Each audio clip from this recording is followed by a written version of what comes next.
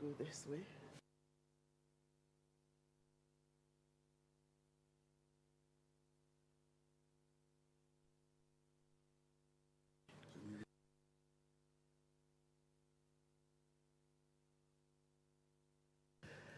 Hello, good morning, everyone. We are 2 or 3 minutes late, so please can we start? Thank you. So I am Nkem Osigwe, and I'll be presenting alongside with Stanley and Doreen. We work for African Library and Information Associations and Institutions, that's AFLIA. And we did a project, a knowledge equity fund project, on how to get semantic authority files of national libraries in Africa onto Wikibase. And we used the National Library of Nigeria as a model. So this is the outline of what we are going to talk about: the foundations of authority control, the authority control gap in Africa, and the semantic opportunity. Wikibase as an African solution, then the case study that we did with the National Library of Nigeria, and then how do we sustain that? Then there will be time for Q&A, but before then, after part 2, we'll do some practicals, then we move on to, before we move on to part 3. So we are looking at the foundations of authority control. Librarians in the room will understand what authority control is, and I believe most of us will too. You know, there's in libraries, in information systems, it's quite, it's always needful to have certain vocabulary, certain ways, or a way of ensuring consistency, accuracy in all the time, the naming of entities, which may include authors, organizations, subjects, places, anything, you know, because when we catalog our information resources, there has to be that consistent way of assessing such resources, of knowing that if you impute this search term, this is what you get. And then it also helps us as libraries and in systems to know if there are variants of a name. Let's say somebody's name is Thomas. Sometimes you write Tom. Sometimes you write Tommy, or anything like that, to ensure that such variants will always be linked up to that person's name or entry. You know, again, it is all about consistency and ensuring that you can assess what's in a library or in any information system. And then it also helps to improve accuracy, efficiency, and like I said, ensuring that similar names, you know, even if they sound alike, especially in Africa, you can, my name is Nkem E. Osigwe, and there's somebody that his name is also Nkem E. Osigwe, but we are different people. So authority control, it lets you know who is who at every point in time. Then with changes in how information is stored all over the world, it helps to for data integration across systems. And actually, like we wrote here, is a core function in libraries. Every library should have that kind of system so that there's, again, consistency and is systematic. When you want to find words, works, resources, and when you want to process resources, there's a system of doing it, you know, beyond the cataloging rules and so on. Authority control is really the first step that you take to ensure that you even know the name entry for any item in your catalog. Now, apologies for that one there. We are in Nairobi. That's a mistake. It's not intentional. So, in all this, national libraries all over the world play prominent roles because it is their legal mandate. It is part of the law that sets them up that, please, when you exist as an organization, produce a national bibliography that is, list all the published works in your country, ensure that legal deposits come into your library, and then please create and maintain authority records for all those information resources that you have. And again, I want to say this, in Africa where, let's say, sometimes we answer our surnames are the names of our villages and stuff like that. You find out that if you don't have authority records for the resources in your library, there may be confusion, there may be confusion. And so we say that it is not optional, that it is foundational, and that it is important that we do that. So that brief short there is from the National Library of South Africa Act. So, and is the same all over Africa. And then people ask, what's the difference between authority control and legal deposits? Well, legal deposits, they are also enshrined in laws that set up our national libraries. That please, if you're a publisher in our country, if you're a printer, because in some countries, printers produce books, and they get ISBN for that and so on. Or if you're a writer, you're an author, or you're an editor of a journal, ensure that copies are brought to the National Library. That is, it is the legal deposit, and then when you do that, it will now help that library to build the authority control.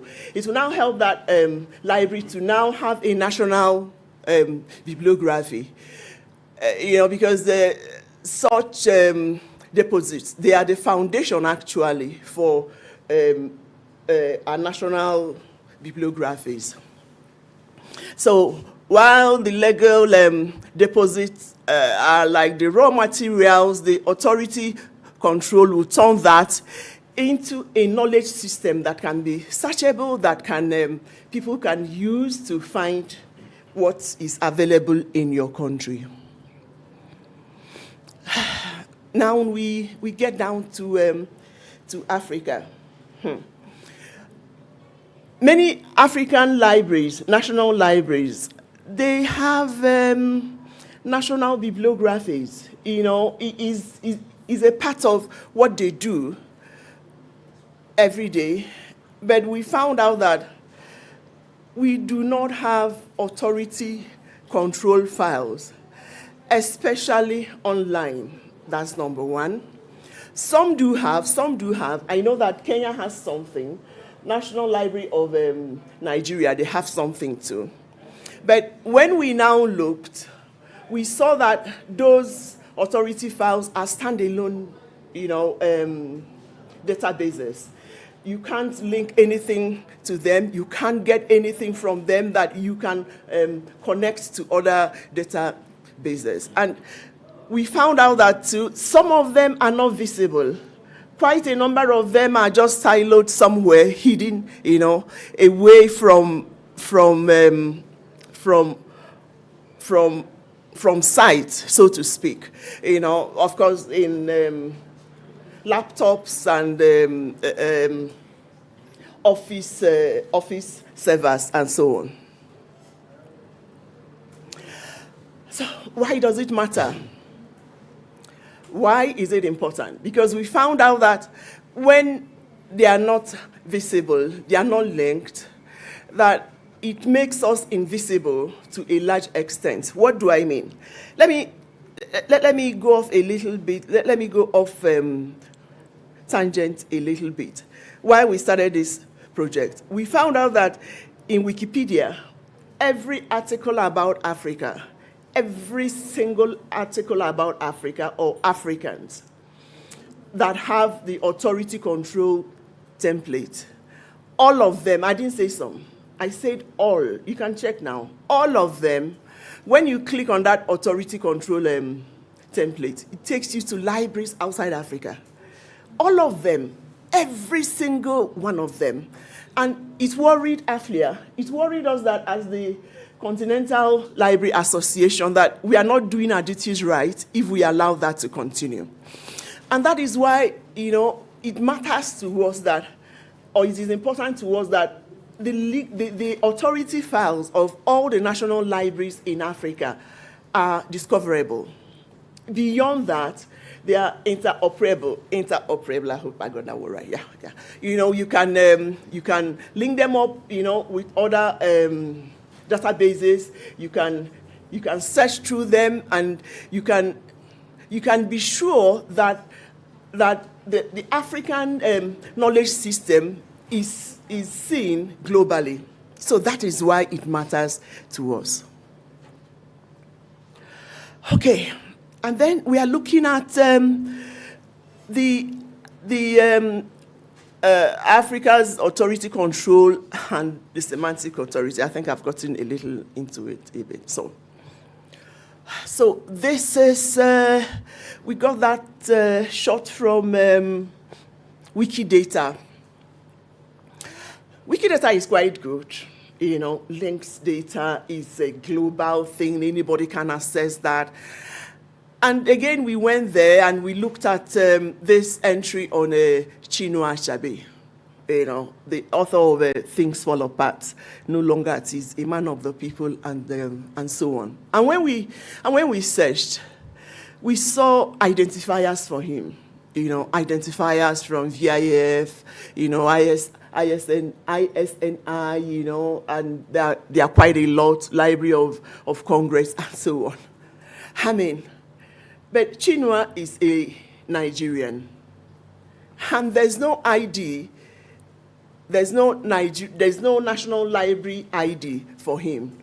But you go find out, if you search more, you find out maybe he has an ID in the National Library of Israel, all over the world. But where he's from, he's not there. And again, like we say, this is, he's not... It's nobody's fault.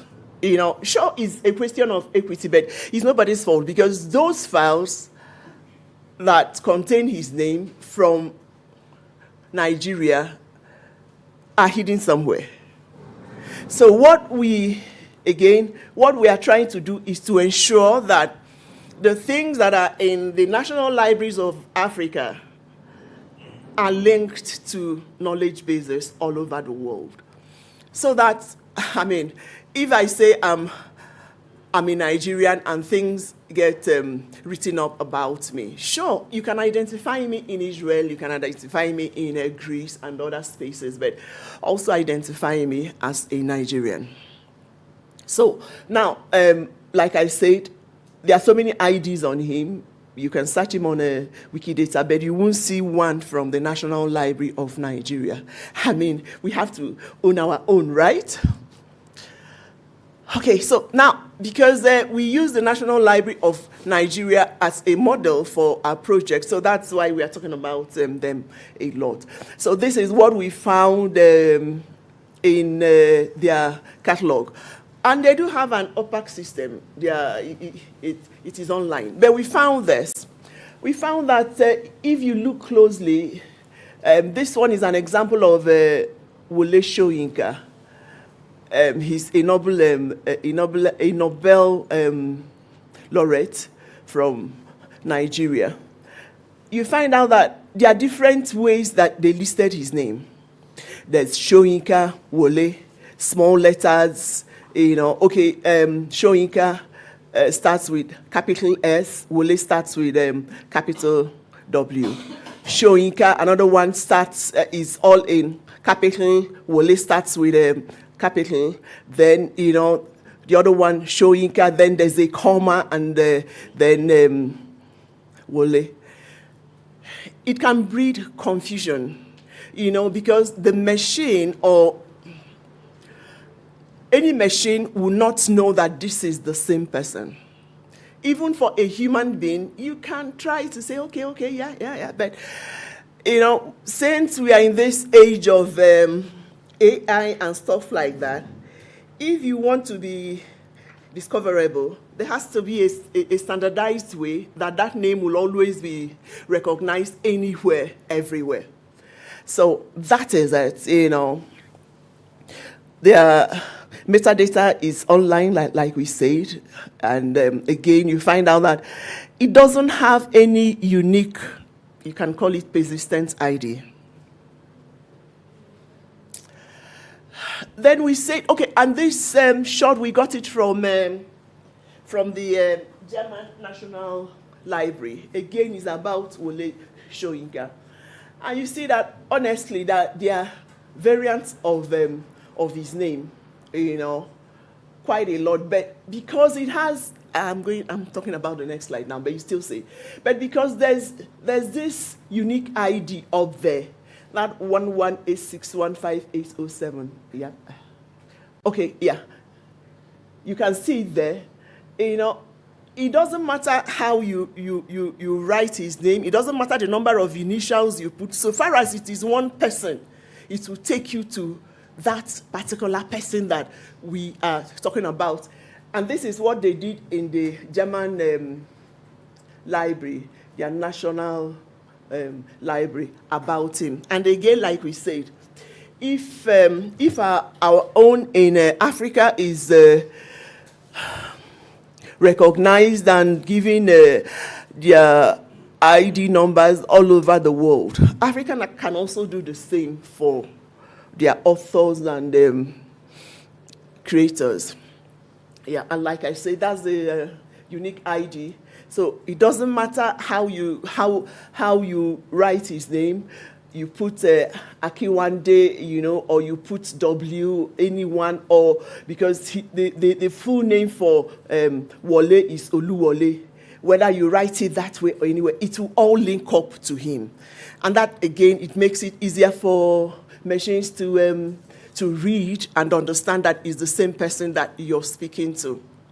And then again, okay, I've talked about this, variants of a name. The unique ID will help you to ensure that you are all directed to the same person. And then again, it will also help you it will also give you other metadata about the person, that he's a Nigerian, he was born in Abeokuta, and so on and so forth, and that he's a person, and that he's an author. And again, that will help you that to know, even if there are other Wole Soyinkas, that this is the one that is being referred to.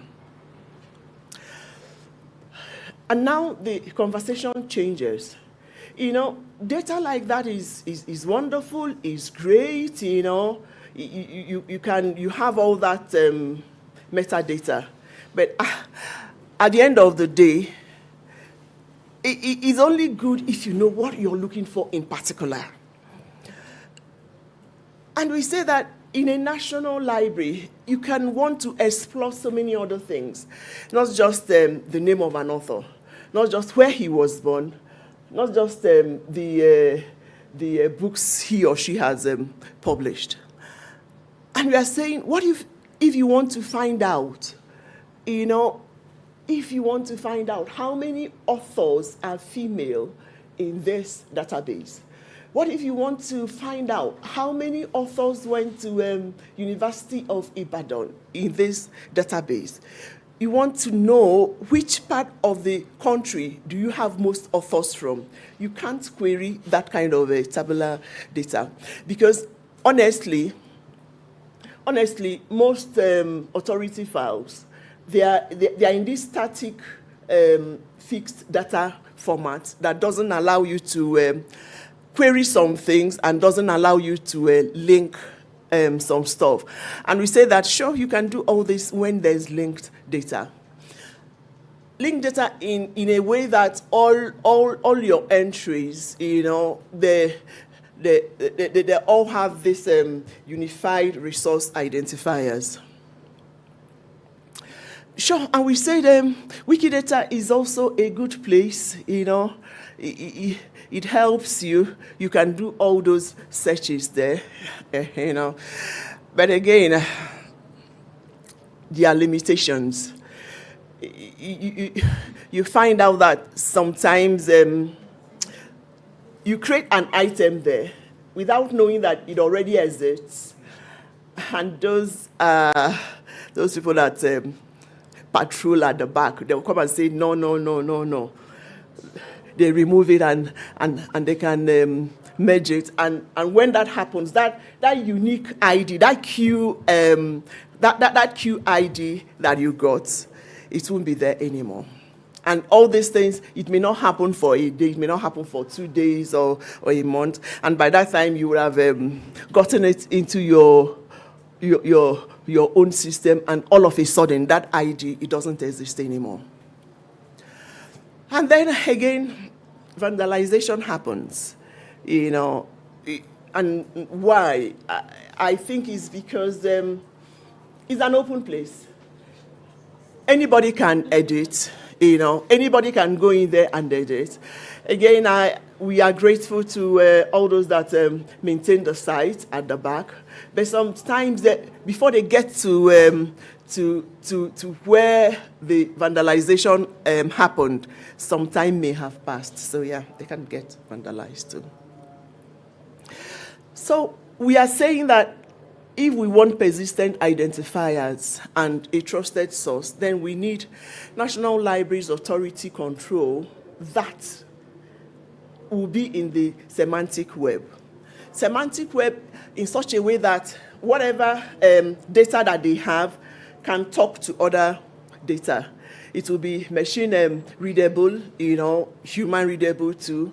And again, that ability to link everything up, connect everything up, and then be able to query and find answers to whatever it is that you want to have access to. And so this is what we did. That one there, the National Library of Nigeria Semantic Name Authority repository. We'll still break it down some more in parts 3, 4, and 5, but this is just it. So what we are saying is that you can host all that in Wikibase to make that data linked and, importantly, discoverable. And one beautiful thing we noticed about Wikibase is that it has control. We are talking about authority control. It shouldn't be any and everybody that can go and add data about things in the National Library. It has to be people in the National Library. So that's what we are saying here, that that control, that authority control all the files, yet we can get it working with Wikibase.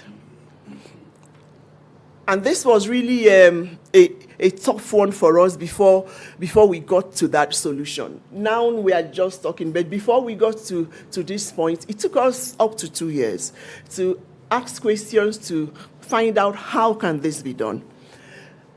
And again, I will say this, like I spoke with somebody that works in Wikimedia Deutschland 2 or 3 days ago, and he said one thing. He said that African national libraries, that they are starting from one end, but the libraries in Europe, they started from another end. They were doing it like by themselves. It was something they discovered, and they were doing it by themselves. But this one that the African Library Association is starting to do it for the national libraries in Africa, that will now be able to have standards, unified ontologies and so on, that will now help us to say, okay, this property is for this item is for this, and that if we can maintain that, then at the end of the day, all the authority files from all national libraries in Africa will be on Wikibase, linked up, and that's visible to everybody in the world. So how did we start? First of all, we wanted data from Wikidata, and that one we got. You still see it down there. And then we now worked with the National Library staff. It wasn't easy, for them to get all their all the names, all the people in their database, in their OPAC, list them. There were repetitions, there were wrong spellings, and so on. So it took us quite some time. But when this slide, I think it was this one I told Stanley, or the next one, that, hey, this looks so easy. But this bit, it took us up to 3 months, even more than that, to get the list and then begin to clean them up one by one, normalize the data. Okay, so now let me go back. Now, for number one that we did with Wikidata, that was how we got this one. So we ran a query. This query, we asked, do we have authors from Nigeria in Wikidata that have authority control IDs or IDs from any other library all over the world? Because already we know that there's no ID from the National Library of Nigeria. So that was the query that we ran. And I hope that we can do that today for our countries to find out, for the Africans here, yeah. And these were the things that we got, quite a number of them. And we found out that Wole Soyinka is listed in 23 other national libraries. He has IDs in 23. Chinua Achebe has in 22, and quite a number of them. But all in all, there's none from Nigeria. So, and then why we use this?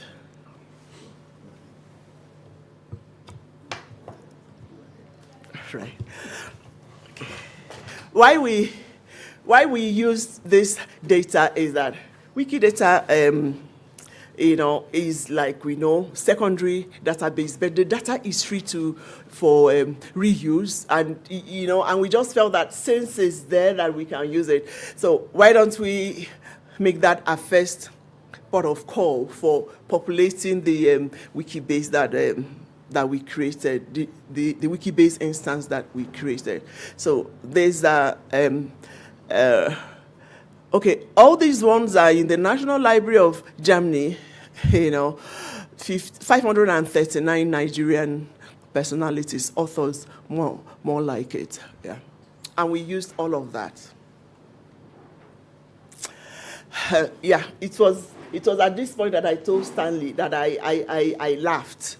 Why I laughed is that he said just 1 point, 2 points, the second point, but we are still here, so to speak, and this has taken us up to 6 months. So what we did was that we got that data from Wikidata, and then the ones that we got from the librarians in the National Library of Nigeria. And in doing that, there was a lot of training, physical training, online training, consistent Q&A, morning, afternoon, night. Morning, afternoon, night. How do we do this? What is this? We don't understand this. And that is what we were able to do, and we got the first semantic authority file for Nigeria. And what does this allow? You know, if you go to that site now, you find out data about Nigerian authors. You know, again, when we were doing it, we also added unique properties to make it purely Nigerian, or to make it uniquely Nigerian. That's this instance, Wikibase instance, you know, so that it won't be like a smaller Wikidata. It is like a unique Wikidata. So then you can find out like Nigerian women writers, you know, from there.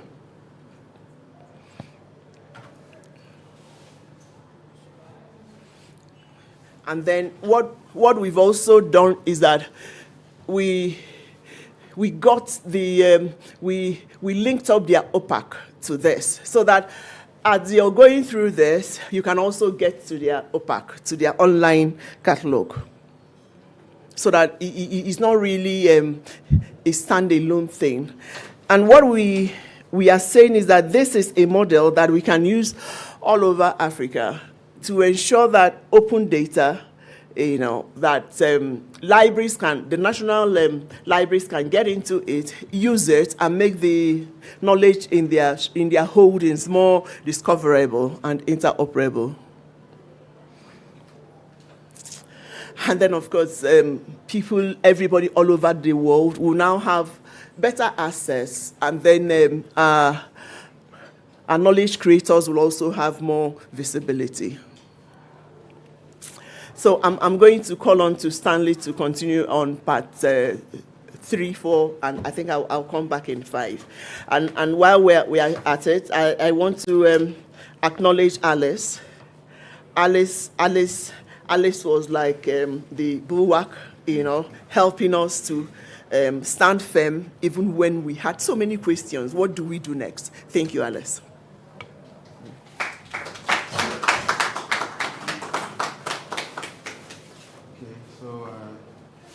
Hello, everyone.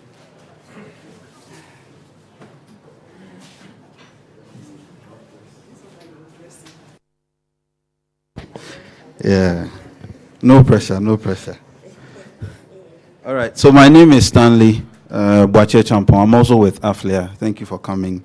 I hope that the foundation that Dr. Nkem has laid sort of gives us some idea of what we are trying to do so far. What I'm going to do is to continue the story. Like she said, the truth of the matter is that there are a lot more to share in the process, how we came about what we did. There are a lot more to share that an hour workshop cannot be able to deliver all that information. But the good news is that the presentation is also online. You can check and then have access to it. So I want us to keep certain 3 things in mind as we go forward. Number 1, a system that is linkable or discoverable. Number 2, a system that can be controlled by experts or people that are required to control it, right? And then a system that produces persistent IDs. These are the 3, and these were our driving forces. And so, after all the story about what was happening in the NLN catalog and the advantages that were existing on Wikidata and the shortcomings of Wikidata, for which reason Wikidata could not be the solution because it's open, which is the strongest, attribute of Wikidata, the open collaboration, but it's also one of its weakest in terms of what the discussion that we are dealing with, which is authority control. And so the good thing is that we came across Wikibase, which actually is the source power for Wikidata, all right? And the good news is that the Wikimedia Foundation, Wikimedia Deutschland, had created an opportunity where people can have a piece of what we have on Wikidata, but then with a lot more empowerment, in which case now you can control which data models you want to have there, number one, who you want to allow to be a contributor on the system, right? And then get all the other benefits of Wikidata, which is, the semantic nature of it, where you can do queries and all that. So that's how come we chanced on Wikibase. So I think I've already talked about what Wikibase is. So I'll jump to the last bullet because it helps to put things into proper perspective. Think of it as a local custom-controlled version of Wikidata, where you can decide what data matters and how it is organized. I want to repeat this.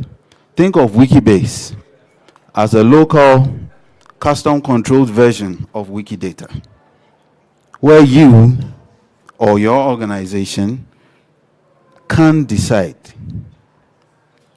what data matters and how it is organized. Now remember, we don't have how it is used because its usage is open, and that's the idea. So we are only controlling the aspect of editing or entry inputs, but the use is still global, it's still open. So take note of that. Right. So why are we proposing Wikibase for National African Libraries? Because we know the problem already. A majority of them don't have authority control. So what makes it unique? It makes it unique and more ideal because it gives opportunity for a very flexible data modeling. Now on Wikidata, you already have more or less like a set ontology. You are just supposed to provide information that fits in. But here you are able to design your own building blocks that matter to you and that interests your national library. And so that is one of the very powerful features of Wikibase. And so you have the opportunity to align with your own local cataloging principles or interests. Then the second part is its semantic and interoperable nature, which is what we pick from Wikidata that is still there. So you are able to create a system where after you set it up, it is still accessible in a much more efficient, open manner, right? You are able to draw proper knowledge graphs, get information, draw linkages, and establish relationships, not just about the tabular data that you have in our very traditional authority control systems or national bibliographies. Then the local control, which I think has been overemphasized already, and you know what it means. Now, we are saying, you can call this a hypothesis, but we are saying that the national bibliographies plus Wikibase would now give a semantic authority control. And why are we saying that? We are saying that most national libraries in Africa, they already have some form of national bibliography. But because of what we just discussed, the lack of standardization or normalization of the information in the systems, the lack of persistent IDs, these are all attributes of authority controls, right? And so they do have bibliographies of some sort, but they do not have an authority control that is supposed to help provide information for people to have access to. So you look into it, and then now Wikibase becomes a solution that can provide that structure we are talking about. It can also help us provide the persistent IDs that we are talking about, which is the second leg of authority control, and then make information available for reuse. Now, we talk about the national libraries and their bibliographies. The essence of those bibliographies is for people to see, have access to, and use. But the nature and the form they are now, the visibility is limited. So this would catapult visibility of information in African bibliographies that we are all trying to do. Now, we are linking this to what traditionally the catalogers do, because that is their mandate. Receive legal deposits, create metadata out of it, and then now make it accessible. But because of the limitation there is, their reach and impact of the services they are offering is also limited. But what Wikidata will be able to do is to make their work more relevant and even give them some sense of identity as catalogers within the National Library framework. Okay. So, right. Then the second hypothesis, which is the next step. Now, Wikibase plus Wikidata would give us a recognized authority ID. I'm going to explain this. When you set up the Wikibase system now, you are going to be getting QIDs for every entry. In this case, for authors. Now, what happens is that when you do this, you are now able to make a proposal to Wikidata and say, I want to create a national ID for my library. And these are my authority records. This is the link. This is the ID. These are the formats. And then Wikidata will now come and investigate, peruse your system. And then if they are convinced, they give you a national ID. And then what we are trying to do with all these Wikipedia templates and then an ID for African library systems or the African libraries, you will now be able to now, under every entry in Wikidata, or even an entry about a Nigerian author in Wikipedia, create an authority ID template for Nigeria. Or have an NLN ID under any entry for a Nigerian author in Wikidata. So I hope you are getting the drift. All right, so let's look at what is happening or what is there as compared to what we know as the legacy authority control systems. Those that are there are expensive. They come with some costs. They are vendor locked and to some extent inaccessible to non-experts. When we did a regional overview of what is happening, we came across two instances. The National Library of South Africa has a national bibliography, which is indexed in the Library of Congress. And then we also found Bibliotheca Alexandrina, which is not a national library, but is also contributing to VIAF. That's it. So what Wikibase opens up is that compared to the legacy authority systems, this is a free solution. This is a community-supported system. It is customizable. It's built for collaboration. It provides cloud server options. I'm going to talk about that. You see WikiCloud there. And then it helps you to get controlled editing. So, right. Wikibase has two options, the cloud server or the cloud option and then the suite. If a national library is minded to have its own server local, then you can just install the whole suite on your own server if you want to maintain absolute control, right? That's it. But then there's also the other option where there's a free cloud service. And so you can register, establish your Wikibase instance on a cloud service provided for free by the Wikimedia Deutschland. And that is the option that we took. We took that because what is pertaining in the current National Library system, we found that there was a lot of downtime already, even in their bibliography. And so it could go off for days. So even if they are struggling at the moment with, maintaining their current OPAC, getting it live all the time, then it's better to have another system that supports it, and then people can have access to it every now and then. And so that's why we have this. But yes, otherwise, you have a lot of customization if you go for the suite. But we are going to talk more about what happens with the cloud because that's the option we took. Oh, yeah. Because of time, I wanted us to have a discussion, but because of time, we have about 39 minutes, or maybe I can spare some 5 minutes. This is the example of what we are doing with the National Library of Nigeria in terms of establishing an authority control system. But I'm thinking, after all the noise we've been making, based on wherever you are working, do you already see a certain niche that you can take advantage of using Wikibase as a solution? Anybody want to say anything?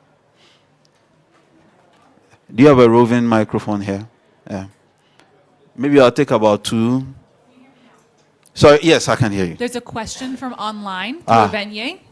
And the question is the Wikibase accessible for users in all countries? As far as I'm concerned, yes, because Wikidata is accessible everywhere.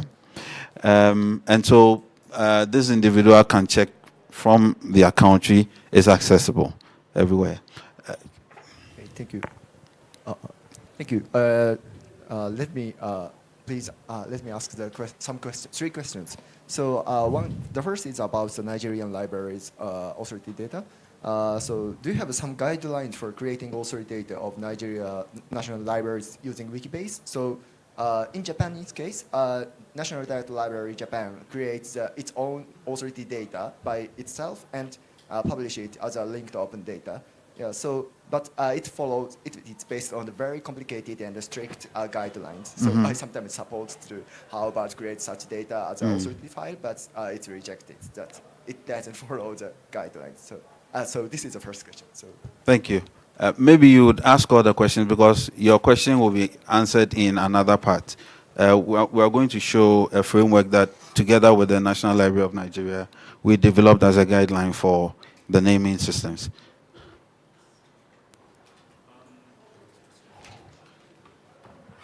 Thank you. My name is Woja Emmanuel, co-founder for Wikimania User Group South Sudan.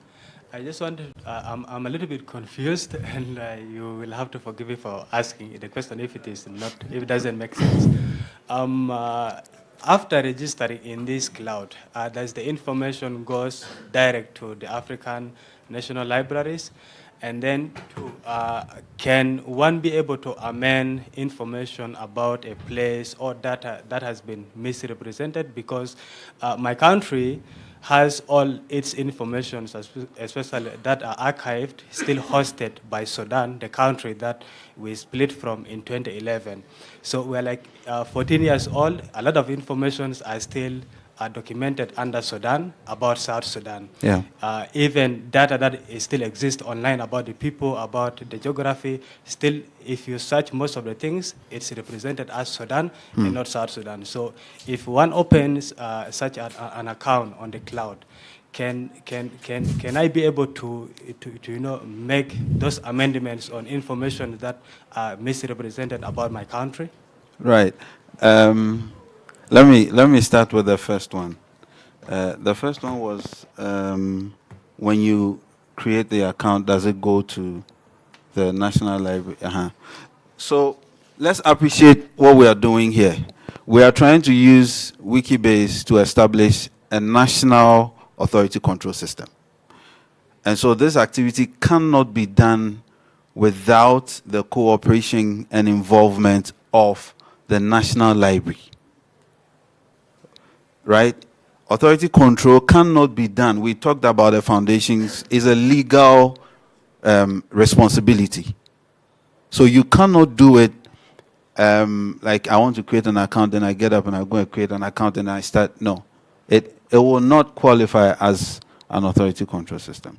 And in fact, we will talk about sustainability down the line. That's where you realize that a project like this does not belong to you, but the National Library, right? So you can't do it without them. It starts with them and it ends with them. Whatever you, maybe by virtue of what you know, will be to provide the technical support and transfer the technical support to the people that are required by the law to do the things that they are doing.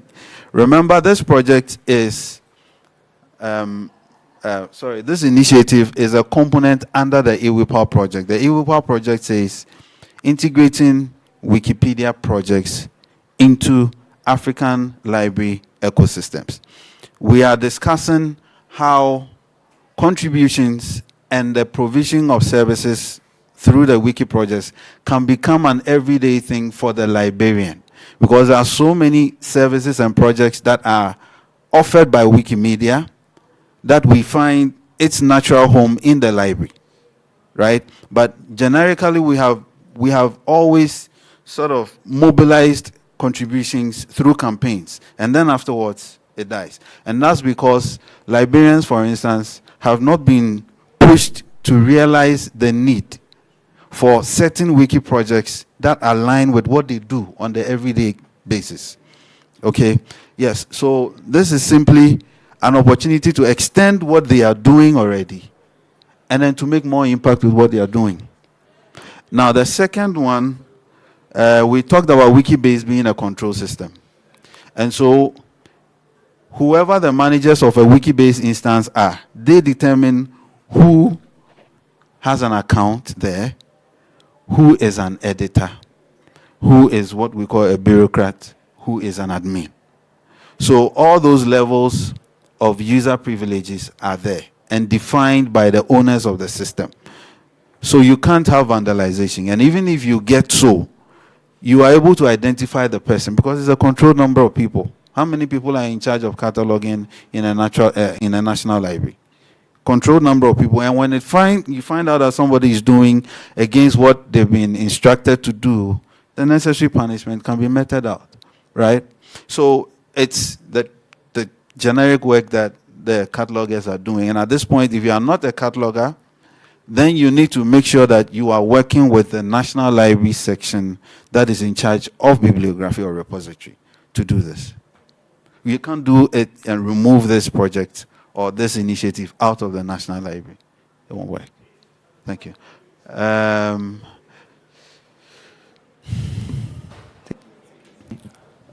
Thank you again. Let me ask two questions. The first, when you create the authority data of the National Library, can you use a governmental domain for URL, for example, the go.ng for the each authority data? Yeah, so you can determine the domain if you are using the suite. If you are hosting it on your own service, then you can determine the domain. But if you are building it in the cloud, then it is going to have the .wikibase.cloud extension. Does the National Library of Nigeria allows the Wikimedians to use its domain, its governmental domain? Can you come again? Does the National Library allow the Wikimedians who create the authority data to use the some kind of governmental domain, gov.ng, for the each authority data, Wikimedians? Yes, no. so... If you... no. No. Okay, no. thank you. So unless it's an initiative driven by the National Library, you get it? Yeah, not the individual. So,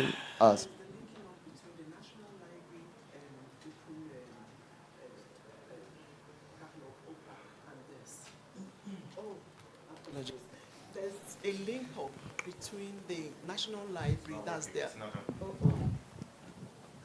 Okay. This instance is connected to their catalog records online. It's all linked up. But we couldn't use the .gov.ng because we are not allowed to. Yeah, and because it's a cloud instance. Yes. So. Hello, my name is Sadiq from Dagwan Wikimedians User Group.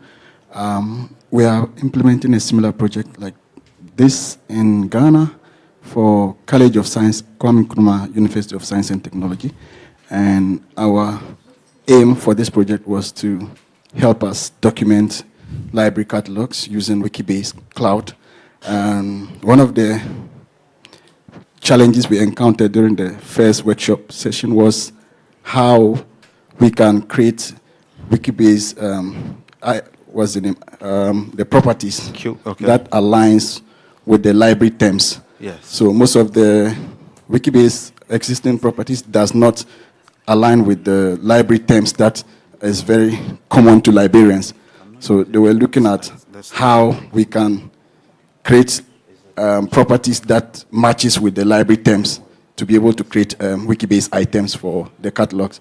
And I want to know if you also encountered a similar challenge, and how do you navigate this challenge? Yeah.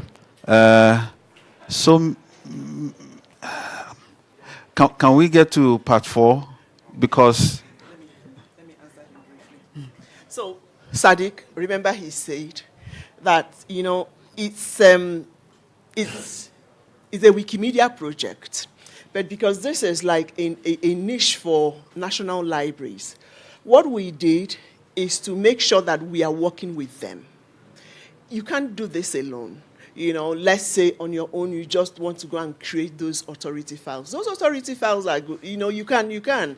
But you find out that you get stuck along the way. And in doing this too, we made sure that we are working with the staff in the cataloging section, in the legal deposit section, in the IT section. So, and getting that buy-in is always necessary. So that it won't be as if something that you're imposing on them. And then when we were also starting, we had to work with the National Library of Nigeria to create a naming convention. How do you want your names to be recorded? The names of the authors in your holdings to be recorded. Surname first will be capitalized. How do you do it? And then what areas, what particular metadata do you think you want to capture? And in doing that, of course, we were also advising. But, when you do it with them, it's always better. So there was somebody that asked a question about South Sudan and so on. It's doable. It's not that as if the Wikimedia community cannot do it, but it's better you do it with the National Library or with library authority. So at the end of the day, it will be an authority file that is under control. I hope I answered it. Thank you, sir. Yeah. Otherwise, you are just setting up a ghost project, because they would even sustain it. Yeah. Go just ahead, one please. small thing. I just looked. You can actually now set your own custom domain for Wikibase Cloud instance. Okay. So you can now have Okay. your own. Thank you. domain. We are going to explore that. Thank you very much. Thank you. All right. 26 minutes. Let me confess. It's very likely that the little practice that we wanted to do may not, with the time we have left. So we are just going to continue the story. The good news is that the project is still running, and as part of the future outlook, we are going to be connecting with other national libraries to replicate this. So we have a fairly good model to replicate. And we've received interest already in that regard. Let's see how it goes. So I'm just going to continue the storytelling, please. Allow me. How did we start it, really? If you remember this slide, this is repeated, but in another format. There is always something we say about open data. It's already available. So start with what is available and accessible. When you saw the extract of Chino Achebe from the German National Library Authority file, you would see that all of that work, the hard work of verification and all of those other normalizations have been done by that system. They've done that already. And it's already on Wikidata also for you. And because it's an open system, you can pick and use. So what we decided to do is to start with the low-hanging fruits. Let's go to Wikidata. Let's find all the Nigerian authors, and especially those authors that have some form of authority ID linked to them. And then we extracted those ones. We picked them and put them on the side. And as you saw, that's at the time it was around 1,200 and something. When we're working with the National Library, the format was that what they have in their bibliography, they should start inputting on Wikidata so that we can harvest. So around this time when you go, you're going to get well over 2,003 or something authors, and it's still counting. They are still doing the work. So yeah, that's how we started to get our source data, the first set. Then the second set, which is the harder work, is we went into their system. They now extracted all their authors for us, the database of their authors. Yeah, I will skip this, please. I wanted us to try something where individual countries can now run a query, and then you would now begin to see what is in the system for your country. Yeah, but time. So you have the slides. You can test it. Let's go back to the presentation, please.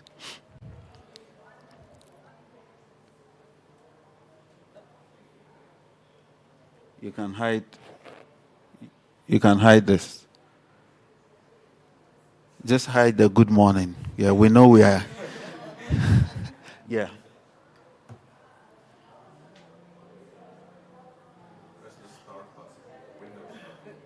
Well, somebody says press the Windows button. Okay, this is invasion.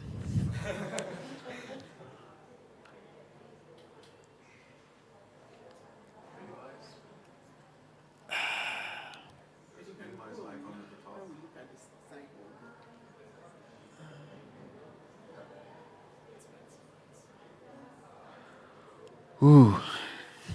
Alrighty. So, luckily enough, the full screen is not covered, and so you can see on your far on your far right that's an extract of the spreadsheet from the Koha system by the National Library Bibliography System. And so what we did here, and you would see highlights and everything there. Okay, that is rough work, right?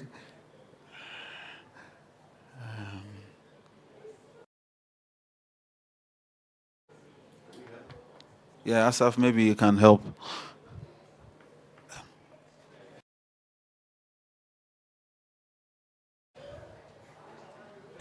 Hooray. Yeah, so we started with sourcing data. I talked about the first part. Now the second part is the hardest. So that's an extract of the Nigerian authors in the National Bibliography System. And like I was saying, you can see the highlights, the yellow, all the rough work. I intentionally put it there. There are about 6 or 7 different sheets in this workbook because we filter. Okay, so the raw data is there. We see all the mess in the system, and then we move it to the next sheet after the first layer of cleaning, which has to do with maybe names that are inconsistent, abbreviations that are inconsistent, some have full names, others have, it's a mess, the whole structure, right? And then, because of what we saw in the system, we had to, together with them, develop this guideline, right? You can take a look at it. I mean, if you have the slides, I'm sure you can. So we call this edition 1 because we're expecting that this is a growing project, and as time goes on, we would definitely revise it. In fact, as a matter of fact, the repository that we set up is supposed to be a name and title repository. The work we are doing so far is on the name component or the author name component. And so when we get to the author or the titles, I'm sure we'll definitely come back to do some revision here as required. So this is one of the foundational works that we also did. So, and this is what helped us to correct some of the errors in the spreadsheet and try to normalize the names that are in the spreadsheet. And what is more important was, unfortunately, I can't display that, but the next thing after this, after working on the names, is what we try to use OpenRefine to do some reconciliation so that it makes the work easy for us. Yeah. So then the next thing is the building blocks. After you have registered for the Wikibase instance, you need to, it's like a tabula rasa, it's empty. You have to set it up, okay? But before that, together with the team, we need to decide what should be our data model. Which data are we accepting in this system? And we had a lot of dialogue, and then so again, we go back to Wikidata and look at the typical structure for an author, and we say, which ones do we want to keep? Then we note them down. Then we come back and say, okay, which other unique properties can we include in our system? This is a conversation, but it's a lot of work. Yeah. And then we decide which data type those properties should be, and the corresponding values that would fit those data types. Unfortunately, if you don't know too much Wikidata, these terms will, but forgive me. Yeah. Okay. So if you go to the NLN Snap page, we have tried to provide our data model with some explanation of what the properties mean to us, right? So when you go on the home page, I'm sure you can see that it may grow, but this is what we have at the moment. So I'm just showing a screenshot of what we have. Yeah, so we'll have to skip this part. But when I talk about building properties, these are a sample of the properties that we have in the system, and then you are going to see, okay, you will not see all of them, but there are some other unique ones like the NLN authority name form, which is the form that the Nigerian library chooses to render names of authors, is one of the things there. Then there's a language of name. There are other unique properties. It's a long list. I think at the moment we have about 45 or so properties. 46, okay. Right. Then, once we worked on the building blocks for the instance, we have already worked on the data set. The wiki data set was ready, and then we had worked on what was already from the spreadsheet within the Koha system or the OPAC from the NLN. So once we did that, it was time to configure your cloud. You create the account, then you can now, based on what you have set up, you can now start inputting your properties, allowing people to register. You need to request to be to have an account there, and then you will be accepted.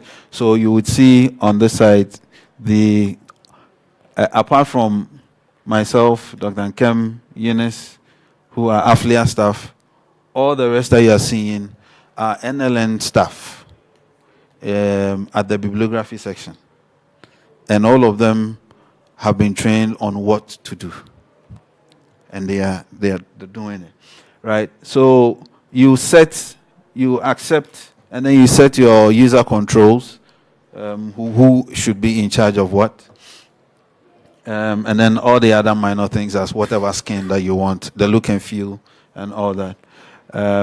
There's a lot of hard work in creating the instances, the formatter URL, the URI for RDF. We knocked our heads a lot, especially between the formatter URL, the URI for RDF, because we wanted a system where not only captures information from the NLN, but a system that also links with the existing authority controls that are already there. So that's what we had to do. Then we used, because we had set the system, we used quick statements to do our batch imports. There are other softwares that you can definitely use, but we chose this. And let me just say this, it's a disclaimer. If you see us standing here, I'm not a professional IT person. I'm not at all. We stumbled upon this, we learned on the way, and as you mentioned about how ChatGPT helps you to do programming, we use ChatGPT a lot, especially with our Sparkle queries, because we don't have that foundation. But the good news is that the more you use it, the more you learn the language, the more you appreciate what this means and what that means. Right, so maybe that's another hack you can take. All right. So you would see a screenshot of Chinua Achebe. That Q4728 is not the QID on Wikidata. This is the QID for our instance. And you would appreciate what that does. That eventually is going to be the NLN ID. Okay. Right. So after we did this, then we had substance to now go to Wikidata and say, yo, we have this authority control system. Can you take a look at it? This is the structure. You'd see that there. That is a screenshot of the proposal we sent to Wikidata. The good news is that we've already received some good amount of support, and discussion is still ongoing. You can probably check if you have access to the presentation. Maybe you can go there. And if you want to weigh in on the discussion and maybe support this project, we'll be glad.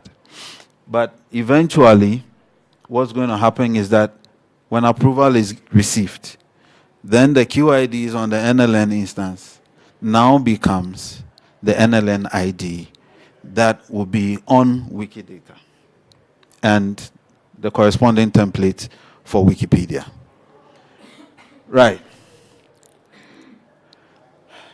Doc, let's talk about sustainability. Thank you, Stanley. There'll be session. I think Doc can do this in 5 minutes so that we can have 10 minutes of interactions. I'm going to be fast, very fast. So, like Stanley said, we have applied for a Wikidata ID for this Wikibase instance with the understanding that when it's done, every article that is written about Nigerians or about Nigeria will have that link that can now take them to this Wikibase, or at least that will have the National Library of Nigeria ID, so that we don't get lost out there in the crowd. So this is what the workflow looks like now. We have trained staff, like Stanley showed us, on how to do all this. And then we have developed a course.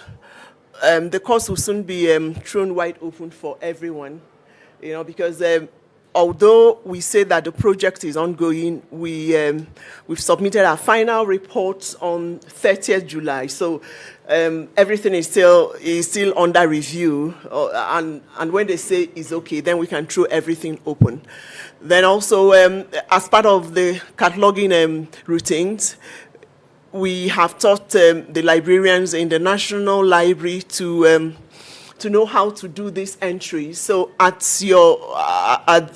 their cataloging new books, they are also adding it to Wikibase, especially the books on legal deposit. And then also for every book that they receive on legal deposit, it must have a QID from the Wikibase instance. And then also we have trained them, and is now a part of their workflow, that every author, every editor, should have a Wikibase a Wikidata page, to ensure that everything that they do is visible to everyone. And that's a part of the sustainability process of the project. Like I said, it ended on 30th July, but we are still ongoing. We are still working with them and talking with them to ensure that this is just not a do and dump thing, but it's something that they'll continue to use for their resources. And then also the National Library of Nigeria, they've endorsed the project, is now a part of their service, like I said. And then they've written to the government, or they are now considering it, let it be a part of the bibliographic infrastructure for Nigeria, so that it won't just be, oh, you did it, that's good. And then again, as part of a sustainability process, already the Gambia National Library, the Botswana National Library, and Zambia and Kenya, they are all in the queue, and they are all interested in how do you do this. Like I said when I was speaking, I had spoken with somebody from Wikimania Deutschland, that's Mohammed, and he told me that the important thing is that we maintain standardized ontology, and for every property page we have to add discussions on what do you do with this? How do you, and that's example of usage, so that people can be guided, so that at the end of the day, what our interest is, and it's not just creating this for the National Library of Nigeria, but to ensure that all national libraries, the authority files, are created and linked up, because that is important to us. Because we do not want them as standalone Wikibase instances. And Mohammed has said that it's possible. So that is like the next stage of what we want to do, create more or work more with more national libraries in Africa, and then we begin to link them up. Yeah, I did that in 5 minutes. So, questions, please. Thank you. A question about the authority database that you're building. First, are you going to export it to VIAF so that it participates in VIAF? And secondly, in the properties for discussion you mentioned that you expect that there are currently about 1,000 authorities and you expect there to be about 10,000 records. Does that mean they're only Nigerian persons and you don't have or are going to mint an ID for Shakespeare and Tolstoy? You see, first of all, you asked about VIF. You know, when you go to VIF, there are no African national libraries there, maybe except Egypt and I think Algeria. You know, so we would explore that too, because that knocks off a lot of African knowledge, because we are not there. But now that we have created this, it will also be one of our next steps to explore how can we get that done. Then, because this is for Nigeria, it is for their legal deposits. So that is why it has mostly or mainly Nigerian authors and writers. But what we are saying that we want a situation where we can create same for national libraries all over Africa of their legal deposits. You know, Shakespeare is all over the place already.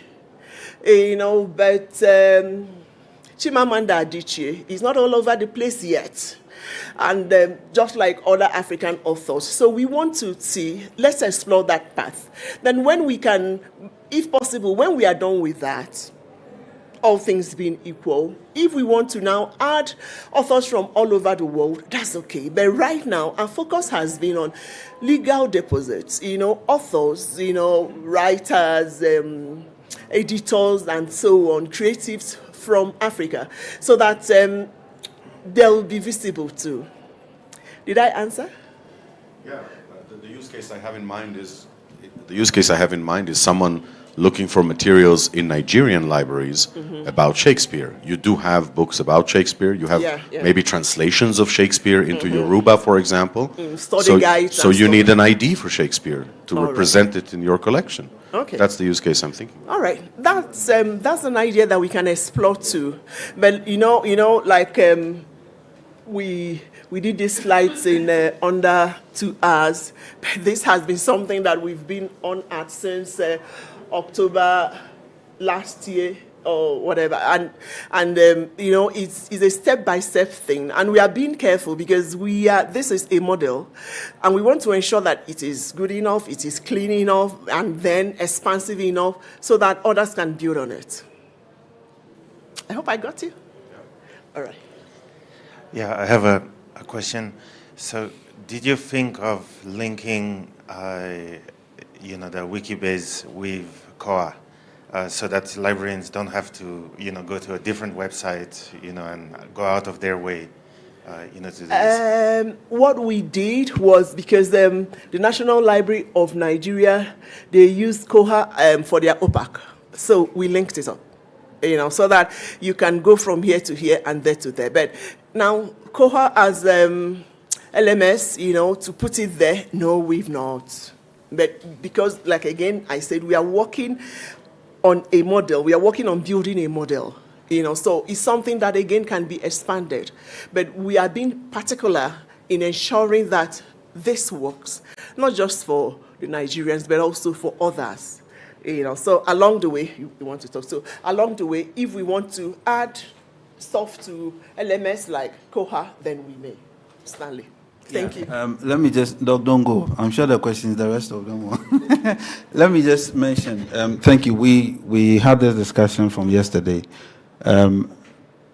Anything we would do to make the workflow easy, we will explore. And so when you mentioned that yesterday, I was thinking about it. I was asking myself, does Koha, for instance, have those features where once you input the metadata, then it can easily be synced with Wikibase? I don't know. But if there is, we are ready to jump on that. Because what it does is that it takes away one step of an activity to be repeated. You know, even if it's not Koha and there's a certain tool, we are ready to jump on it. Yeah. Thank you. Thank you. If I understood you correctly, you don't yet have a property on Wikidata to link to your Wikibase, right? Yes, we Can applied. you see? Can you? You applied? Yeah. Okay. Yeah. Okay. Yeah. It's proposed. Yeah, cool. yeah. And it's the conversation is ongoing, so you can.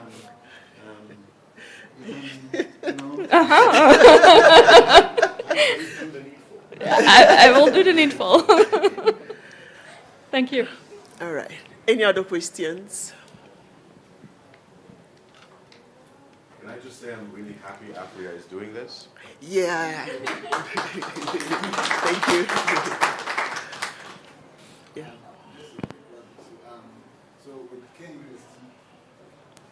Hello. Yeah, with our project with KNUST, some of the challenges that we encountered was getting.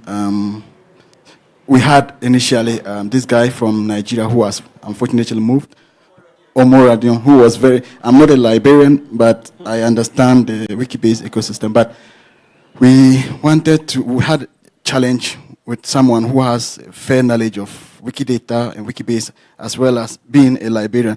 So I'm looking at collaborating with you on this project and learning more about how you've been successfully able to implement it in Nigeria. And also, the college that we are working with now is not a national library. It's just like a college of science at Kwame Nkrumah University of Science and Technology. And we are looking at covering the university main library itself. So you know Dr. Richard already? I do. Yeah, so I will reach out to you and then we'll see how best we can support each other. Thank you. Yes, please. Come along and we'll work with you to help you do that. And also, even if it's not legal deposits, there are special collections that we can build on in here, you know, yeah.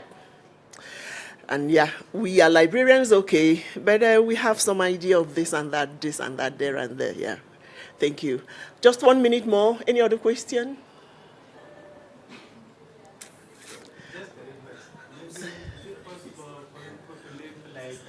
Emails or contacts in case some of us would want to reach out and request something? Yes. Please, Stanley, can you help them?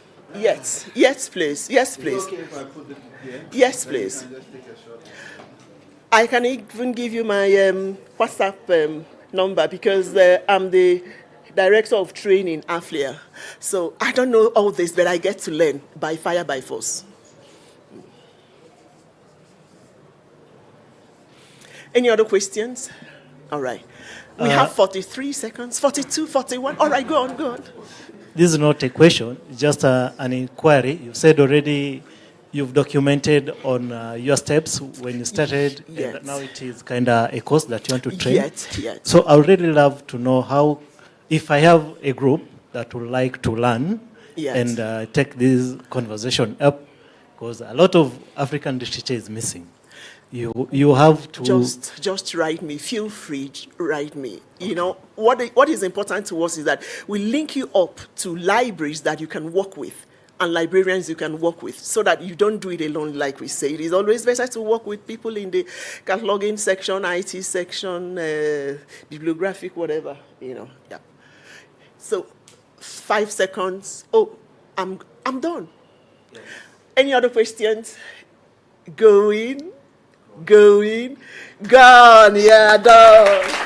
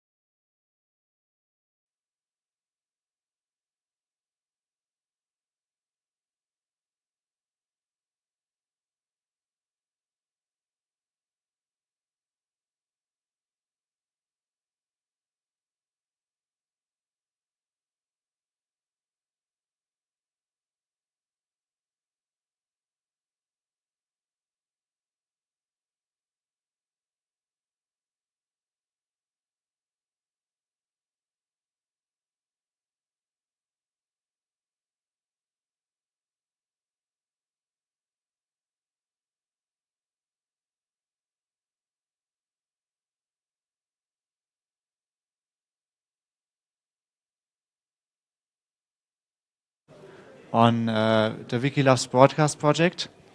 This will be an interactive workshop, but we will explain to you in a bit. And it's about integrating Creative Commons videos into Wikipedia articles. So it's maybe not an editathon, but rather like a video integrathon, if you want to call it that way. But first, let me introduce my co-speakers. Sadiq. Hi, everyone. My name is Sadiq Shahadu from Tamale, Ghana. I'm a member of the international team at Wikilove's Broadcast and co-founder and executive director for Dagban Wikimedians user group. I also work with the Wikimedia Language Diversity Hub as a community specialist. Thank you. Hello, everyone. My name is Lucy Wala. I'm a member of the Igbo Wikimedians user group and a Nigerian, and I'm working towards internationalizing and creating a chapter for Wikilove Broadcast in the Nigerian community. Nice having you here. Hi, hello everyone. My name is Michele Failla and I work as a legal and political advisor at Wikimedia Europe. Thank you guys for introducing yourselves. Also, I want to introduce myself. I'm Janusz from the German language Wikipedia, and I'm part of the German chapter of Wikilove's Broadcast and also the leader of our international kind of umbrella organization. Oh, now it worked. Let me give you a quick overview what we're going to do with you today. First, well, we already introduced ourselves. Then it's time to introduce the project Wikilove's Broadcast to you, to the people that don't already know it, which I think there are a bit of you. And after that, we will introduce you to the internationalization of the Wikilove's Broadcast project. And then the practical part of our session starts. So I will explain to you how you can decide if a video fits into an article, and after that, it's your turn on together in groups putting Creative Commons video content into Wikipedia articles in your language version, or also other projects like Wiktionary. Let me highlight that our introduction is only briefly because it's a workshop and not a presentation. So if you don't understand it fully or have some more questions on the project, feel free to contact us. Also, we have a page on Meta, which is called Wikilove's Broadcast, pretty simple, where you can have a look. And yes. Okay. Let me hand over to Sadiq, who will bring to you the concept of Wikilove's Broadcast. Thank you, Janusz. Okay, so Wikilove's Broadcast was founded in 2018, and it was mainly contributed by 10 to 20 Wikipedia editors in Germany, and we conducted public workshops with broadcasters in Germany and Europe, and our goal is to ensure that video make their way into Wikipedia articles if they are relevant, and also we are happy to share that the project was awarded a German Wiki Owl in 2021, as you can see in the picture. And then in 2023, we internationalized the Wikilove's Broadcast at Wikimania 2023. And our first ever meeting with the rest of the international team was in 2024 in April. And I'm happy to share that we've also added Nigeria and Ghana as national chapters. Yeah, next slide. Yeah, so our mission is pretty simple. We believe that public broadcasting content, especially when they are educational in nature, should and also align well with Wikimedia projects, should be able to make their way to Wikipedia and other sister projects. However, free Creative Commons licenses such as CC by SA is required for all Wikimedia projects. Therefore, Wikilove's Broadcast, we are urging public broadcasters to work with Wikimedia affiliates and communities towards releasing their content to develop a model for creating free license content in consultation with all relevant stakeholders. Next slide. Okay, so I'll talk briefly about why this is very important to us. With Creative Commons licenses and Wikimedia projects, we have a range of benefits for Wikipedia and public broadcasters and society at large. And one of it is for common good and also the public value for the content that is produced by public broadcasters. it contributes to the good and therefore underscores the importance of public broadcasting in a healthy democratic way. As we all know, Wikipedia has a very large audience, which means when public broadcasting content are embedded on Wikipedia, is going to increase a lot of viewership and readership. As also we know, Wikipedia is one of the most, among the top 10 visited websites in the world. So having videos from public broadcasting organizations would, make it more visible to more people across the world. And for educational purposes, CC license means these videos cannot be used freely in an environment like Wikipedia, but also in an international context, such as schools and universities. This content can also help break the barriers of copyright laws and stuff like that, so that academic institutions and universities can leverage this. Another important reason why we are doing this project is to fight against disinformation. And as we know, public broadcasters or Wikipedia have a lot in common. I would say Wikipedia and public broadcasting organizations are like a match made in heaven. So it is important for us to work in hand to fight against disinformation on the internet. And also for public money and for public good. I believe that publicly funded projects or media organizations or broadcasters must be publicly accessible and available to everyone. Therefore, this project seeks to help ensure that everything that is being paid for with public money should also be for public good. Next slide. Okay. So I'll hand over to my colleague to talk about the...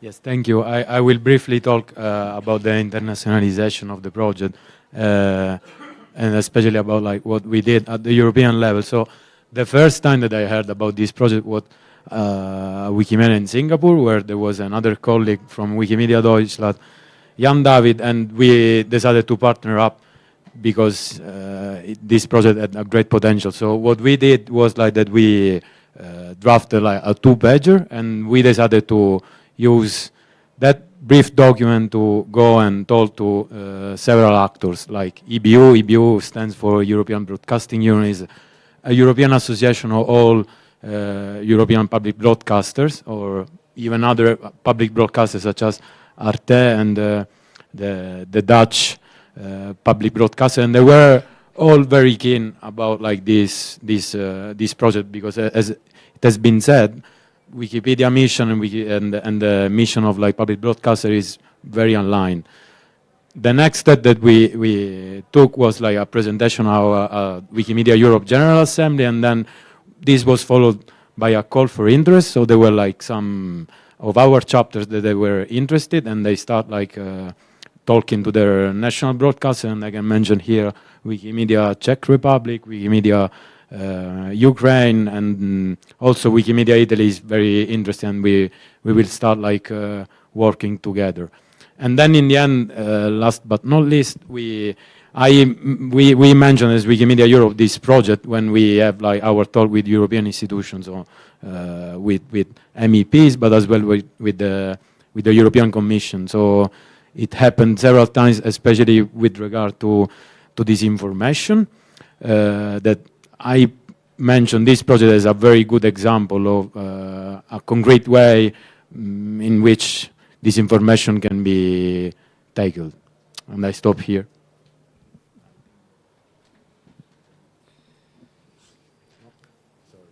Okay, so let's talk about the African level.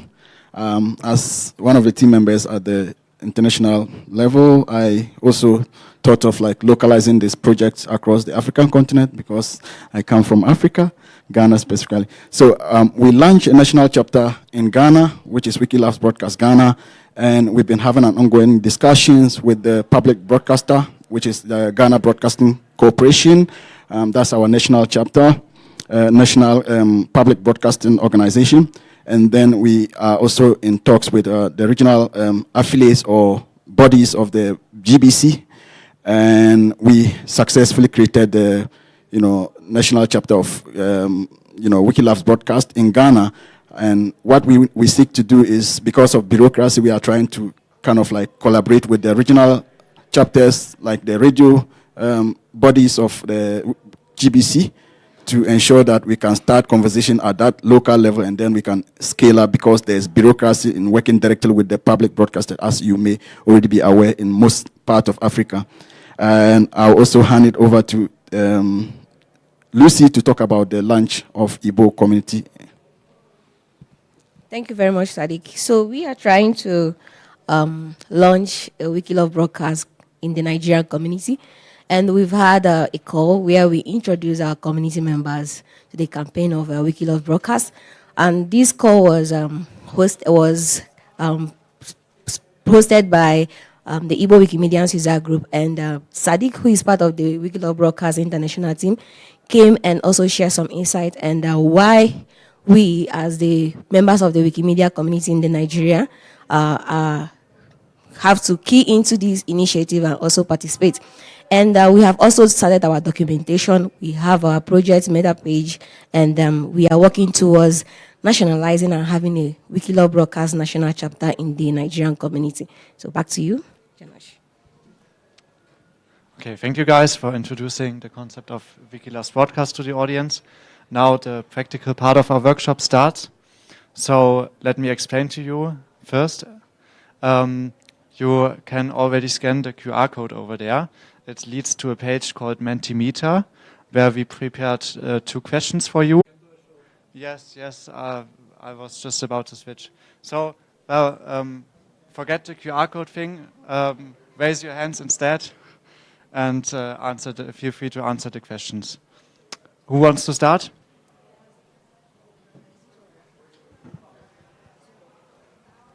Anyone? Any opinions on the video?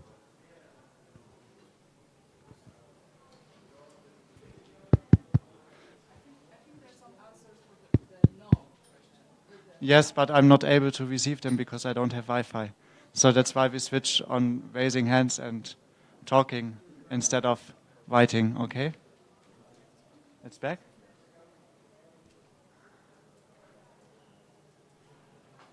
Ah, yes. Okay, the Wi-Fi is back. Now it's working.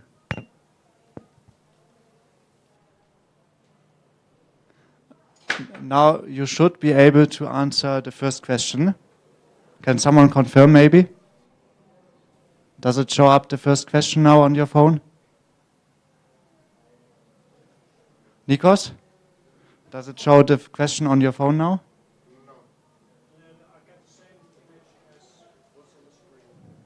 You get the same, but you're not able to answer the question. Ah, perfect.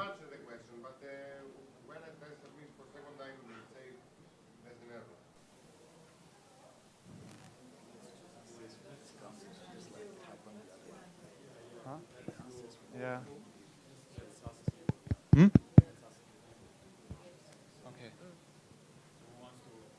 Okay. Let's forget this. We will switch to talking instead of writing here. Maybe for those who are not able to put their answers in there, maybe some of them want to raise their hand and state their opinion on the video. Is there someone who was not able to fill it in and still wants to? Yeah, I think it should be included. It's I learned something. So I think it's educational, it's simple, it's done in a way that it's very clear. I would include it.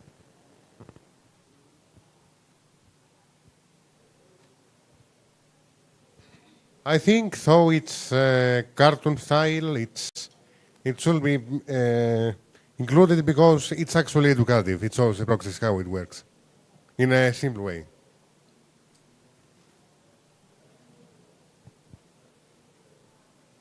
Thank you. Anyone else on the first question? I have a yes, but with a but. So yes, it's educational, it's encyclopedic, it shares knowledge, but can we put it with whatever licensing it has? It's Creative Commons. Oh, it's Creative Commons that I miss. Okay, so then yes, just say yes. That's the point of our project, to get those videos under Creative Commons license. Okay. let's switch to the second question. Maybe oh yes, there are some results over here. So some people think it's too much information. Well, the sources, they may be in the video description.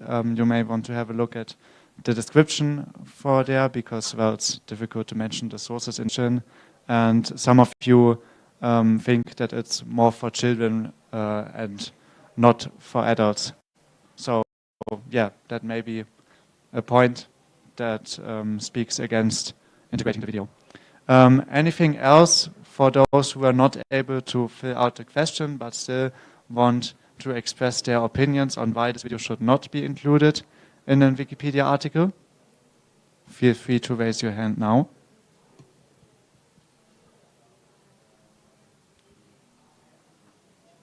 No? Okay. Then give me a moment to switch back to the presentation.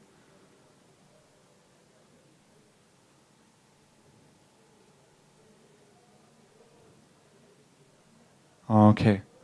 So we also have some, we call them favorable conditions rather than necessary criteria because you can define criteria for embedding video into articles or not, but in the end it's always your decision because there may be things we didn't consider there and really depends on the video itself and also on the article where you may want to put it or may not want to put it. So let me quickly highlight some of the stuff that was not already mentioned. So first, we've got the article relation. So of course the video has to be related to the article where you want to put it.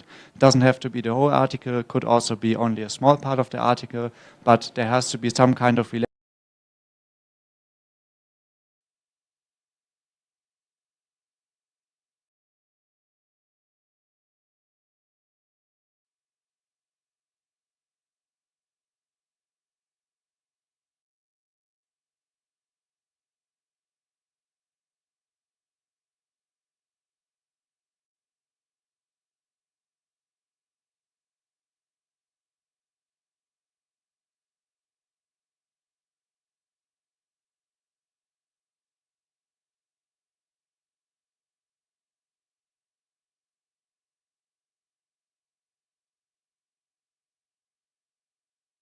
And something that was not mentioned already is that the video has to stay up to date for several years. So if someone says in the video, yesterday this or that happened, that's not good because tomorrow it's not up to date anymore.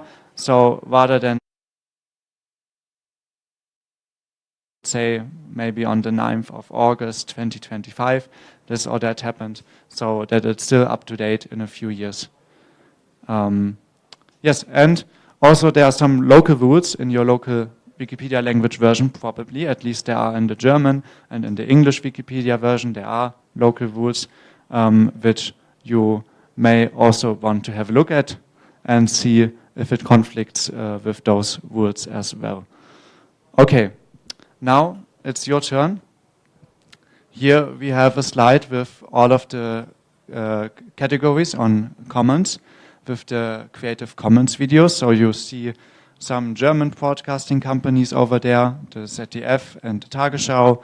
You also see the international broadcasting company from Germany, the Deutsche Welle, but also one company from Switzerland, and Thomson Reuters, you may already know this broadcasting company. And those are all of the Creative Commons videos from public broadcasting companies we have at the moment. The German broadcasting companies, well, the videos are from Germany, but most of them have subtitles in different languages.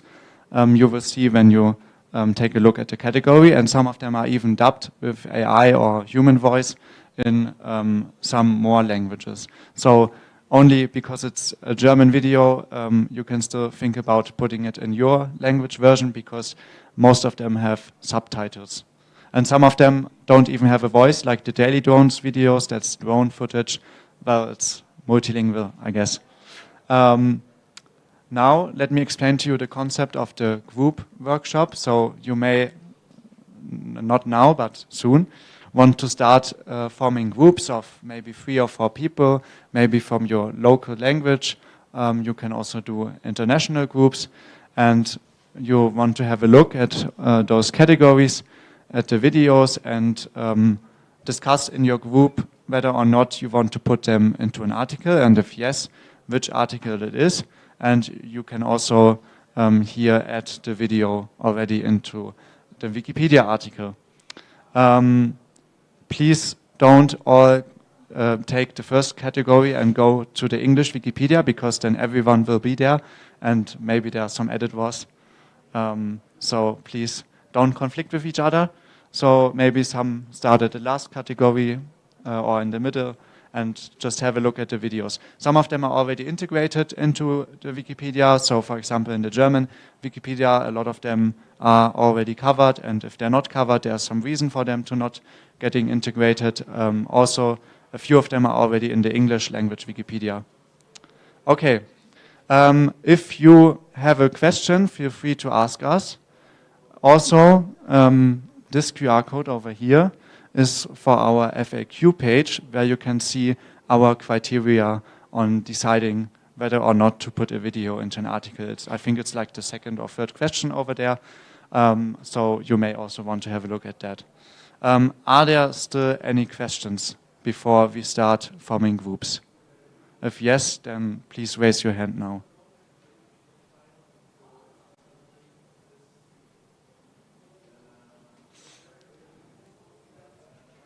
Yes. I don't think I saw a category which comprises all of them as subcategories, but I found on Commons there is a category called Creative Commons Videos by German Public Broadcasting, which I found with TerraX. Yes, that's true. We don't, unfortunately, have one category that has all of the subcategories in it. We may want to work on that in the future. That's why we put all of the separate categories over there, and this should cover all of the videos we already have on Commons. Thank you for your question. Any more questions? Yes. So I was going to ask, can individuals create these videos for themselves? Like, can we self-create these videos, or do you have to look for organizations that already have these videos and try to get copyright license from them to put them on articles on Wikipedia? The scope of our project is to go to broadcasting agencies and convince them of putting their videos under Creative Commons license so that they can put into articles. But you are also free to edit or create videos yourself, of course. But it's not part of our project right here. And yes. Any more questions? Okay. Then you will have time until 12:25 a.m., I guess, or 11? Oh, no. 12:25. So that is, how long is it? 35. Huh? 35 minutes, I guess, right? Okay, you now have 35 minutes until 12:25 a.m. And sorry, I got a bit confused because my laptop has the German time on it. Yes, so please now feel free to start creating groups and take a look at those categories. I will put them up here. Yes? Should we mark our edits with a hashtag maybe? Yes, you can highlight them with the hashtag WikiLastBroadcast at Wikimania 2025, I guess.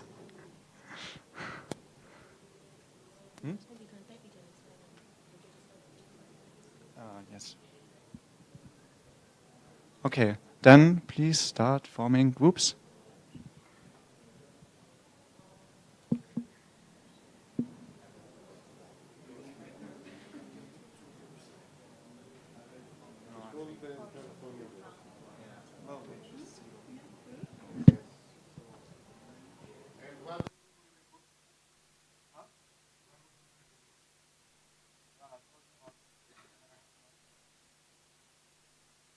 the groups, you should take a look at those categories. There are a lot of Creative Commons videos up there, and discuss about including them into Wikipedia articles in your local language. Nikos? Yes, I will expand it, but I wanted to write the hashtag on it first. Okay. If you have any more questions, we are all going around here. You can ask us at any time. Just raise your hand.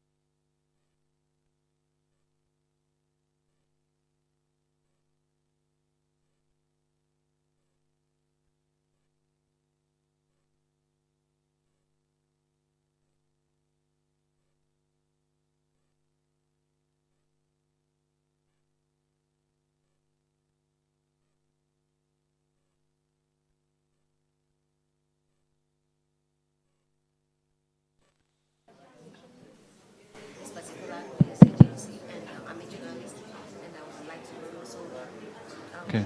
Can I please have your attention for a quick announcement? So you have 20 more minutes left right now, and after that we have about 10 minutes time to present the results. So please, one person of every group, or you can also do it together, can come to the front and just share their experiences, which videos they watched, if they included a video, which video they included, maybe show the article where it is included. So please prepare a bit for that. Thank you.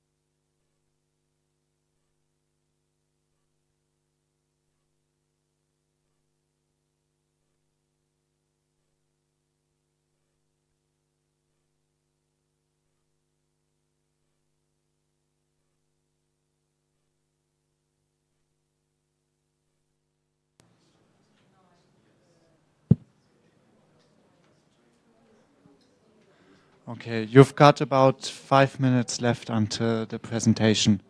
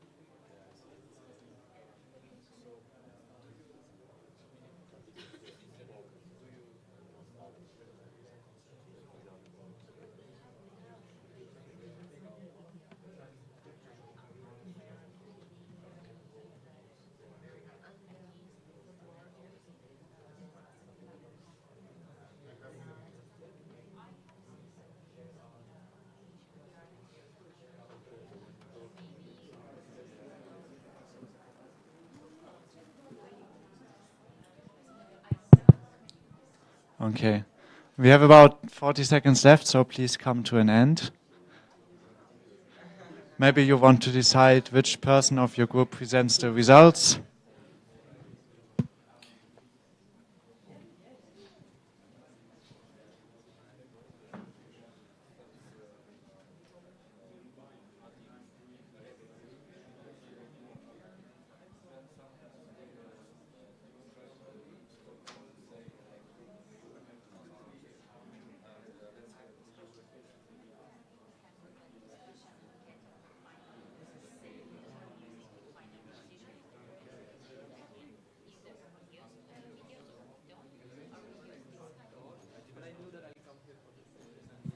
Okay, please come to an end now.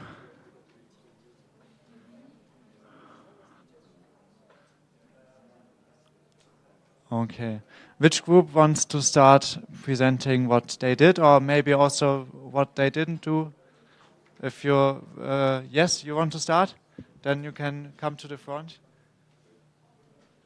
I prepared my laptop here. You can put in an article if you want, or just share your experience. All right, so we'll just share our experience here. We're not putting in an article.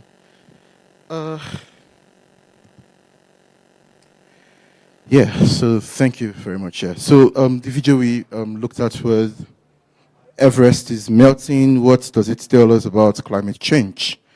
And what we were able to discover was that this was educational and it addresses real issues like climate change. And in the video, there were data that was properly referenced from the IMF and some other organizations. And so we thought about what can be done to make this better, right? So we're thinking about if we could make reproductions of this video to make it shorter. It was an 8-minute long video.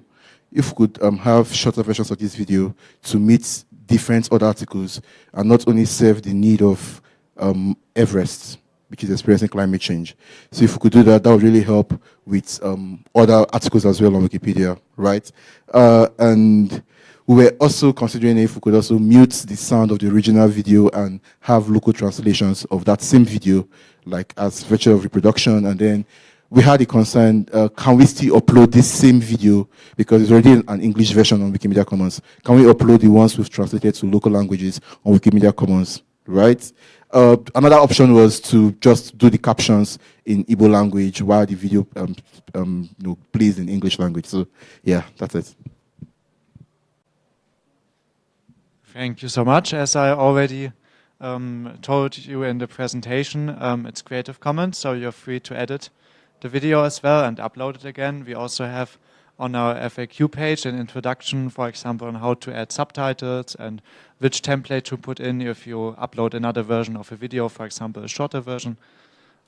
Yes, so you may want to have a look at our FAQ page. And if you still have questions, well, we will show you the link of our group later after the presentation. Is there anyone else who would like to share? Yes?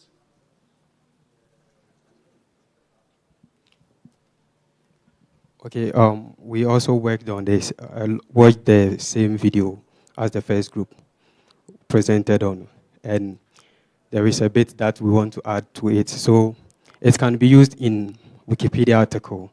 That's for maybe an article about Mountain Everest. Then to talk of a climate change, an article that talks about a climate change in Wikipedia, that one can also be added to it.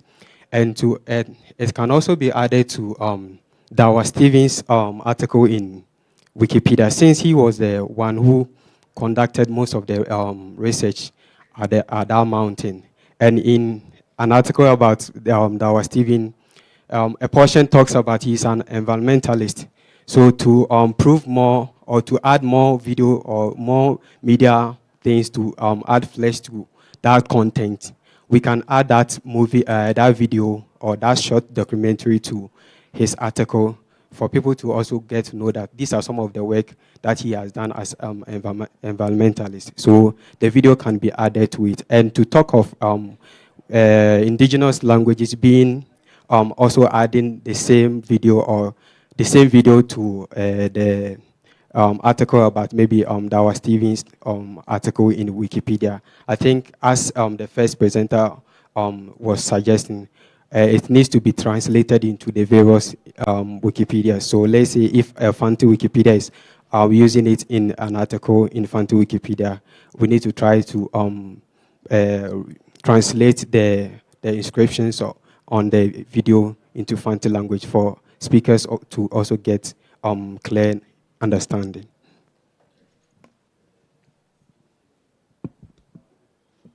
Thank you so much. So is there any group that watched another video apart from the one from the Mount Everest that wants to present? Yes, Nikos? You can also feel free to put the article in here. Yes. We added various photos and videos. We added various videos from Deutsche Welle and the other sources of the videos who are available in the Wikiloc broadcast Creative Commons videos. We added the articles about, we added the videos from the, we added the videos about the human body, about straw,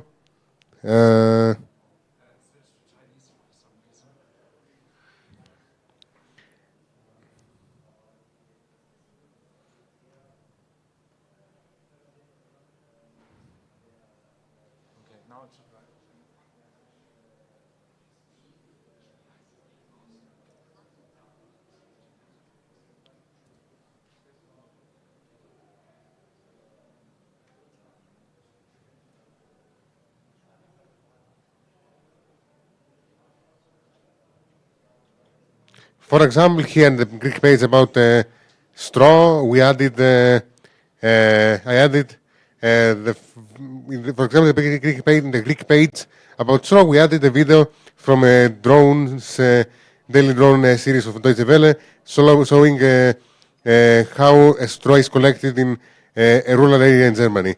Narumi also added the same video in Japanese Wikipedia. Thus, we added a beautiful video which shows how straw is collected in Greek and Japanese. I also added some more videos earlier in Greek Wikipedia showing various parts of the human body, how they are functioning, why they are important. So they're in English, they're pretty explanatory and provide a lot of good information. Thank you.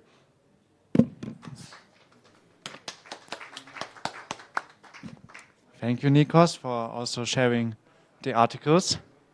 You also had a look at the daily drone videos. Do you also want to share your experience? Yeah, and some more notes as well.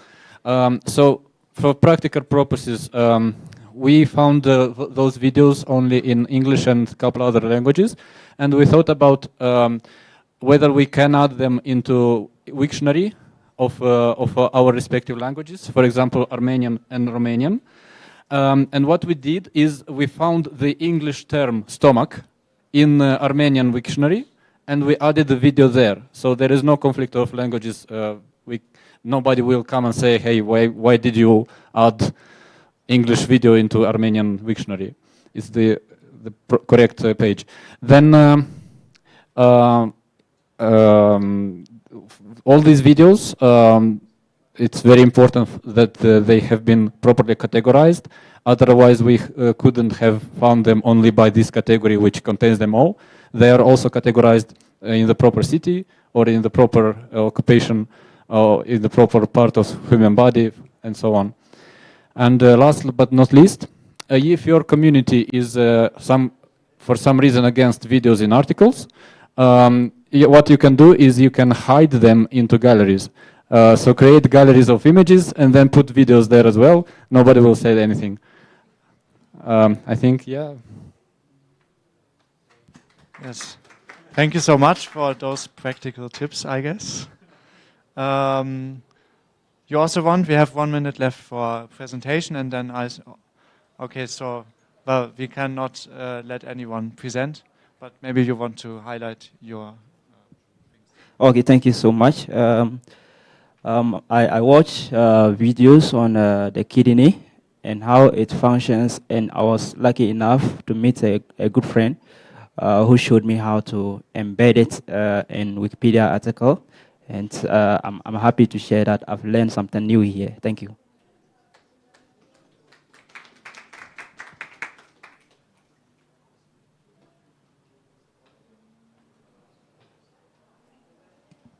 Okay, let me switch back to our presentation.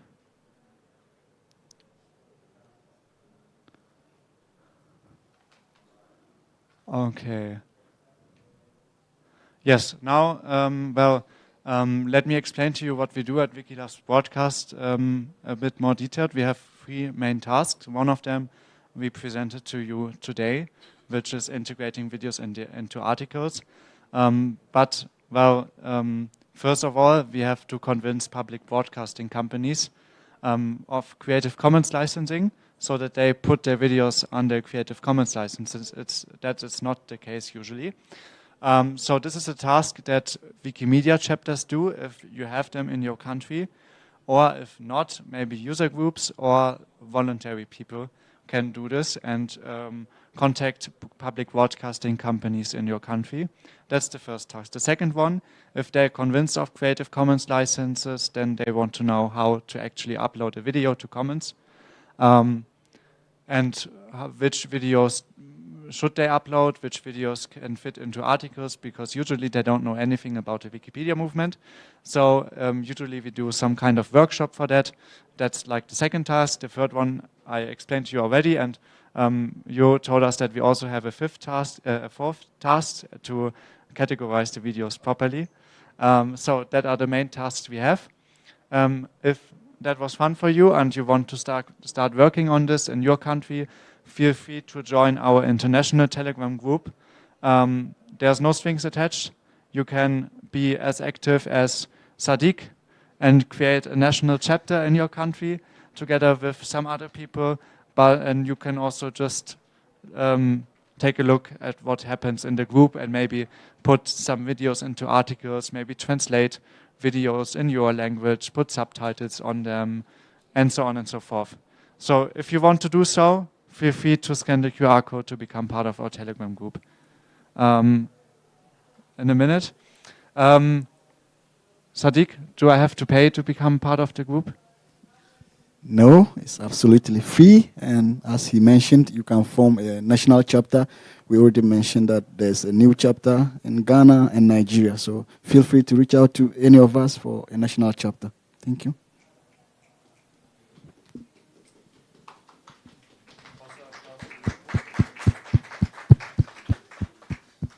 Okay. You had a question over there. Oh, yes, because we had also looked at the Everest video, so we added subtitles, which didn't exist, but maybe templates for how to communicate with our local media orgs, so that when we ask them to contribute, we're asking them to contribute with accessibility features turned on. Can you repeat it? Is this not? It is, but I'm not the best at English, so. Aha. We added subtitles for the Everest video, but I'm sure that the source somewhere had their own subtitles. So it might be good to have a template when we're communicating with our local news orgs, like a template form letter that says, please contribute, that includes the accessibility features that could be turned on as people are contributing. So maybe you mean that if the video is on YouTube already and it has subtitles, that they can be transferred to Commons? Is yes, that? Okay. And maybe we need a new upload tool. I don't know what it, but if we can formalize the workflow so it's clear to the contributor whether or not they've transferred everything and not just. Yes. That is actually something you can do when doing a workshop with the broadcasting company, so that they know that if they already have subtitles, that they can just upload them with the video, so not someone has to manually type in all the subtitles again. Yes, so thank you for paying attention to that.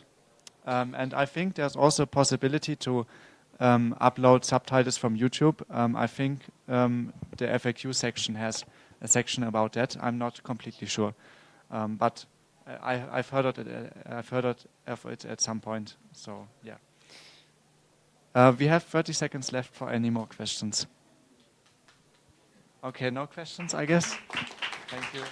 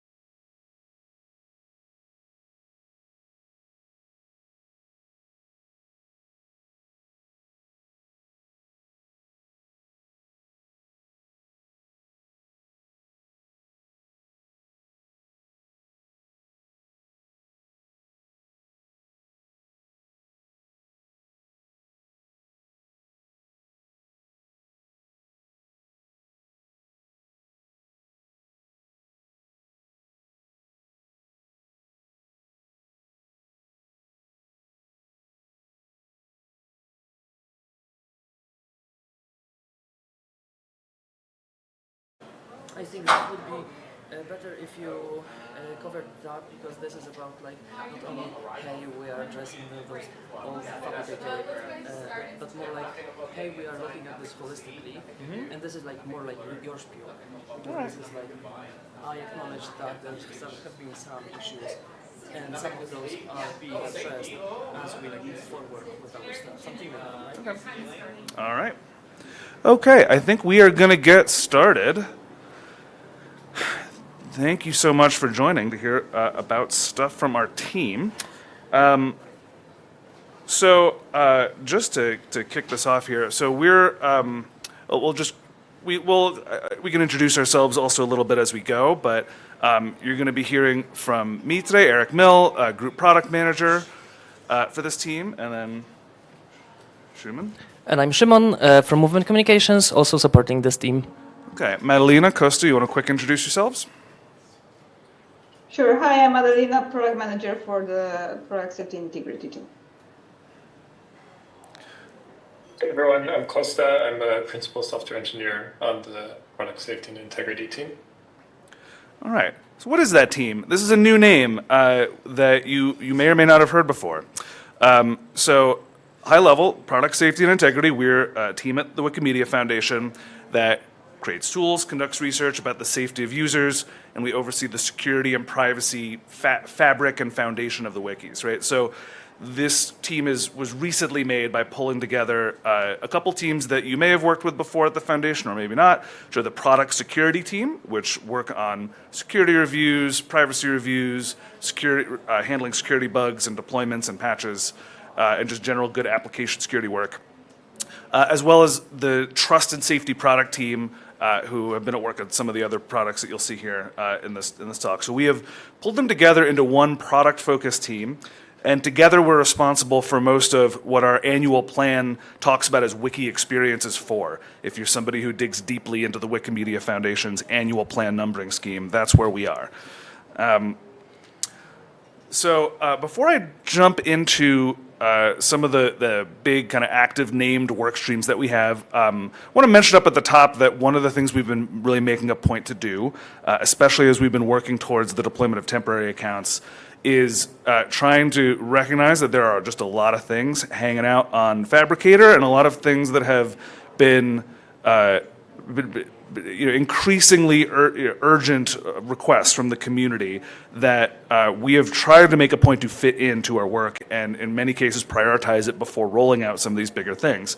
So as part of temporary, with a big focus on temporary accounts, we also made sure to add support for revealing IPs, for a way to see the global contributions for a user mapped to these temporary accounts, and a way to block users globally, as a set, and a number of improvements that go throughout the platform. Now I'm going to hand it over to Costa Harlan to talk a little bit about our anti-abuse signals work. Go ahead, Costa. Hey everyone, can you hear me? Sure can. All right. My name is Costa. I'm a principal engineer on the team, and I'm going to talk about our work on anti-abuse signals. So over the last year, we've had a dedicated track of work aimed at improving our anti-abuse infrastructure. And why are we doing this? From my point of view, I think there's two main reasons. Number one is that there's an increase in threats to the platform, to the integrity of the content, and to the safety of users contributing to the projects. And two, our existing tooling and workflows need to be improved to handle this increase in threats. Our main idea for how to go about doing this work is by creating smaller building blocks that can be reused and remixed by the community, as opposed to building like larger standalone projects. We really value quick development, feedback, and iteration. So one way that we've been looking at this issue of anti-abuse work, sorry, could you go back one slide, please, Eric, is through the central role of IP addresses in mitigating abuse. This is important for a few reasons. So number one, IP addresses are less stable as more people connect online via mobile phones, where IP addresses change frequently, or via large networks that provide access to thousands of users via a single IP address. And there's a big global inequality issue here too, where users in North America and Europe have way more IP addresses per capita, while in much of the rest of the world, the opposite situation occurs. So number one, becoming less stable. Number two, because the IP addresses are less stable, using them to track and block abuse is increasingly ineffective. And number three, not only is it ineffective, but mitigating abuse via IP addresses can also lead to unintentional effects, like blocking good faith contributors who happen to share the same network space as a bad actor. Overall, we really want to get better at detecting and preventing inauthentic and malicious activity on the wikis. And our main idea to do this is to increase the number and the quality of signals that are available to moderators on the platform. If we do that, then we and the community can combine these signals into tools that are available to users with extended rights.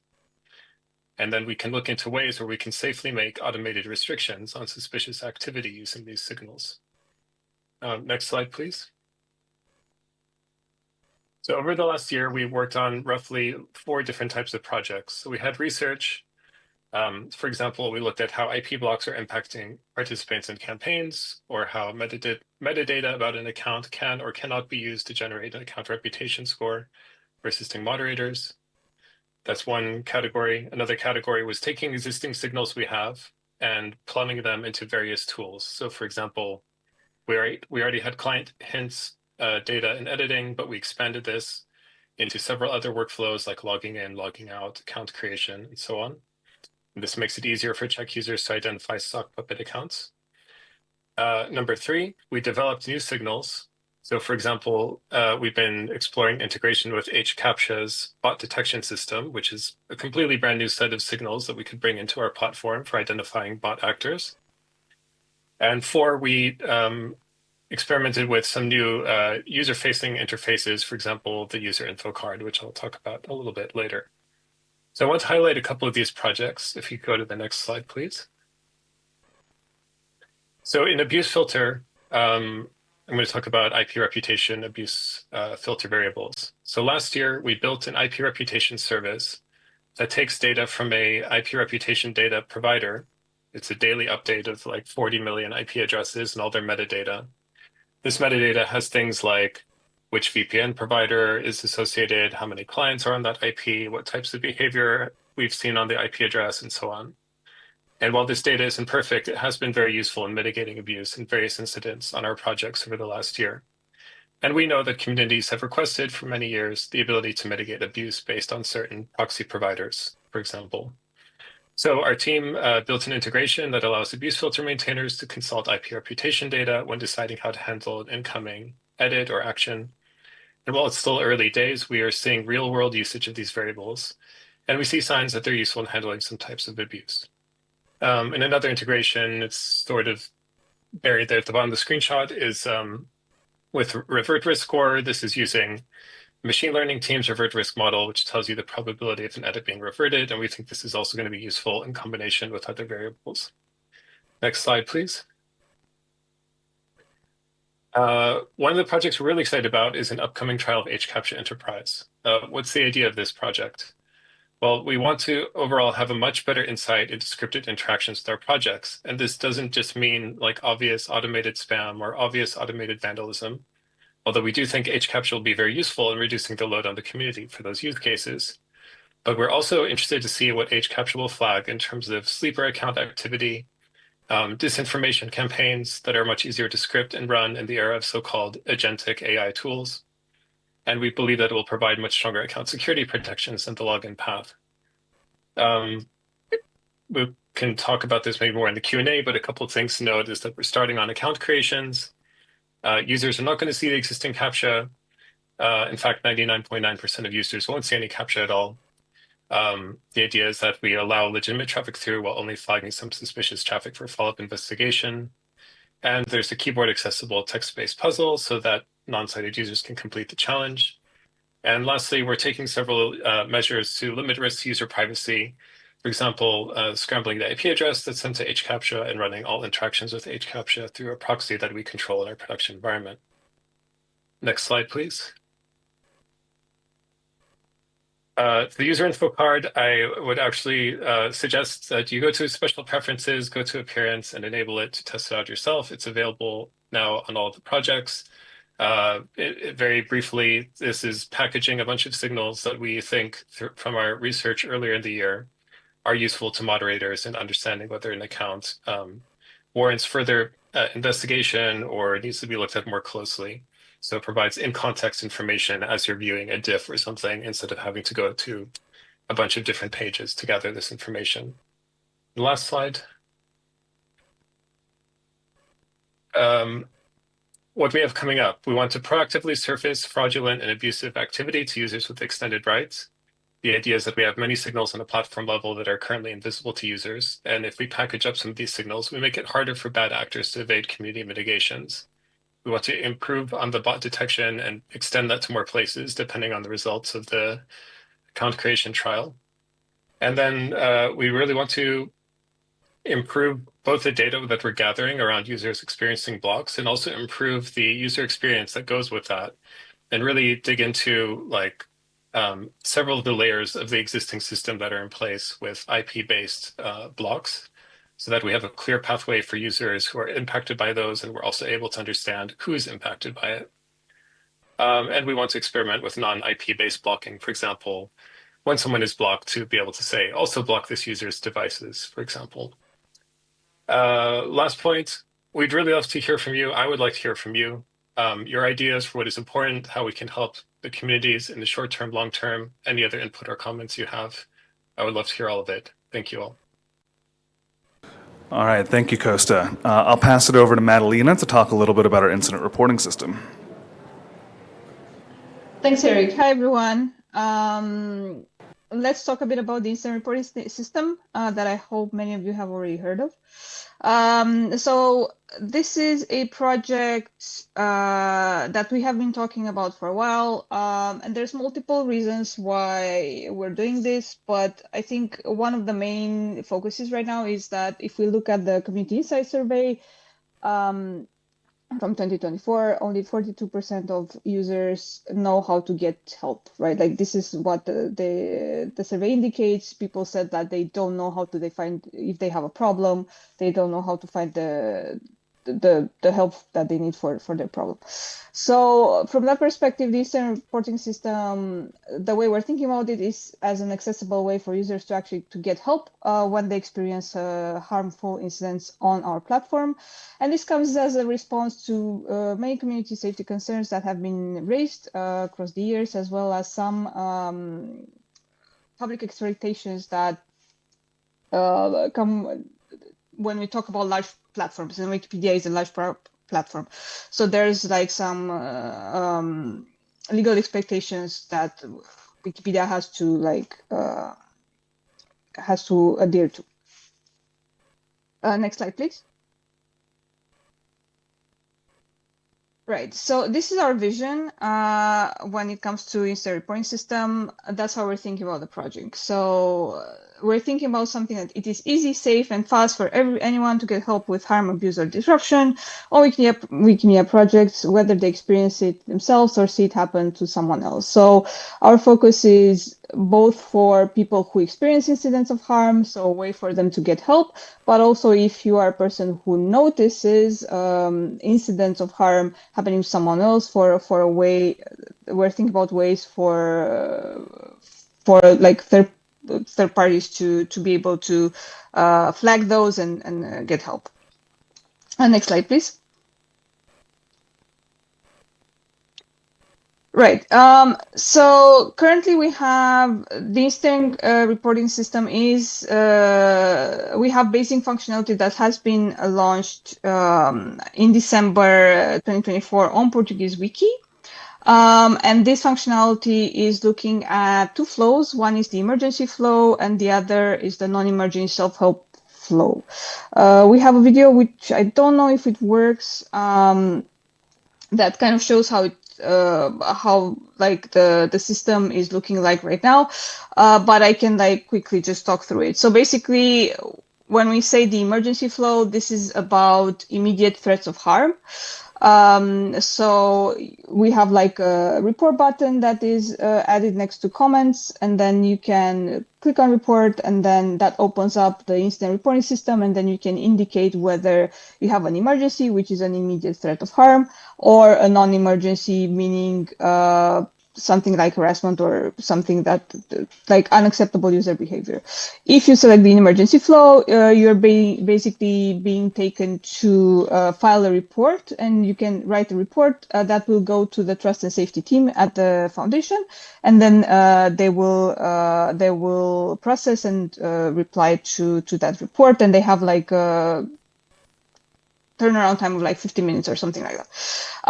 And then for the non-emergency flow, so if you select unacceptable user behavior, this is like a list of types of unacceptable user behavior that you want to like flag, which could be something like sexual harassment or doxing or things like that.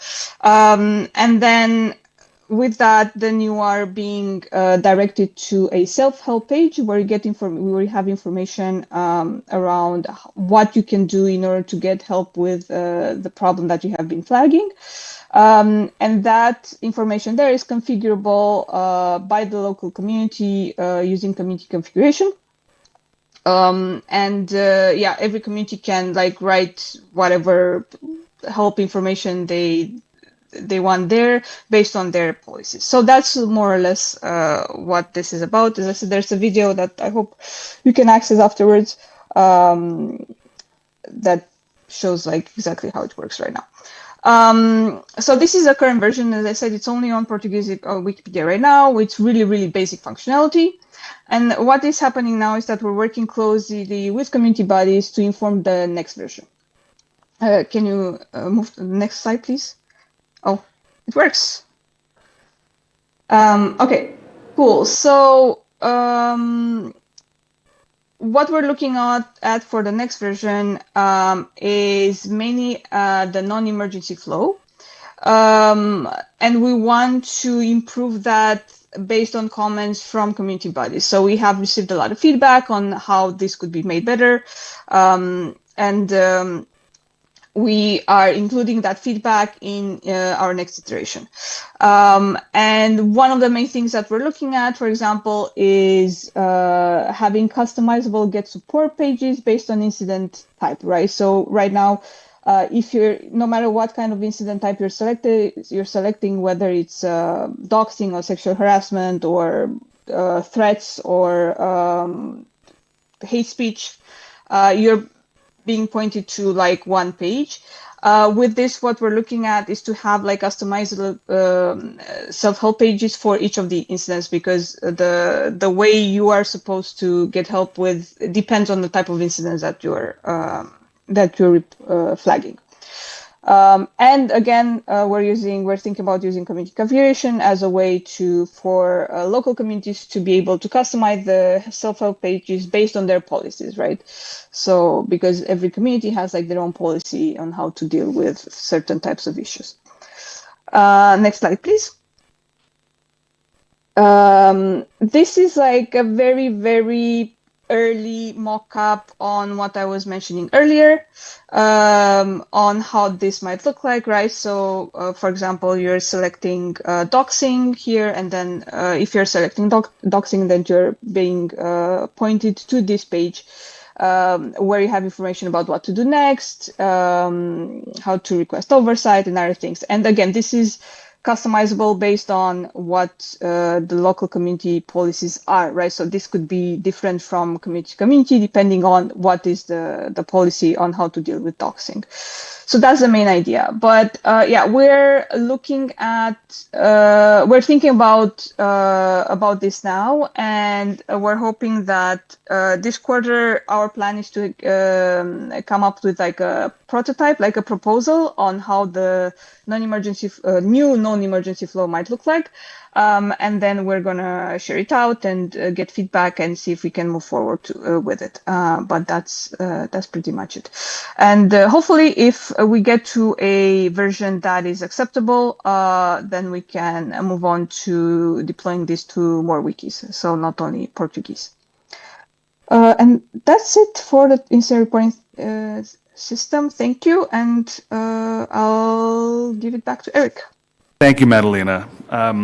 So we had a whole separate talk about temporary accounts at this conference. So we're only going to give it just about 1 minute here. And I will assume general familiarity here in this room, but for those who may not be familiar, temporary accounts is a project that we have that will be removing public IP addresses from the edit histories of pages. And in general, when people make an edit while being logged out and unregistered, it will create a different unique identifier that only means something within Wikipedia. And this system, we've been working on it for a few years. Likely you have seen it start to roll out in more force this year. It is currently on all of the projects listed on this slide, which is around 30. And this is the year in which it will be rolling out to most other Wikipedias, including English Wikipedia. Something you should be seeing over the course of the year, especially leading up into the fall and early winter.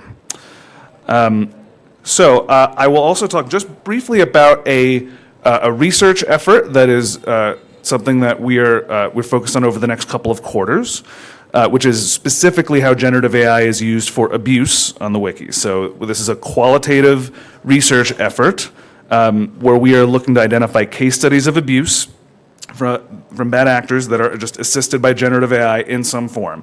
So this is less about content, less about some of the things that Asaf talked about earlier in this conference, for example, and a little bit more about this being used for undisclosed paid editing. I guess disinformation campaigns would fall into this, but I think the emphasis here is on things that are causing more targeted harassment and less just sort of vandalism and incorrect information. Or weak information. So we want to assess the risk to how this community works, and this is going to help us inform a longer-term roadmap. So this is a more early-stage research effort on our part, but we'll be looking at, we'll be analyzing with a special focus up front on English Wikipedia, the discussions and RFCs that communities have had, and we'll be talking with folks and looking at the ways that generative AI is already putting pressure on anti-vandalism, anti-spam, and anti-harassment. So now I want to jump into something that is a little different and a little bit new for us. So this is really so as I mentioned at the top, the Product Safety and Integrity team is a recent combination of the Trusted Safety Product team, who, if you've worked with them before, has been the driving force behind a number of the projects that we've already talked about. We've also pulled in the Product Security team, and the engineers and security folks on that team are, this is a big project for them this year. And we have listed as our goal for this year in our annual plan that by the end of the year, and for us that's fiscal year, so we're talking about roughly a year from now, our goal is something fairly ambitious from a security standpoint, which is to take any action, any privilege on the platform that has a privacy or security sensitivity to it, and to reach a place where we can make a defensible technical claim that those privileges can't be exercised unless they're exercised by an account that is protected by stronger authentication than just username and password, which is right now what we call two-factor authentication. That is, this is a response to some very real activity that we have seen that in terms of people taking over user accounts on Wikipedia. And so we have set this as a North Star for the year's effort. You probably have seen some of the early steps in this. I want to focus on two bits of the message that we posted earlier this year in May, leading into June. So in the top of June, we posted this before then to give some notice, but it led to, at the top of June, we began enforcing the use of two-factor authentication for oversighters and check users. We had recently, in around March or April, started enforcing two-factor authentication for interface admins. There had previously been a policy requirement for some years that those users were already supposed to use two-factor authentication, but it had not been technically enforced. We began putting that into force around April. At the top of June, we extended this to check users and oversighters. Right? And I think it's important to mention in this context that though we're talking about something that feels like an interaction between the foundation, the platform, and users with extended rights. Obviously, the other users that matter here in this conversation are the users who could be impacted by misuse of the extended rights on the platform. And so we have felt a pretty strong conviction to try and improve the guarantees, the security and privacy guarantees we can offer readers and editors on the platform by making sure that the rights, the privileges that can affect them on the platform are more consistently protected. The second piece of this, the bottom part of the slide, is another excerpt from that post. And in this, we said that we think we need to expand this further, which obviously we've now set as an annual goal. And we specifically say we know we need to extend this to roles that have other pretty obviously sensitive capabilities, like bureaucrats, who can, for example, create new interface administrators. So if we're going to include one, we should logically include the other. But we wanted to say up front in this that, like, we recognize, I mean, that this paragraph is a diplomatic way of us saying publicly that we know our two-factor authentication system is really not that great. It's both old, it doesn't have very many options, it's quite easy to get locked out if you were to just drop your phone in the ocean. Don't ask me how I know. We're willing to say here in this paragraph that, like, you know, before we expand this more widely, we know this thing needs to get better. So that is how we're spending the first quarter of the year here, is working on the user experience around our two-factor implementation. So we're trying to refresh the interface generally. We want to let users add, you know, multiple things. You should be able to add an authenticator app. You should be able to add multiple security keys, add all of these at the same time. We're going to take this in stages. We're not likely to have passkey support right out the gate, but we are very consciously laying the groundwork with fully supported security keys. If you have gone to the two-factor page on Wikipedia, you will have seen that there's basically a big scary warning in front of the security key registration that says we can't recover you if you do this, which could reasonably tell people not to use it.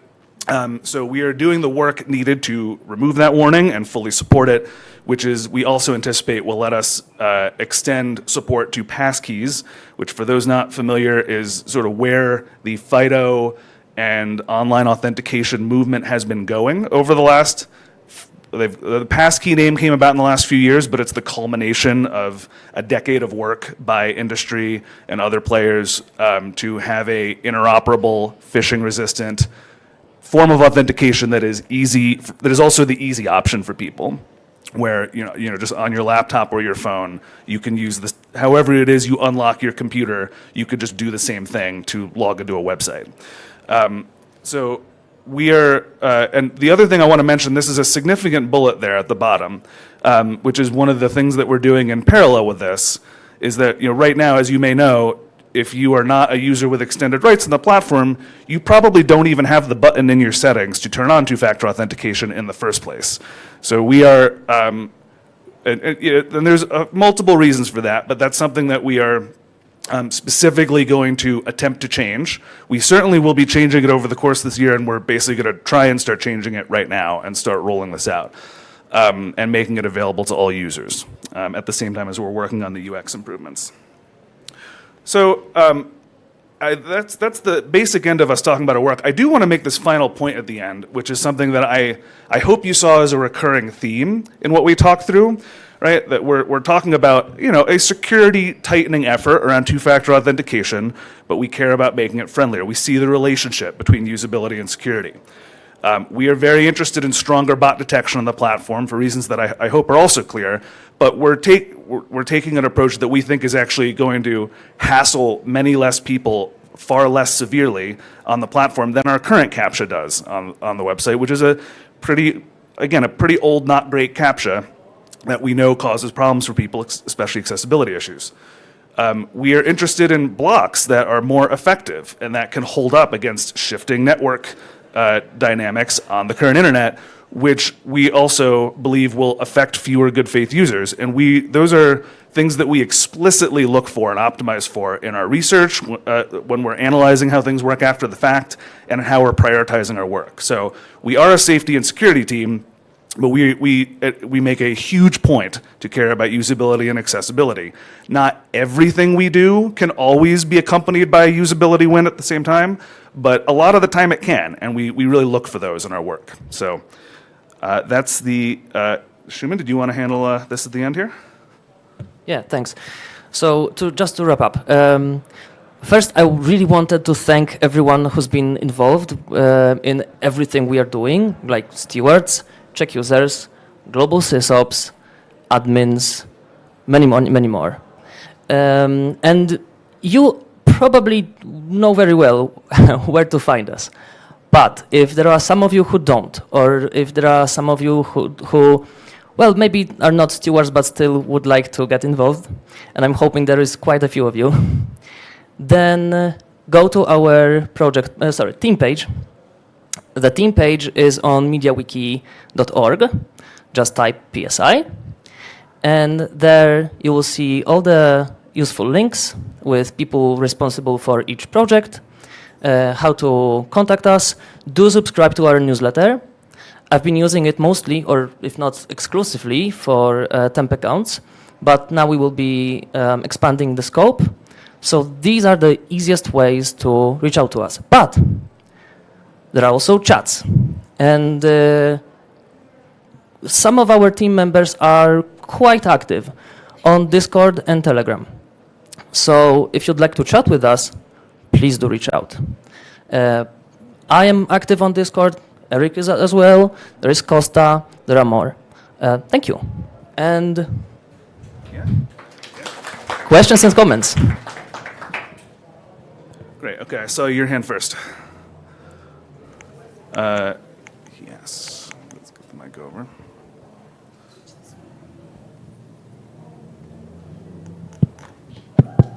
So, hi everyone. About the report system that was working on the Portuguese Wikipedia. I'm also from the Portuguese Wikipedia. And I totally forgot that it was activated. Because I think the way it's implemented right now, I know that it's still in very early beta stage. And like it needs a lot of expansion. So for example, we have GetGet that we have been using for years to make reports about articles itself. So like you have a option that you can click and report like this article has an error, something like that, and then you submit to the board of complaints, so people user can answer or fix the article. So the tool right now just sends the message to the foundation, and then there just shows like links to go to the other places. I think it would be more better for everyone. Like you had a button to say, "Yeah, this is a spam." You can put a comment, and that you send this straight to our board, so that we can answer. Madalena, do you want to answer that at all? Sure. Thanks for the feedback. So what I'm hearing is that would be great if you would be able for people to like file like reports to like a board. I guess there's an existing board, right? Like where people can help. Is that correct? Yes. Got it. Okay, cool. Yeah, so right now, as I mentioned, this is like very early, and we are. So there's multiple ways in which people can find help, right? And the first and the easiest right now that we're exploring is pointing people to self-help, meaning for them to find their own way. And that could include, for example, links to a board or something like that, like whatever makes sense for the user to do according to the community policy. We will see how that works, and then if we need to explore further and like do more, then we can talk about it. But for now, we need to like understand how people respond to the basic user experience, and what are the things that we can do to improve on that. So we haven't yet explored going into like the whole kind of like pointing people directly to. Yeah, and we're happy to get your contact information after this too, if you'd like to actually follow up and take a look at what we're working on and give any feedback directly as well. Okay, any other questions? Yeah. First of all, I appreciate all the efforts and tools you bring us volunteers that is fighting a horde of spammers and persistent abusers. It will save us a lot of time and help us mentally. But my question might be some off topic, because I saw in your improvements list name SecurePol user interface improvement. I was wondering what is next and what's the current status about SecurePol? Costa or Shimon, would either of you like? Costa, do you want to talk a little bit about SecurePol?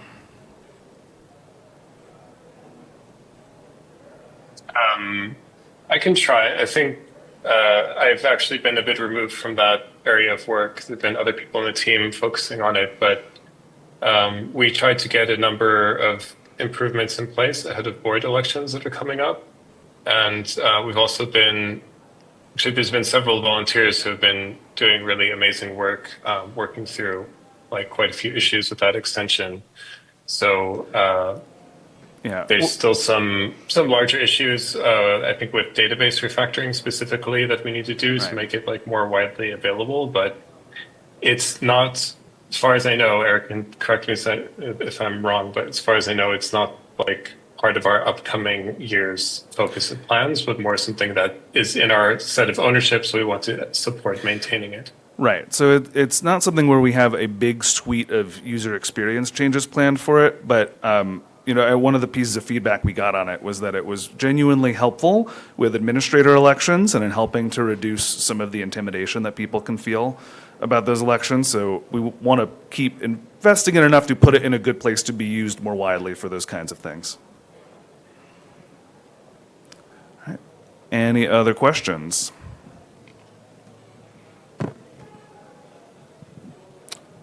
All right. Well, if there are no more comments or questions, then we will wrap it. And thank you so much for coming out to hear a WMF team talk about their work. We appreciate it.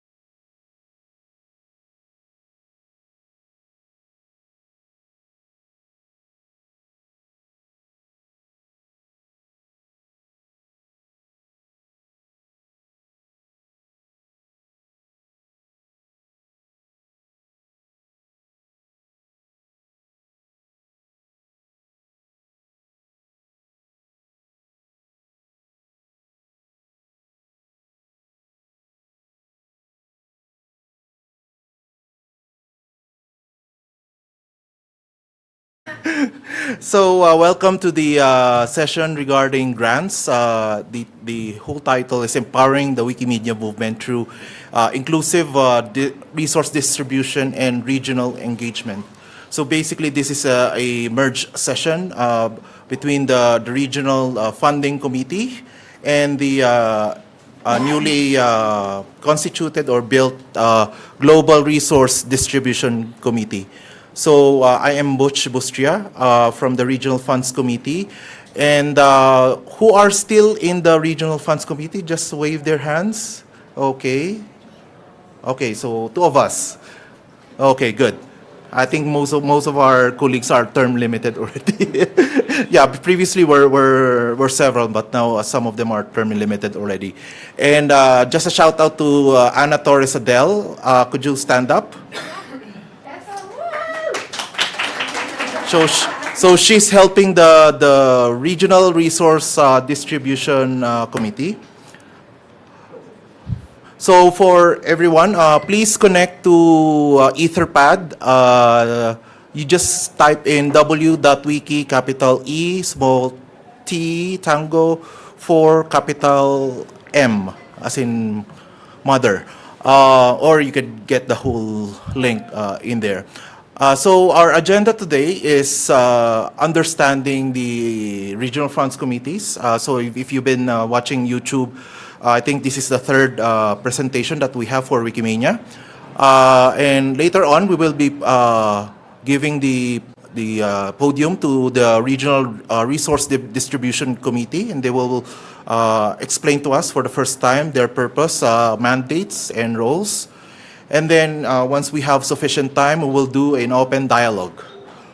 Okay, so this will be quick for the Regional Funds Committee since most of you attended Wikimania 2023 and 2024. Regional Fundings Committees, or you could also call it Regional Grants Committees. So, what are we? Okay. So, my apologies to these folks that were accidentally added to the slides. So, we're doing some advising to various affiliates, user groups, affiliate or associated organizations. We are doing some strategic thought partnerships and making sure that their funding is aligned to their and also with the regional needs.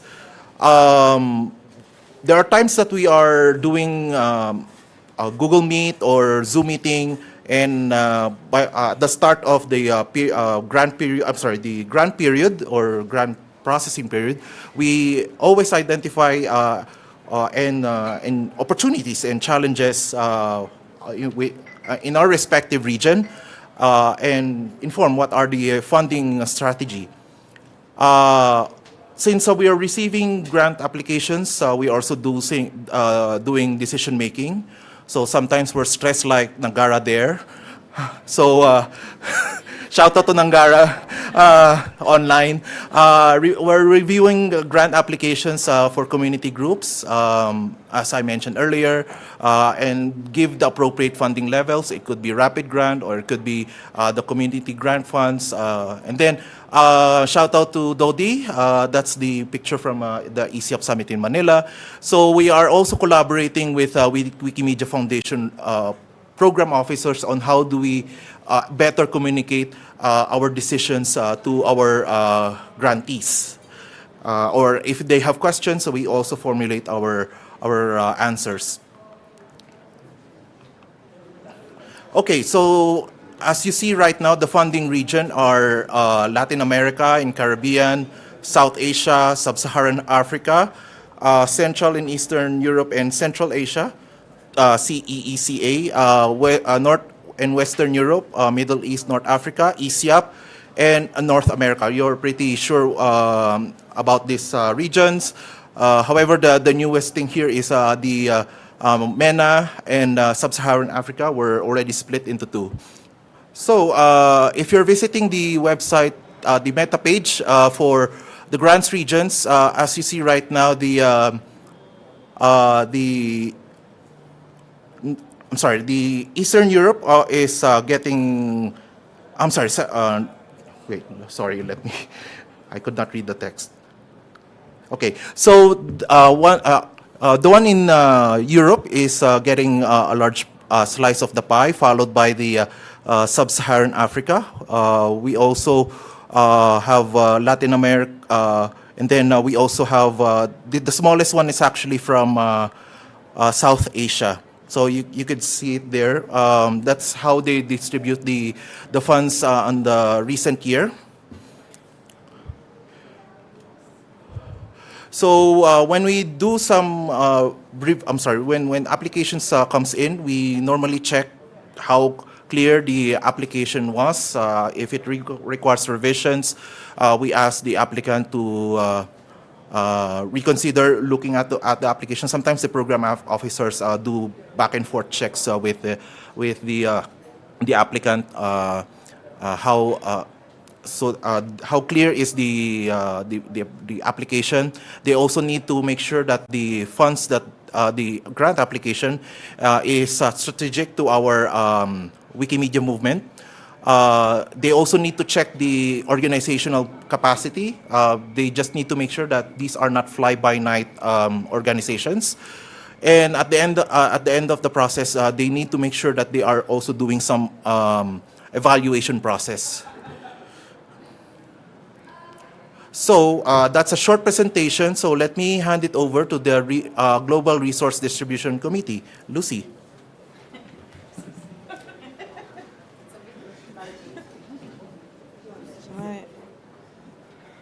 We might have to do some musical chairs. So hello everyone, my name's Lucy Moore, the first of two Lucys who are on the Global Resource Development Committee, the GRDC. So I'm here to welcome you. We're a very new committee. We've just had our first kind of proper all-together meeting at Wikimania. And you'll be hearing more from us over the next couple of years. We're a pilot that's been proposed by the Foundation after the non-ratification of the Movement Charter. There's 13 members, of which we are 3. And would the other people who are here mind standing up or waving? So thank you. So we've got Jorge, Tawitam and Delphine. There's a member from each of the regions. I'm a thematic member, and then we have members from the affiliates and Jorge from the foundation. And we try and represent the movement as much as possible, but we are acting on behalf, not in our own capacity. And I'm going to pass over to Balaji now. Thank you, Lucy. I'm Balaji from India. I represent South Asia in the GRDC committee as a volunteer. Thank you, Lucy, for giving introduction. So the GRDC sets the global resource strategy or funding strategy, and it does a policy for how the grant should be distributed. The GRDC decides on what policy basis the funds will be distributed, but not to which project the funds will be distributed. The GRDC is like a top-level approach, formulating strategies for fund distribution. And the GRDC doesn't distribute the fund directly. That is not the aim. It is just a top policy view. And the GRDC also determines the movement-specific metrics, but not the project-specific metrics. Like if any project is funded, what should be the metrics? That will not be decided by GRDC. And the GRDC will also coordinate with other committees like AFCOM or hubs or whatever, and it will formulate the policies. Thank you.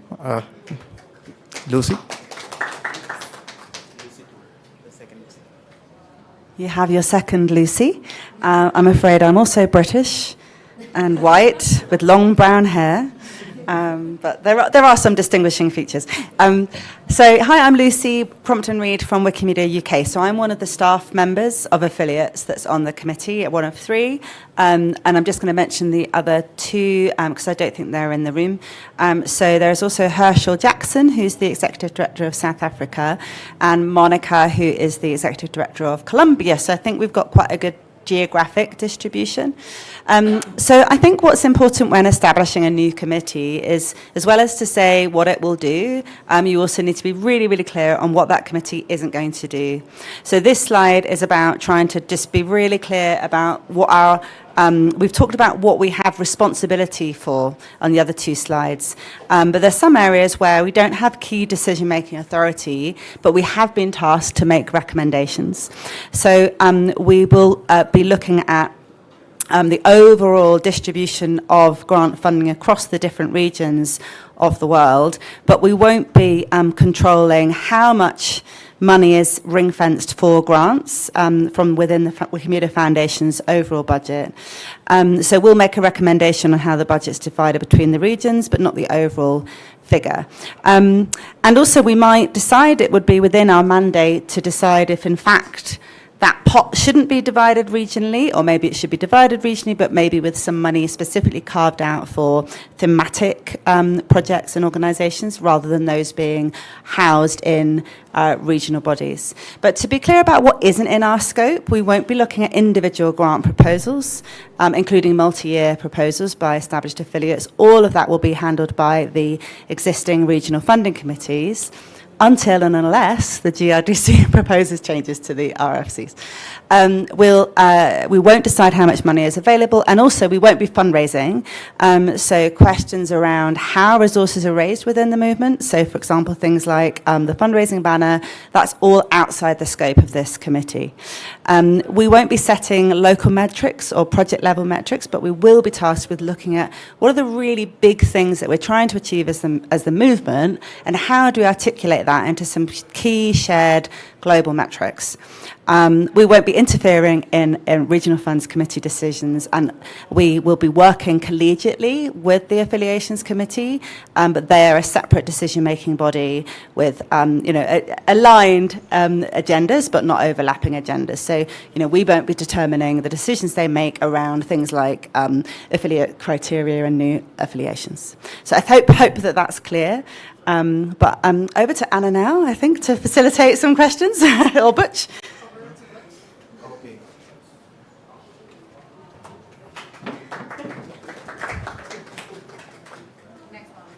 Okay, open dialogue and discussion. So we'll go back to the first slide. Okay, so could you please go to w.wiki.et4m? Since we don't have time to do some post-its, so we'll gotta use Etherpad for our post-its. So we're gonna ask you a few questions. Feel free to put your answers directly below the question. Is everyone connected already to Etherpad? Okay. Connect or reconnect. Okay, so probably those who could not connect, probably they could just voice out their response or questions. How can we strengthen and impact the regional funds committees? Or you can choose any one of them. Or two, what is needed to strengthen the role of GRDC within the Wikimedia movement? What would you say it should focus first to create the real change? Do you want us to say who we are or where we're from when we answer? It's up to you. So you can answer directly to Etherpad, or you can present. You can get some mic and provide an answer. Yeah. Yes.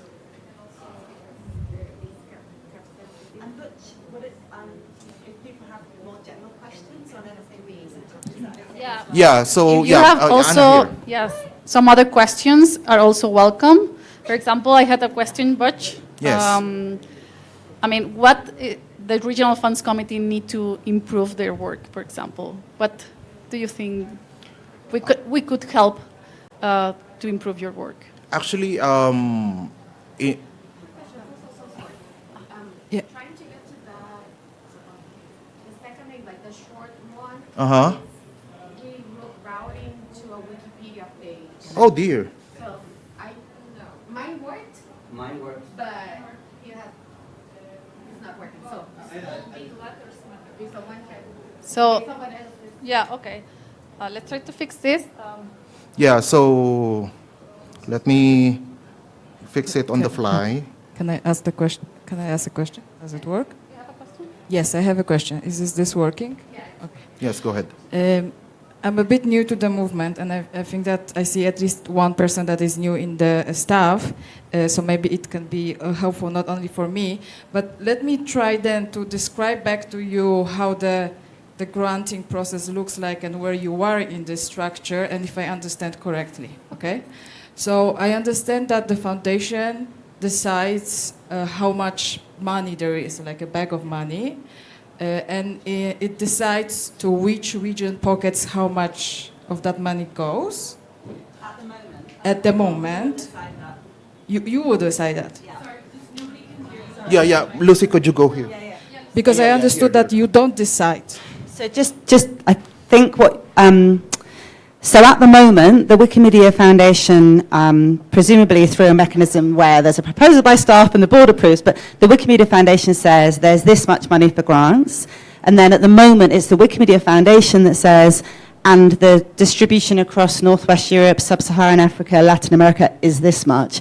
That key decision about how the money is divided between the regions is one of the key decisions that's being delegated by the Board of Trustees to the Global Resource Distribution Committee. But we've only met once, so clearly we haven't made even started talking about it yet. But that regional funding envelope is something this committee will be looking at.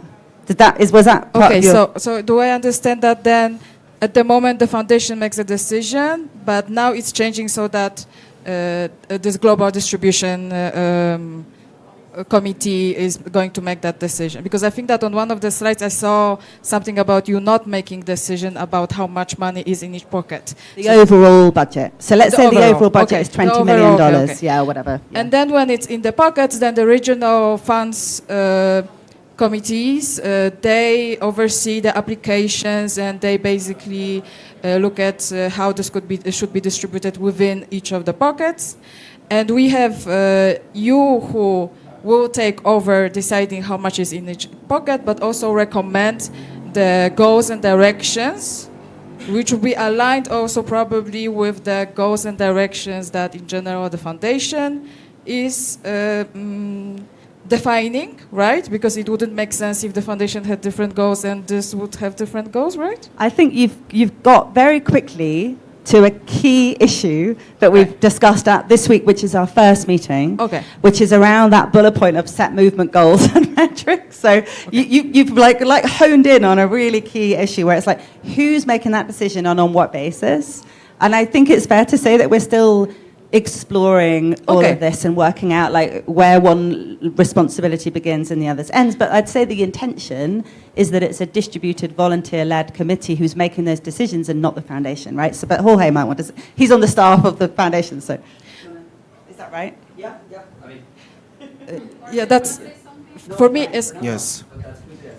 Yeah, as far as I at least know where is unclarity or not yet decision, that's pretty fine for me. So I understand that it is not yet clear how the global distribution and foundation will align on who is making decision on which are the priorities goals. This is what I understood. So the point is that there's a gap between that. Ideally, what we want to make sure is that the Global Resource Distribution Committee aligns indeed with how the regional fund committees are seeing goals for the different grantees. But also, I think that we should not forget that there's an overarching strategy that covers like the foundation, the affiliates, all grantees, which is aligning under the movement strategy, aligning under the multi-generational strategy that exists. So it wouldn't just be like the foundation and grantees finding alignment on their goals, but rather how do we all see that as part of this big ecosystem or this big overarching umbrella? if that makes sense. But we're just starting that conversation on how we do that alignment. But yeah, that's also kind of like one of the key things that the GRDC will start looking. Thank you so much. And just the last, sorry that it's so long, but the last part that I wanted to clarify is that there is affiliates committee that is not deciding on the grants, but the recognition, and it also kind of helps review the health of the affiliates, but it is not directly involved in decision making when it comes to the distribution of grants, because that is within the regional funds with recommendation from the Global Distribution Committee. Okay. So what is expected to happen next is, I understand from what you said, continuing on the discussion to bridge that gap, the discussion that is led by the overall movement strategy and aligning the affiliates, the global distribution, AFCOM, representing affiliates, and the foundation. Okay, Yeah, thank you so much. I believe that there's a quick reaction from the... No, nothing wrong. Okay, good. Any other question? Okay. I just want to ask a simple question that if I see on the meta, I didn't see any of your page. So I just want to know that when the expected date that you maybe create the page, so I can share it to my community, because I think it's been so long. Very soon. Yeah, That's more operational, so maybe I can answer. Yeah. It's coming. We worked during this week to reach agreement on when we want this pitch to represent, and it's coming. So probably, I don't know. In the next few weeks, yeah. Yeah, a couple of weeks. So. Yes, I believe that you just formally introduced with each other just this week. Exactly. Last Monday was our the main. Tuesday was the kickoff, right, of the GRDC. So we are working on our information, and we are going to post it on Meta pretty soon. Mm-hmm. Anyone else? Any other question? Okay, so probably I could read some... question, yes, please. Hello? Please, does the global funds also go for local communities wikis? Regional funds, does they work in hand with local indigenous communities wikis? I believe that the GRDC is more on the macro level, and then we're, as regional funds committees, we're directly interacting with the individual applicants through their applications. Okay, so in your case, I believe that there's a group for Sub-Saharan Africa for the regional funds committees. Okay. I just want to ask, have you submitted a grant before? Yes, please. I see. Okay. So probably you could use the mechanism. Probably one thing that regional funds committees would improve is the proper communication with regional funds, because there are times that a grant applicant is applying for the first time and probably haven't gone deep on the dynamics of the movement, and then see that their funds might be slashed or probably not approved because it's not aligned on the movement's goal or strategy. Yes. Yeah. Okay, so probably I could read these responses from online. So for the question, a second question regarding the GRDC, they are requesting equitable power and resource distribution across regions. So, and then another one is for the GRDC, they also want representation and budgets. Should like the regions, or at least progressively work towards like that. I don't know if this is going to the same person, because it's a long paragraph. Yeah. Hold on. Probably we could flash the Etherpad probably, since we have a static slide earlier. We could probably open the website. So there's a couple of conversations going on the Etherpad, and I think I'm in pink, So hello, if I'm asking you questions. But I know that some people would prefer to type. But we're really keen to kind of understand the issues and kind of your individual thoughts. And I think the first one that Butch was talking on talks to Butch's graphs that he showed. You know, obviously Northern and Western Europe gets a significantly larger grant than any other region. And we need to think about what is equitable around the world, but also for the communities of practice that are around the world as well. So that's some thinking that we'll be doing. And we really want to, I guess, hear from all different communities and people and individuals about what equity would look like for you, which is like such a big question. And you know, we've talked about definitions of equity, but just as like a starting point, like please do kind of add your thoughts on that. And also like how, you know, it's a bigger, you know, conversation about communication. I think I can see lots of people whose faces I recognise, and I imagine we've all been on several different committees rather. And, you know, we do know that committee fatigue is a thing. So how can we streamline things? How can we make it easy for you to feed back to us? What would be helpful to you to get your points of view to us?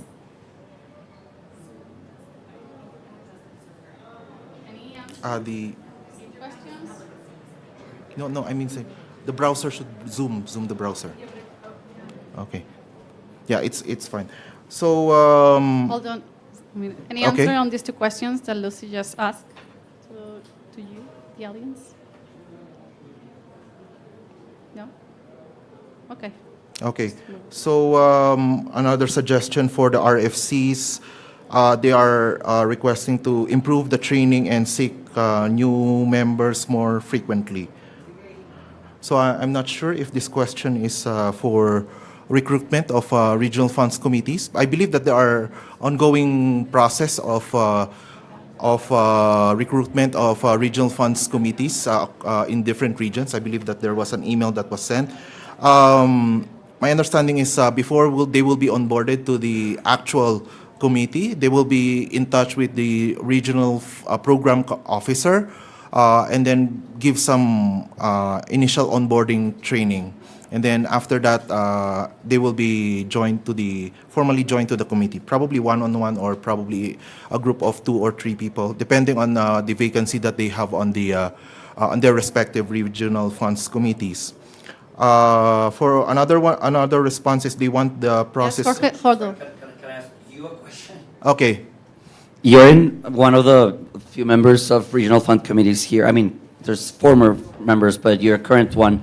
And maybe also putting Dennis on the spot because he's the other one. Dennis. Or one of the two of you, like if you want to share from your experience in your regional fund committees, what has been the biggest like gap on training that you've seen? Like if you could pick 1 or 2 things where you would say this kind of training would have benefited us as members of the regional fund committee, what would that be?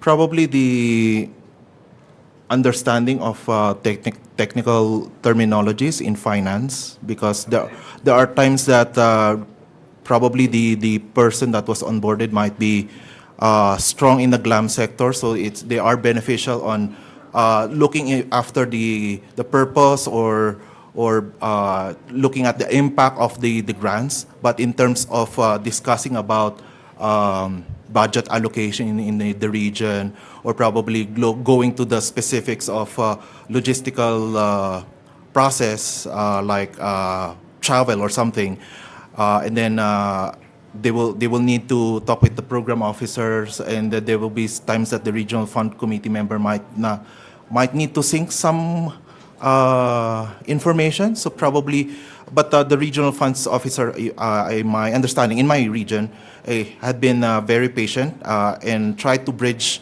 whatever terminologies that a person would not had or probably less understand. Yes, Dennis, you could provide your answer in your context. Yeah, there is some. It's pretty difficult to explain, but it's very difficult to someone outside from the Wikimania movement understand how works the things, because as a batch, there is many meanings of words that is not the same for everyone from outside the Wikimania movement. Yes. In Latin America, we have at least 2 members outside from Wikimania movement that they don't have any user, so they need around to understand how the things works in the Wikimania movement. And this is a huge gap when we need to discuss any grantee, any plan, because they don't understand how the things works in every context. The other problem is situation in the context. Sorry, I'm feel nervous. Okay, so the regional fund committee is how to say. You can say it in your language, and then Okay, they will okay, translate. Okay. Calma. It's You a can long term. Lo voy a decir en español, sorry. Yeah, just say it in Spanish. Yeah, I will say in Spanish. Tiene un compromiso de bastante largo plazo para poder estar integrado en el comité. Right? He said that you need to, it's a long-term commitment to be part of that committee. And you need time, probably, right? And dedicate hours to be part of it. Thank you so much, Dennis. Gracias. Anyone else? Yeah, we have a lot. Yeah, there are a lot of responses, more on GRDC. So probably they could respond to some of the questions there.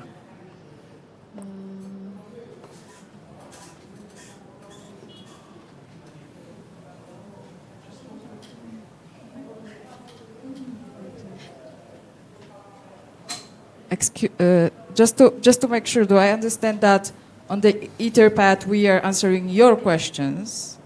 Yes. Yeah. Okay. Yeah, the one in white right now is the one that we asked, but the one in color probably, if it's on a question mark, likely that might be a follow-up question. Yeah. I have a question reading what it's on the Etherpad. I can read here that talk with affiliates, dialogue is the key, etc.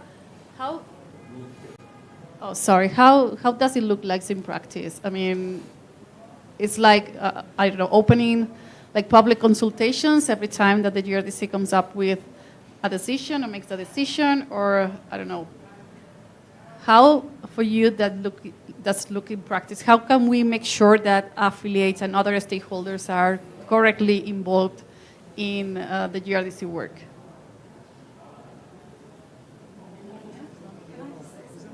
Yeah. I just wanted to share something we talked about this morning, which was how important it is to make sure that this is not a committee that's going to propose changes that will then impact people hugely and happen overnight. And many of us have been on the other end of those decisions, and it's not a comfortable experience. So we want to make a commitment really explicitly and publicly that is not our intention, and that if there are significant changes being proposed, that they will be consulted on, but more importantly, that there will be a proper on-ramp in terms of socialization, implementation, operationalizing that change, and that the impacted affiliates, depending on how significant that change is, have a really adequate amount of time to respond to that change. Yes, please.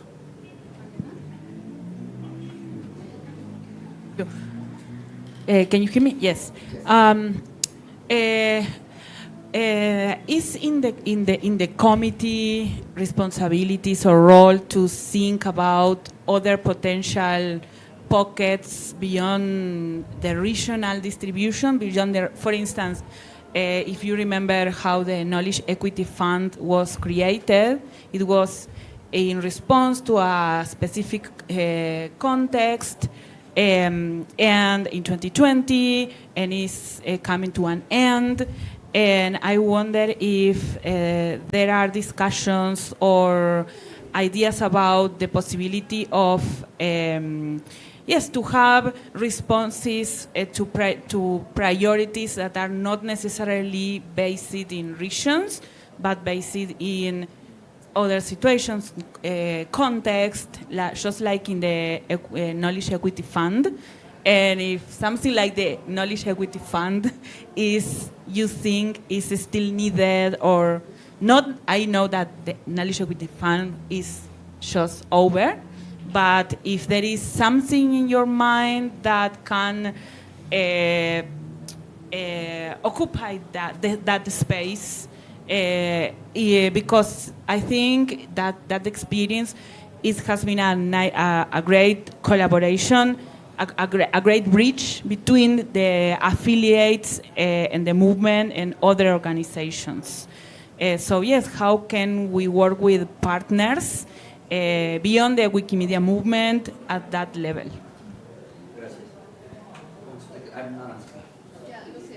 Yeah, Lucy. Yeah, so I think that would come to me. So in our GRDC formulation, like I'm kind of the person that has this sort of thematic advocacy role, I think. And I think was selected because I've done a lot of work around gender, and I'm very aware from conversations in different spaces that there's been a call from various corners of the community to have more thematic funding or targeted thematic funding. But what we really want to do is to hear about what would work within a kind of a proposed funding landscape, which is what we're working on. So I'd be really interested to hear more about your experience, but that would come under this kind of thinking about whether there's a thematic strand to what might be proposed or might not be proposed. And so there's no kind of firm answer, but it's something that we're very conscious of, and that's why there's deliberately this space that I am currently inhabiting.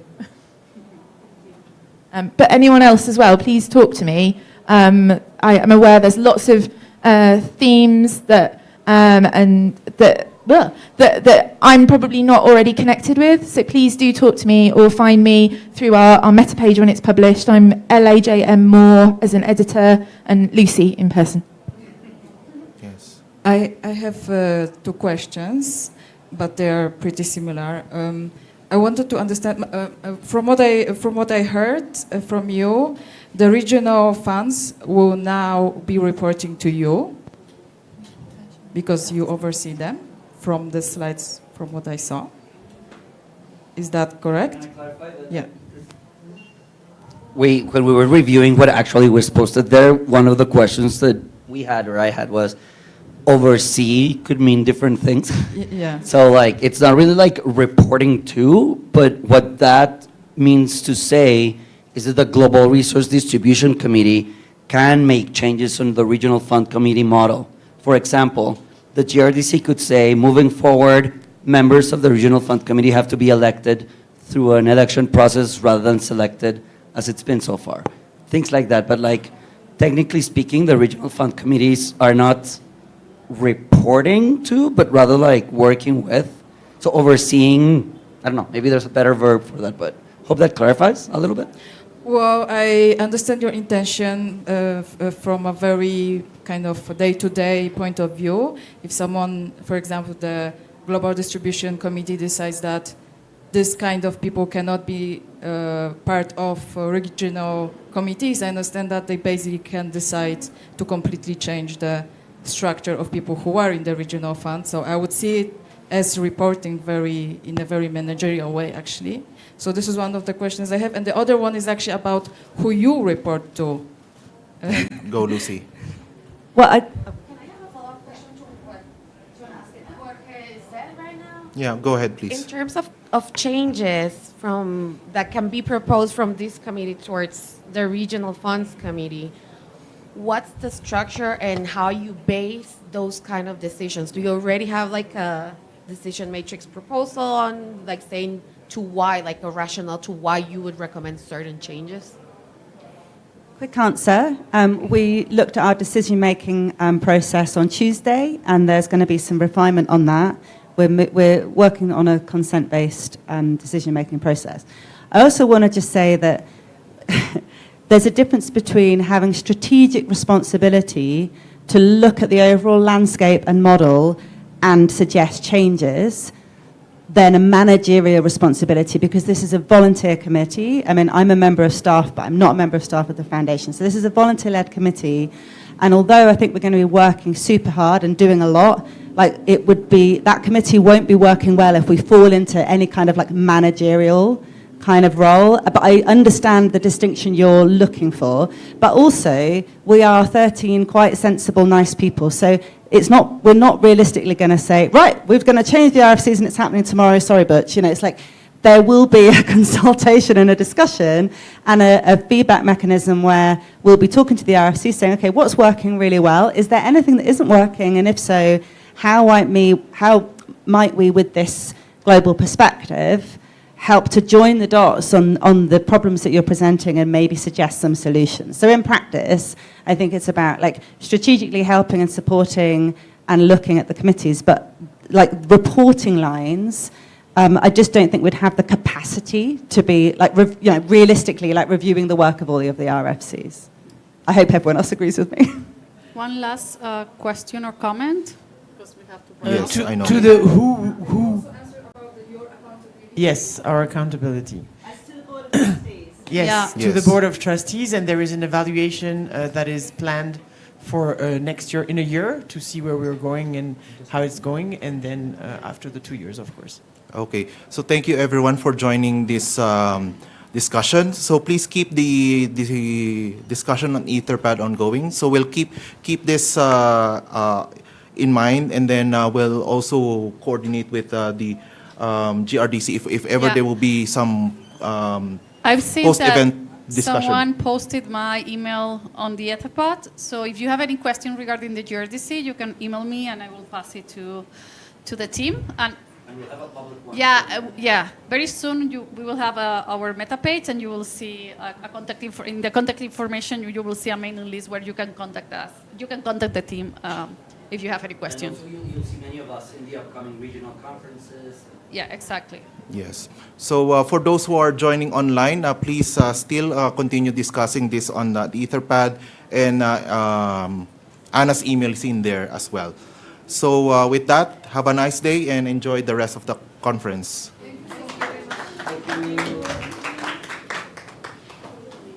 Thank you, Butch, for organizing. Yeah.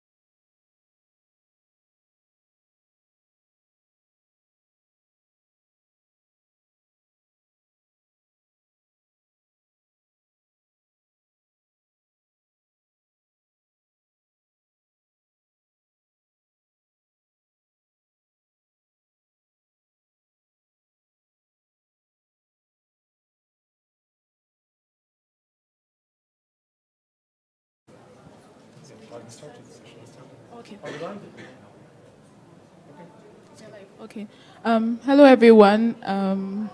Thanks for taking the time to be here at our session on the future role of affiliates and how can AFCOM help.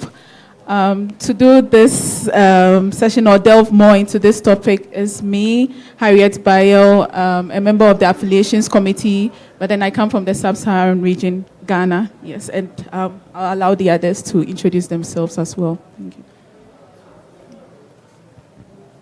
Hello.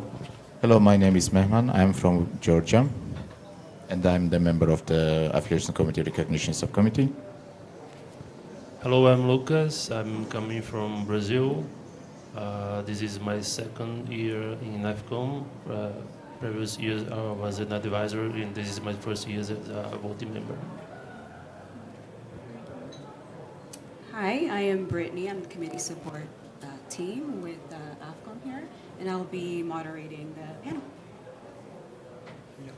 And hello, I'm Karel, also working with the Wikimedia Foundation, supporting AFCOM as part of obligations and helping to moderate the panel here. Thank you. Okay, all right, thank you. So why are we here? We know about the session, but what exactly are we here to do? So we want to share some more updates ever since our strategy meetups where we thought into focus about affiliates and how best we can support them. And so we want to give you updates on what we have thought about, what's new with AFCOM, what we've been able to achieve so far, and also receive some form of feedback because it's important to hear from the people that we are here to support to see how best we can achieve this goal that we have at hand, the sustainability of the affiliates. And so, yes, I would hand over to Brittany to take us on. Yeah. Thank you so much. So first question we have is, looking back at the year from last Wikimania to this one, what are key milestones and accomplishments in AFCOM work? And what has changed since the last Wikimania? Well, last year at this time in Poland, I was presented the affiliate health criteria on behalf of AFCOM in Katowice. That time we was working on how to make easy to affiliate make a report, because some of the affiliates are general support fund recipients, and such kind of affiliations needed to report two reports to the affiliations committee and plus community resource team. And with the new process, we made it easy to them, just submit one report for AFCOM and for community resource team together. This year we will update you on more strategy focused work. So for me, it's clear that last year we worked for affiliate to make them easy to work on reporting. This year we'll work on not just for the affiliates, but the whole movement, how to make easy for everyone to see the affiliates ecosystem. I will be talking more about the conflict management part of the AFCOM.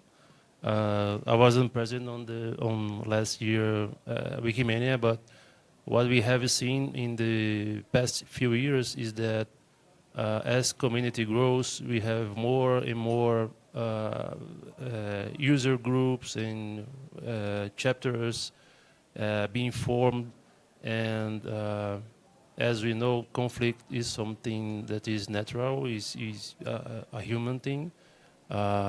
So it is expected that as we grow in community and in number of user groups, if you don't do anything about it, the conflict is also increase in number, and to a moment that we possibly won't be able to deal properly with them. So what we have been discussing this year is working on prevention, so we can reduce the number of conflict and also reduce the burden of members of affiliates that has to pass through those negative situations. We are discussing on making our process more efficient and also improving both our internal and external communication between the affiliates. Yes, so as rightly highlighted from Meman and then Lucas, they belong to two separate working groups. That is the affiliate models working group, and then Lucas, the conflict. And these are all from our mandate as AFCOM to provide recognition, conflict resolution, the recognition, as well as capacity building. And I come in the front of capacity building, where we are trying to ensure that our affiliates are more informed.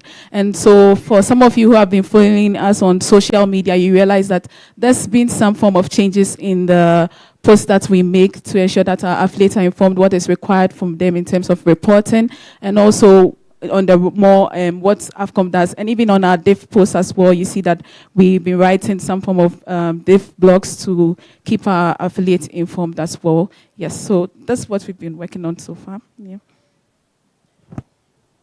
Yeah, let's go to the panel questions directly to the working group. So since last November strategic retreat of AFCOM, there are 3 strategic working groups, and one of them is affiliate model working group, and Mehman is in that. So there has been a lot of discussion regarding the future of affiliate model and the whole ecosystem of movement organizations, including a recent strategy paper.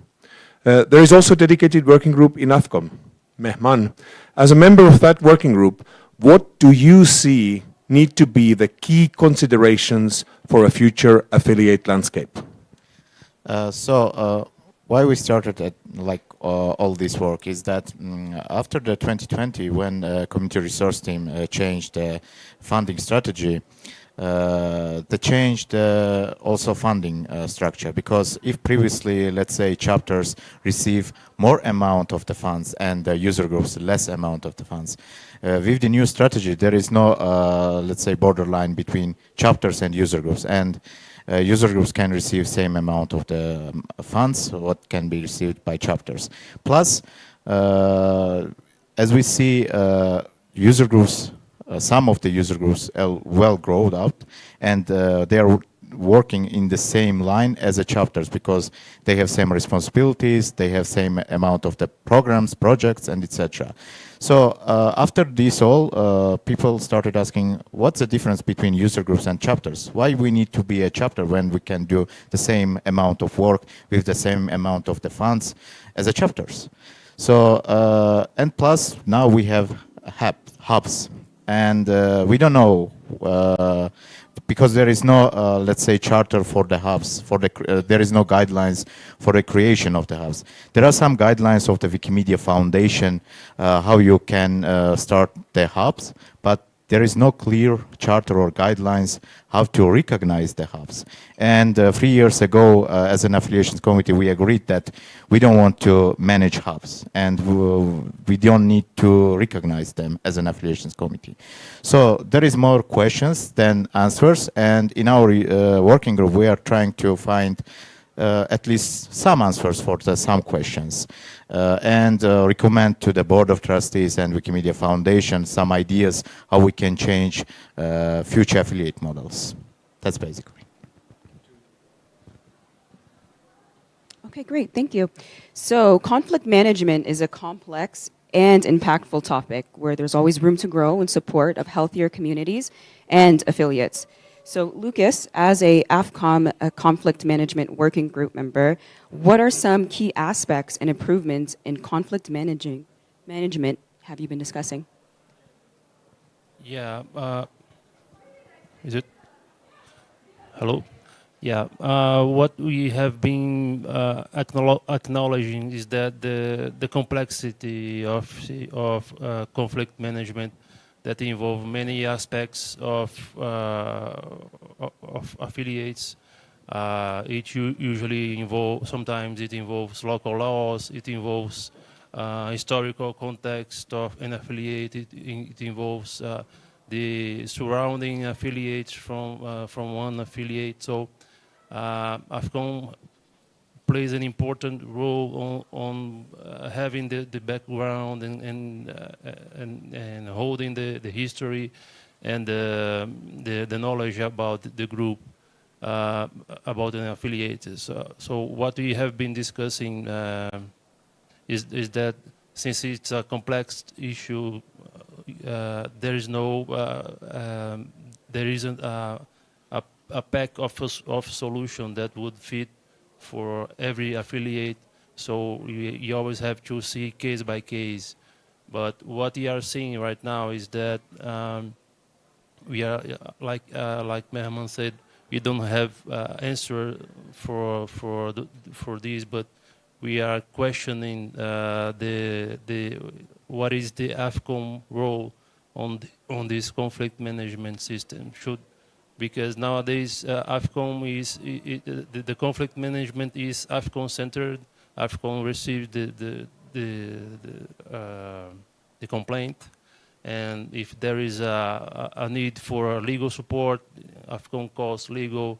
If there is a need for human rights, AFCOM invites human rights to join, and now you have U4C. So this is what we have right now. But it's being questioned is what if we created a more professional system to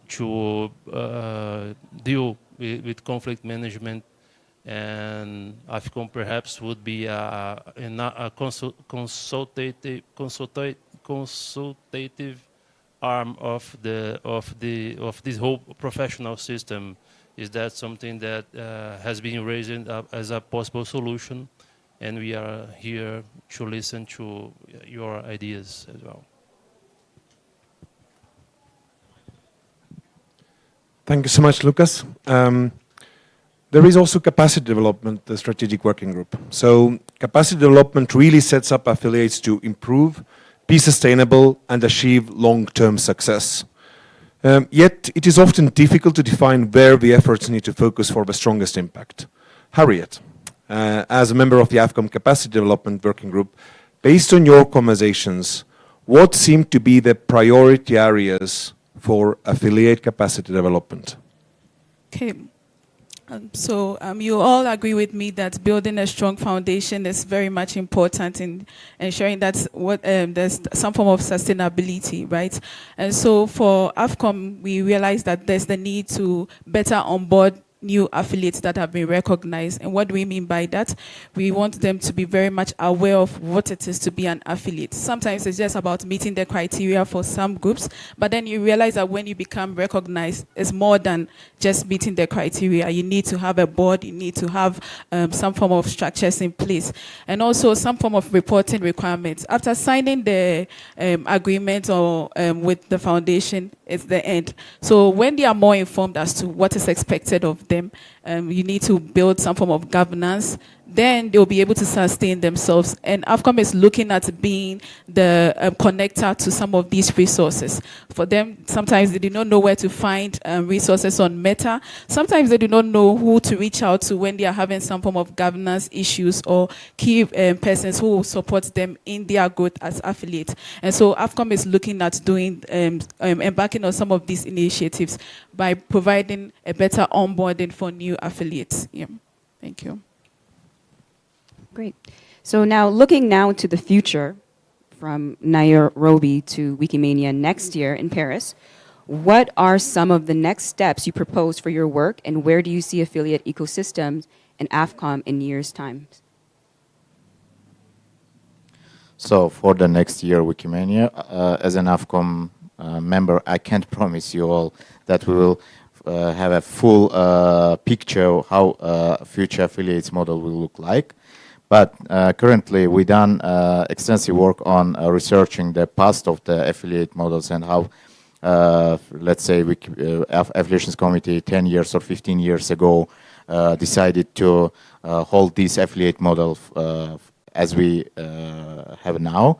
And now we are summarizing all of our research, and the next steps from our working group will be to prepare recommendations and answer the current questions on the affiliate model. And we have also connection with the Wikimedia Foundation responsible team on affiliate ecosystem working group, which is led, if I'm not wrong, by Jorge. So Affiliations Committee will closely work with the Wikimedia Foundation and the future working group at the Wikimedia Foundation to work on like preparing the recommendations jointly on future affiliate model.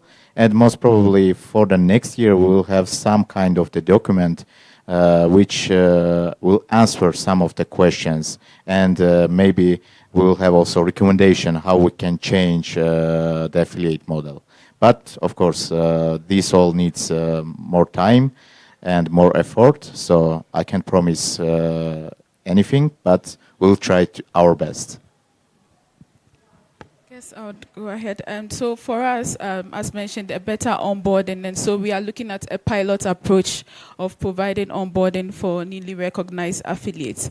And this is going to take in the form of a quarterly onboarding call, where we meet up with newly recognized affiliates, try to conscientize them on the being an affiliate, what is expected of them, and also for those who are already in existence and having some form of governance issues based on the history of conflicts and even inquiries that have been made, we'll be able to connect them to the human resource that's available for them to be able to have these issues solved. Yes, and also we are looking at organizing some form of one-on-one. Sometimes it's not just about the quarterly calls. For some people, they just want to meet with us one-on-one and have that conversation with us. And so we are looking at creating space for that one-on-one conversations with affiliates as well. Yeah. Yeah, for the next year in conflict management, I hope I have some expectations that we will be already working on prevention conflict and working together with the affiliates on preventing it. And just like Harriet said, which is also a mix of the engagement between conflict and the capacity building part. We plan to be working with onboarding new affiliates on creating their own pathways of conflict management, so you don't have to escalate to a worse conflict, or it doesn't have to be requested help from AFCOM. I also expect that we work on designing a more professional system, whether AFCOM centered or not. And with the help of the community, and that's the reason that we are here.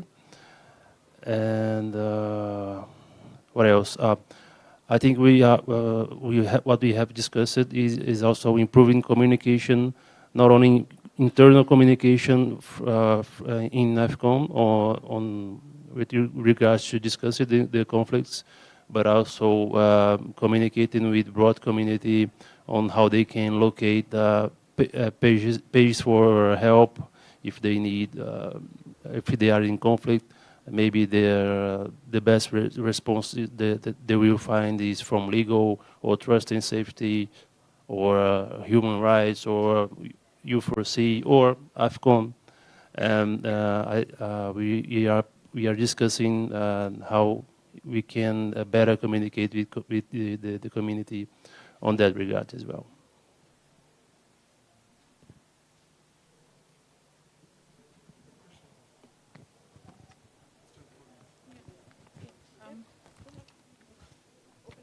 Ready for questions now?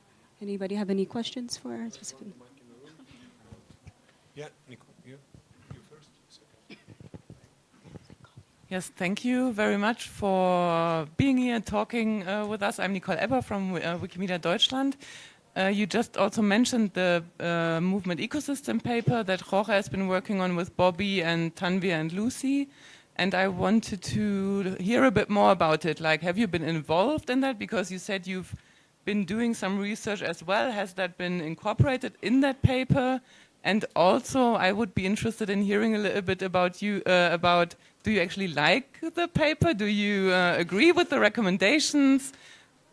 What's your reaction to it, and what do you see also AFCOM's role in implementing the recommendations? Thank you for the question. So my answer, no, we are not involved in that work what Jorge done.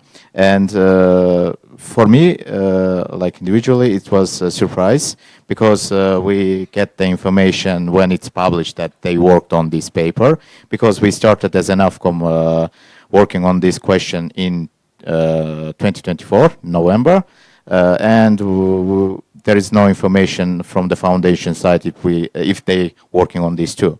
So we just, as a broad community, heard about this just recently. So about what we will do in the next steps. So we agreed with the Jorge's team that we'll be in contact with each other, and there will be advisors from AFCOM to their working group and from their working group to our working group, and we'll finalize our research and our recommendation together, and then we will publish the joint, let's say, statement from both sides. About what we liked or not liked, well, I can't speak as an AFCOM here. Individually, I liked some recommendation, and I don't like some recommendation. So, yeah, that's, well, I will not answer right now. I will answer next year at Wikimania. Well, like Mehman said, we didn't participate of that document. But that, as you asked, oh sorry, louder. As you asked, there is one point of the recommendation that I think that I don't like. It's not a group opinion. It's just my opinion. It says that AFCON should be removed from the capacity building and from conflict management. And I don't think that actually answers anything, because if we remove AFCON with all the knowledge that AFCON has, the background, the follow-up that we have with affiliates since the inception of, I believe, every affiliate. It says that it should be removed, but it doesn't provide a solution. Okay, so we remove, then what? Who else would do that work? So I think that's a gap. It shouldn't be there, in my opinion, because it doesn't answer, it doesn't provide a solution for anything. But the document, as I understand the document as a starting point, I value the work of Jorge and the colleagues that work on the paper. Yes, just to say that for starters, it's more or less like we are aligned in the questioning of what was and then what should be now, because we are looking at our affiliates, and as you can see from our previous discussions or retreats, we were focusing on affiliates and how best to support them going forward, and also looking at what was already existing for already organized affiliates, or already recognized affiliates, and maybe they are not in full session or actually active. Should they continue? So we are looking at some of these questions which are kind of aligned in the paper as well, which is very important for me. Yeah. Thank you. Next question. Okay. Hi, my name is Lucy. So my question is in terms of conflict resolution. And let's take, for instance, a community, using like a bigger language community, and you have different language communities situated in that one particular language community. And they want to succeed and they want to stand alone as a user group. And they apply for recognition, and still referencing the issue of conflict resolution.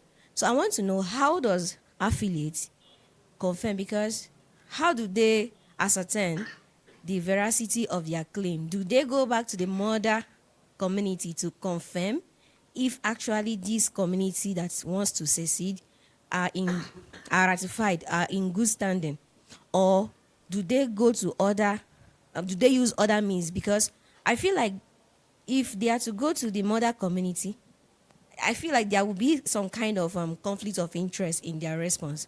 That's number one. So I want to understand how you decide and make decision in ratifying a particular community. Then another question is in terms of, I heard something about affiliate not recognizing the initiation of hub. So I want to know, from which perspective are we looking at it? Now, are you speaking the mind of the foundation entirely, or are you speaking the mind of affiliates, just affiliates? Because I know that there are still several conversations ongoing about hub. So I want to still know about that. Thank you. Thank you for the question. So let's go with the first question. AFCOM has clear guidelines how to review and recognize application from the community. We have three types of the organization: thematic organization, chapters, and user groups. The baseline is the user groups. So, and there we recognize two types of the user groups: thematic, language, three types: thematic, language, and geographical. Geographical is country-based user groups. As I understand, you are asking from the language perspective, so it means language-based user group. Yeah, we recognize the language-based user groups. We have an extensive process of reviewing all documents what the community provides us, and then we are scheduling the meeting with applicants. We listen to the applicants, why they want, and what their goal for this. And after that, AFCOM decides to recognize on it. And only AFCOM decides. Wikimedia Foundation or staff from the Wikimedia Foundation are not involved in this process. AFCOM is a volunteer-based committee, so volunteers from the movement recognize the user groups. So for during the also reviewing process, if your goals are crossing our goals, or your work crossing our affiliates' goals, we're also asking let's say, if they are agree, if we AFCOM recognize your user group. But these answers still just answer for us, but not the point of decision making. Decision making up to AFCOM just. And if we recognize, so it means just AFCOM recognized this one. Is it clear?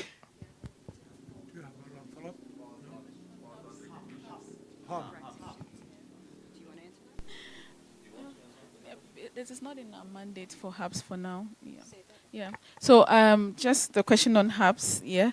And as far as I'm aware, the mandate for AFCOM does not include hubs at the moment, right? So the focus was more for the affiliates, which included the user groups, chapters, and thematic organizations. This is a new area that was more or less in discussion and then yet to be fully kind of recognized in a way, though there's some form of action or movement around that. Yeah. So, yeah. Okay, I will take here and then Bobby.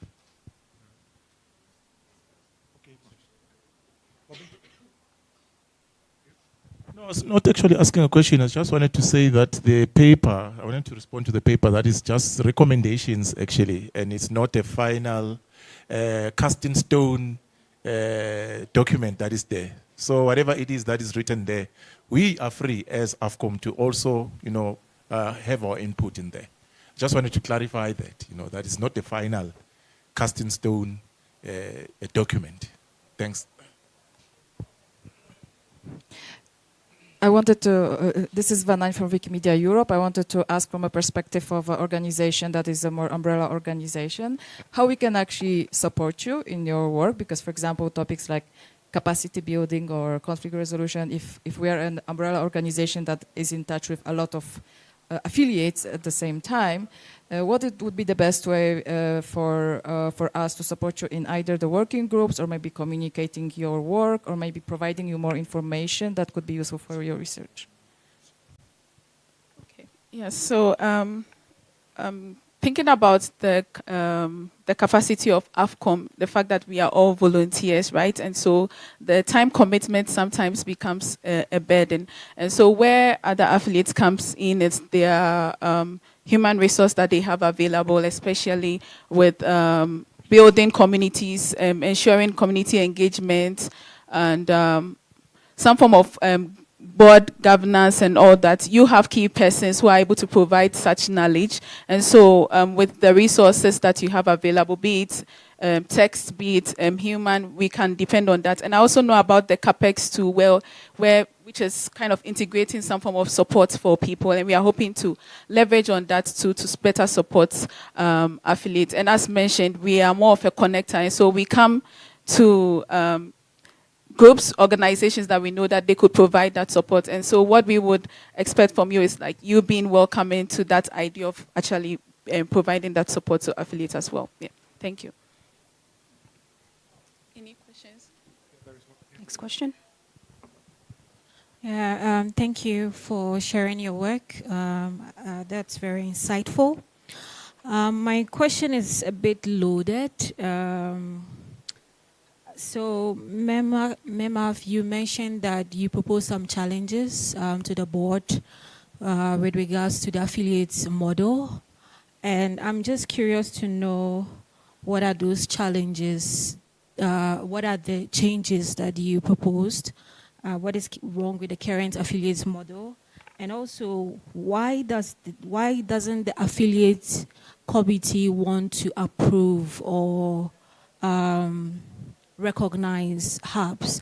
Because I foresee that there will be a need for the affiliates committee to collaborate in a way with the hubs, because some of the things that you are doing currently, maybe some hubs will be doing that in the future, so there needs to be some form of distinction. What is different from what the affiliate is doing, and what is different from what hubs are doing, and the chapters? So for the recommendation, for now there is no recommendation from AFCOM to the board, so we didn't recommend anything for the Board of Trustees. About the recognition of the hubs, 3 years ago we agreed that we don't want to involve in recognition or de-recognition or some kind, like anything connected with recommendation of the hubs. We are not recognizing or not recommending anything to the Wikimedia Foundation regarding the hubs. Like 3 years ago, the MCDC still was working on that paper, and we hope that Global Council will recognize or de-recognize the hubs. But affiliation committee, still we don't have any agreement that we want to recognize the hubs. And about the question, the issue between the user groups and chapters and thematic organization. So currently we have an issue what's the difference between user groups and chapters? Because some of user groups is well developed.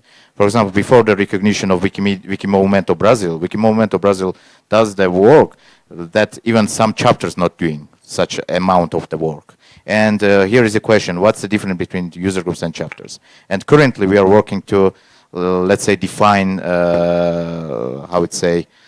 clear answer on this question and define the borders between chapters, thematic organization, and user groups. That's our work.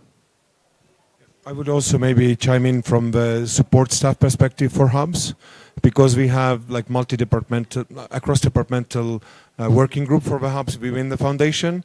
And essentially the idea there is we don't have a clear understanding what these structures are.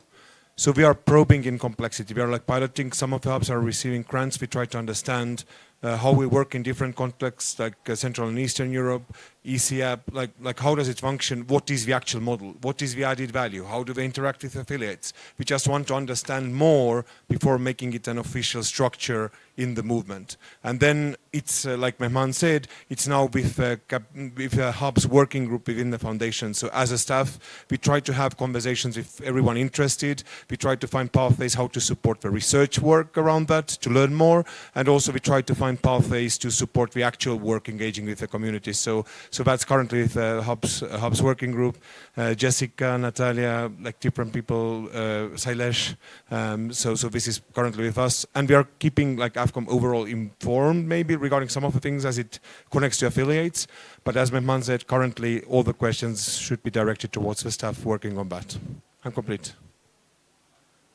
Just to get back to your question regarding what can affiliates can do regarding conflict resolution, I think what affiliates can have a clear internal processes, and they must document those processes of solving internal conflicts regarding governance structures, and it's planned for the next year for that AFCON will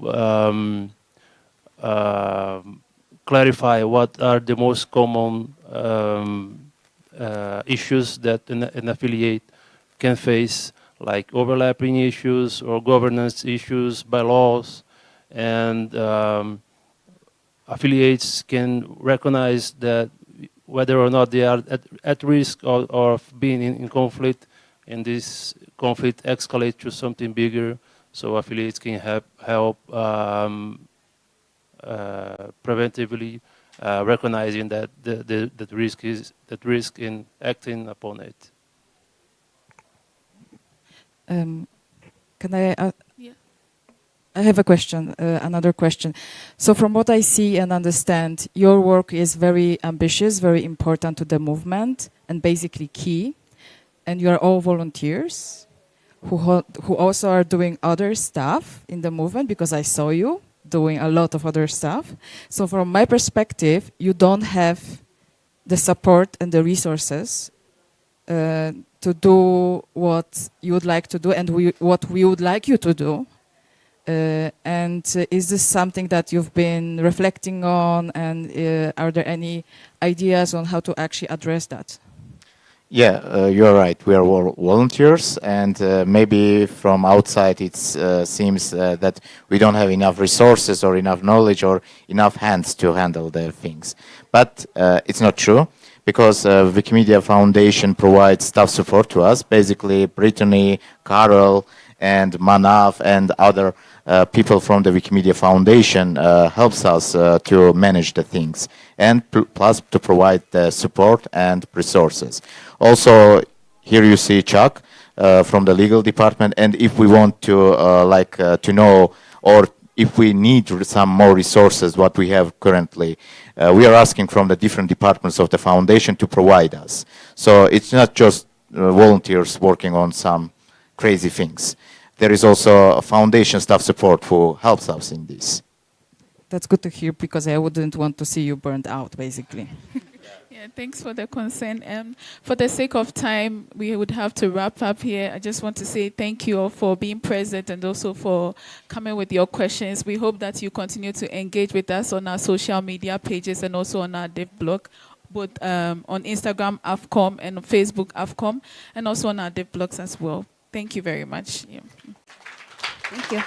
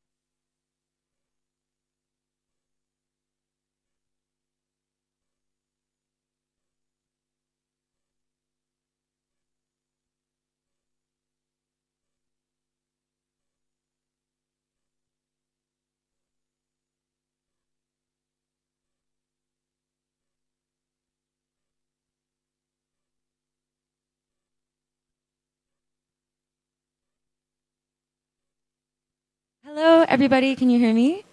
Hi. Hi. Thank you so much for coming to our session today. We're going to be talking about the future of reading on Wikipedia.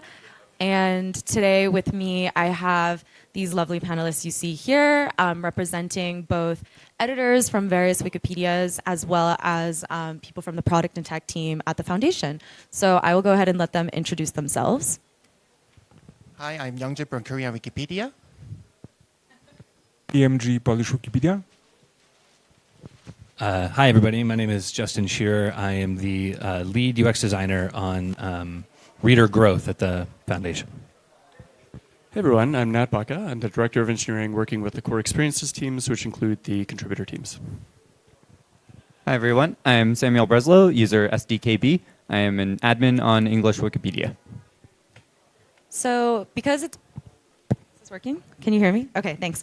Yeah, so because I know it's been a really long, wonderful Wikimania, this is the very last session, so we're really happy you're here with us.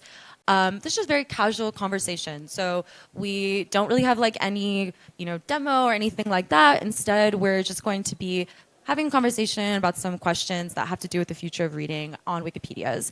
And because it's so casual and we want to hear from all of you as well, feel free at any time to just raise your hand and jump in. And we'll also hopefully have time for more general questions and comments at the end. So to start, I just want to hear from all of the people here. How do you see your contributions on your wikis impacting the way readers interact with your wiki's content? Anyone want to go first? Yeah. Okay, so PMG from Polish Wikipedia. 15 years ago, we were watching Wikipedia on Nokia phones with Symbian system. So if you can imagine what was the jump from Nokia to current phones, then try to imagine how different world would be in next 15 years. So keep that in mind. So basically what you can do from user perspective, just standard editor who is creating the image is the articles. Usually my strong point is don't set everything by yourself. So for example, don't set image size with precise number of pixels.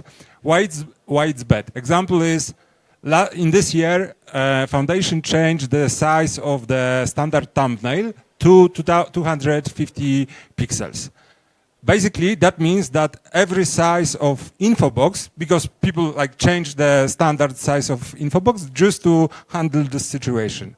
So right now, it's multiple images, articles that have info box set to 250 size, and then images at the bottom are to 240 because they have the size set by hand. And that was the old standard was 240, and right now new standard is 250. But in the code of articles, every one of this size is set by hand. So let's just say, okay, so we will now go and change all 240 to 250. Yeah, but let's just say in 10 years we will use some strange devices and so on, and we will need to change it to 300. So what? In next 10 years, we will do again these changes. So use the standard size of the thumbnail and just keep Foundation handling everything else. So, okay, so way contributors are working is probably how the quality of the articles are there. Because this medium-sized wiki or the small-sized wiki, such as Korean Wikipedia, has somehow the problems that some articles are very kind of empty or having less of contents. So what that means is if we, for example, want to go to top view and probably open something popular drama, for example, that has the very top view, and there is nothing, then how readers going to trust the Wikipedia as first impressions are bad? So that's kind of thinking, I think that is a problem, yeah. So that the way the contributor making is important so that once readers are reaching their articles, so see the possibilities that Korean Wikipedias are made once they have a good quality of articles. Yeah, from my perspective, at the foundation, I literally couldn't do my job without the active participation and collaboration of contributors. There are roughly 20 billion people on the wikis, on the projects every month, and as one designer, I couldn't possibly hope to ever encompass the massive diversity of experiences that those readers have in my work alone, right? And so I truly feel like contributors' feedback is a gift, and everyone at the foundation, but especially me, I really rely on it in order to help readers have the best experience possible. I'll give you an example of this. So we released dark mode last year on Wikipedia, and all of the templates on the wikis were designed and built with a white background with black text on top of it in mind, right? And so as soon as we released dark mode, templates broke everywhere, all over the place. And it was a concerted effort of hundreds of contributors and active engagement in multiple forums in order to make dark mode work for readers everywhere. I was speaking with Justin earlier about this. I think there's a user experience element of this. There's a technical element of it as well. I think for the administrators who have interface rights, being able to collaborate, please, we love those conversations we have with you all, and it really helps us. It helps you all. It helps the communities. It helps readers to be able to have these conversations together and be able to highlight exactly how to fix a given template. We welcome any feedback around the documentation we have, how we can make that better, more accessible, more usable by you all, and to have that be a constant back and forth. Please come talk to us. And likewise, I think we'll need to make sure we're bringing those conversations to you all as well, to help you, to help us, to help the readers. It's really a mutually beneficial cycle, and we saw that with dark mode. Like Justin said, we had so many templates that out of the box didn't work, and it was through a very concerted effort through interface admins and other editors to fix these templates that really made this feature possible and made it so that the readers had the best experience they could with dark mode, and the reception was very positive, I think, as a result of that input and that feedback. Yeah, so on just like a foundational level, every single edit that we make as editors, I try to think about how readers are going to, be benefited by that edit. We have this essay on English Wikipedia, about readers just sort of emphasizing that they're the ones where you write Wikipedia for. There are some ways in which I think we can sometimes forget about the reader experience and focus our own priorities as editors over those of readers. And I want to give one example of that, which was a discussion from about a few years ago, started by Trial Pairs, another editor on English Wikipedia, which was a proposal around templates for discussion notices. So this is when there's a proposal to delete or otherwise change a template. It could be an info box, an app box, something that appears in articles, even like citation needed. And whenever that happens, currently there's a notice that appears next to that template. And this can be fairly disruptive if it's a template that's used very widely throughout an article. Imagine if next to every citation needed tag, there was a separate notice saying this template's being discussed for deletion and modification. And so this proposal was to hide this notice for non-auto-confirmed editors and for readers. And I personally thought this was an excellent idea, that we do want to be inviting people to, we want to be inviting readers to become editors, but templates for discussion is not the best entry point for that. It's not where we want to be focusing our invite. And so this is basically just clutter for them. But this proposal ultimately failed, since a lot of people who are very active in templates for discussions, I think came in with the perspective that they wanted as many people to come to that and it to be seen as widely as possible. And so we have these sort of notices cluttering up articles in some cases that I don't think benefit readers, but exist because of sort of editor-centric bias, I call it, which is in some ways the most severe form of systemic bias that we have on Wikipedia, since by definition among the editors, the representation of readers is 0%, since if they became represented, then they would be classified as editors rather than readers. And so, yeah, I always encourage everyone to have this reader-focused mindset as much as possible. Try to put yourself in the place of readers and think about whether design changes you're considering would benefit them or not. Yeah, thank you all for that. It sounds like just hearing all of your perspectives, there's a lot of common ground as well as different experiences in terms of how we're all thinking about the reading experience for readers who are not editors. So to that end, I'm curious what you all think about what are the best ways for community members and the foundation to discuss and collaborate together on improving the reading experience?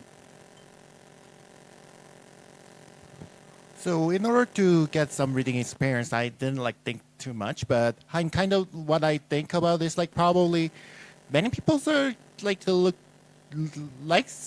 there should be the contents to be improving the Wikipedia, but however, many people are only looking at beginning of the articles or just as the article summary, because not many people are going through A to Z of the all the featured articles. So probably in order to get that, there should be somehow developing the features, making them good summaries, probably by somehow they develop the reader's experience by foundation, as well as the contributors' efforts to making somehow the big impacts on the beginning of the articles. That's what I'm thinking, yeah. Yeah, so in my opinion, for example, on Polish Wikipedia, we have a process of standardization of info boxes. So more or less, we care that most of the info boxes, if not all, more or less looks the same. So all of them have the same size, all of them use this as much as possible standard parameters. So every info box on Polish Wikipedia should have the same parameter for providing image. The same file you provide in the same way, file name, description of image, alternative text, and so on. So if you have a standardization, then, for example, Foundation wants to change something, then on your wiki, you need to change it in one or two places. Not you have 1,000 different info boxes and you need to figure out every places how this influence my work. Because standardization means that you can much faster implement solutions. So I convince you that process of standardization of info boxes or different templates means that in the future your life will be much easier. Yeah, thank you. So a big part of my job is to basically act almost like an avatar in very technical editor, contributor focused spaces, an avatar for the readers, right? And so my question, to build on Eliza's question, is, what is the most effective way for me to tell stories and help contributor communities understand broader reader populations? Is it charts and graphs? Is it statistics? Is it some of the research that our team's done? Layla had a session about this, I think yesterday, the day before. Is it qualitative stuff? Is it storytelling? Is it, and where do those go? Is it Village Pump? Is it Fabricator? Is it Discord servers? Is it, so it's very fragmented. And so I'm trying to understand, and I'm always working on what are the best ways to communicate the user needs, the reader needs that the designs that I'm working on are trying to serve. So it's an open question, and I'm curious if people have ideas about it. Yeah, likewise. I think there are two elements of this. One is the meta question about where we convene and how we convene together. Definitely, likewise, would really like to hear you all's thoughts on that. I think the other layer here is thinking differently than we historically have about what a reader even is and where they're coming from, what they're expecting, and when they go to our site, what they're looking to get out of it. And I think that is, as an editor, something to really think about. And to ultimately, as part of our annual plan this year, we split our previous web team, which was one team, into two teams. And one of them is going to be focused on the reader experience of existing readers, and the other is going to be focused on growing a new population of readers. And this is very, very much an acknowledgement that these readers have different aims and different goals, and they're looking to get different things out of our site. We talk a lot about creating a multi-generational project. This is part of that. But I would also encourage you all to follow along on our talk pages, engage in these discussions, make sure that you help us to see what you see, and vice versa, just to make sure that we're having this conversation about these users may only come to our site for 30 seconds. They're looking for one piece of information. How do we surface that to those readers? And how do we work with you all to make sure that this is present when you edit these articles, that that information is front and center for those readers? This is an ongoing conversation that needs all participants to take part, but I think that one takeaway is just to think differently about what a reader even is. Yeah, I would love to see more collaboration between the foundation and the community on some of the ways that readers tend to engage with our content that are less common among editors.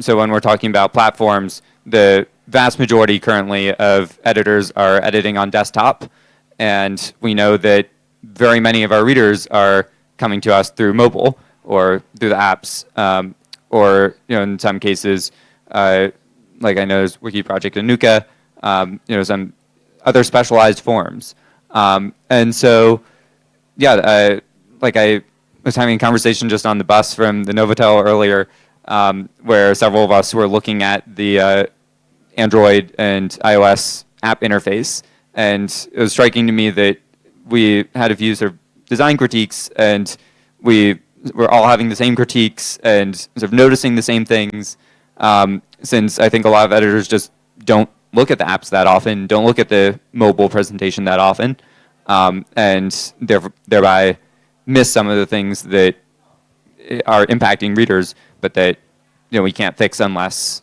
those issues are brought to editor attention.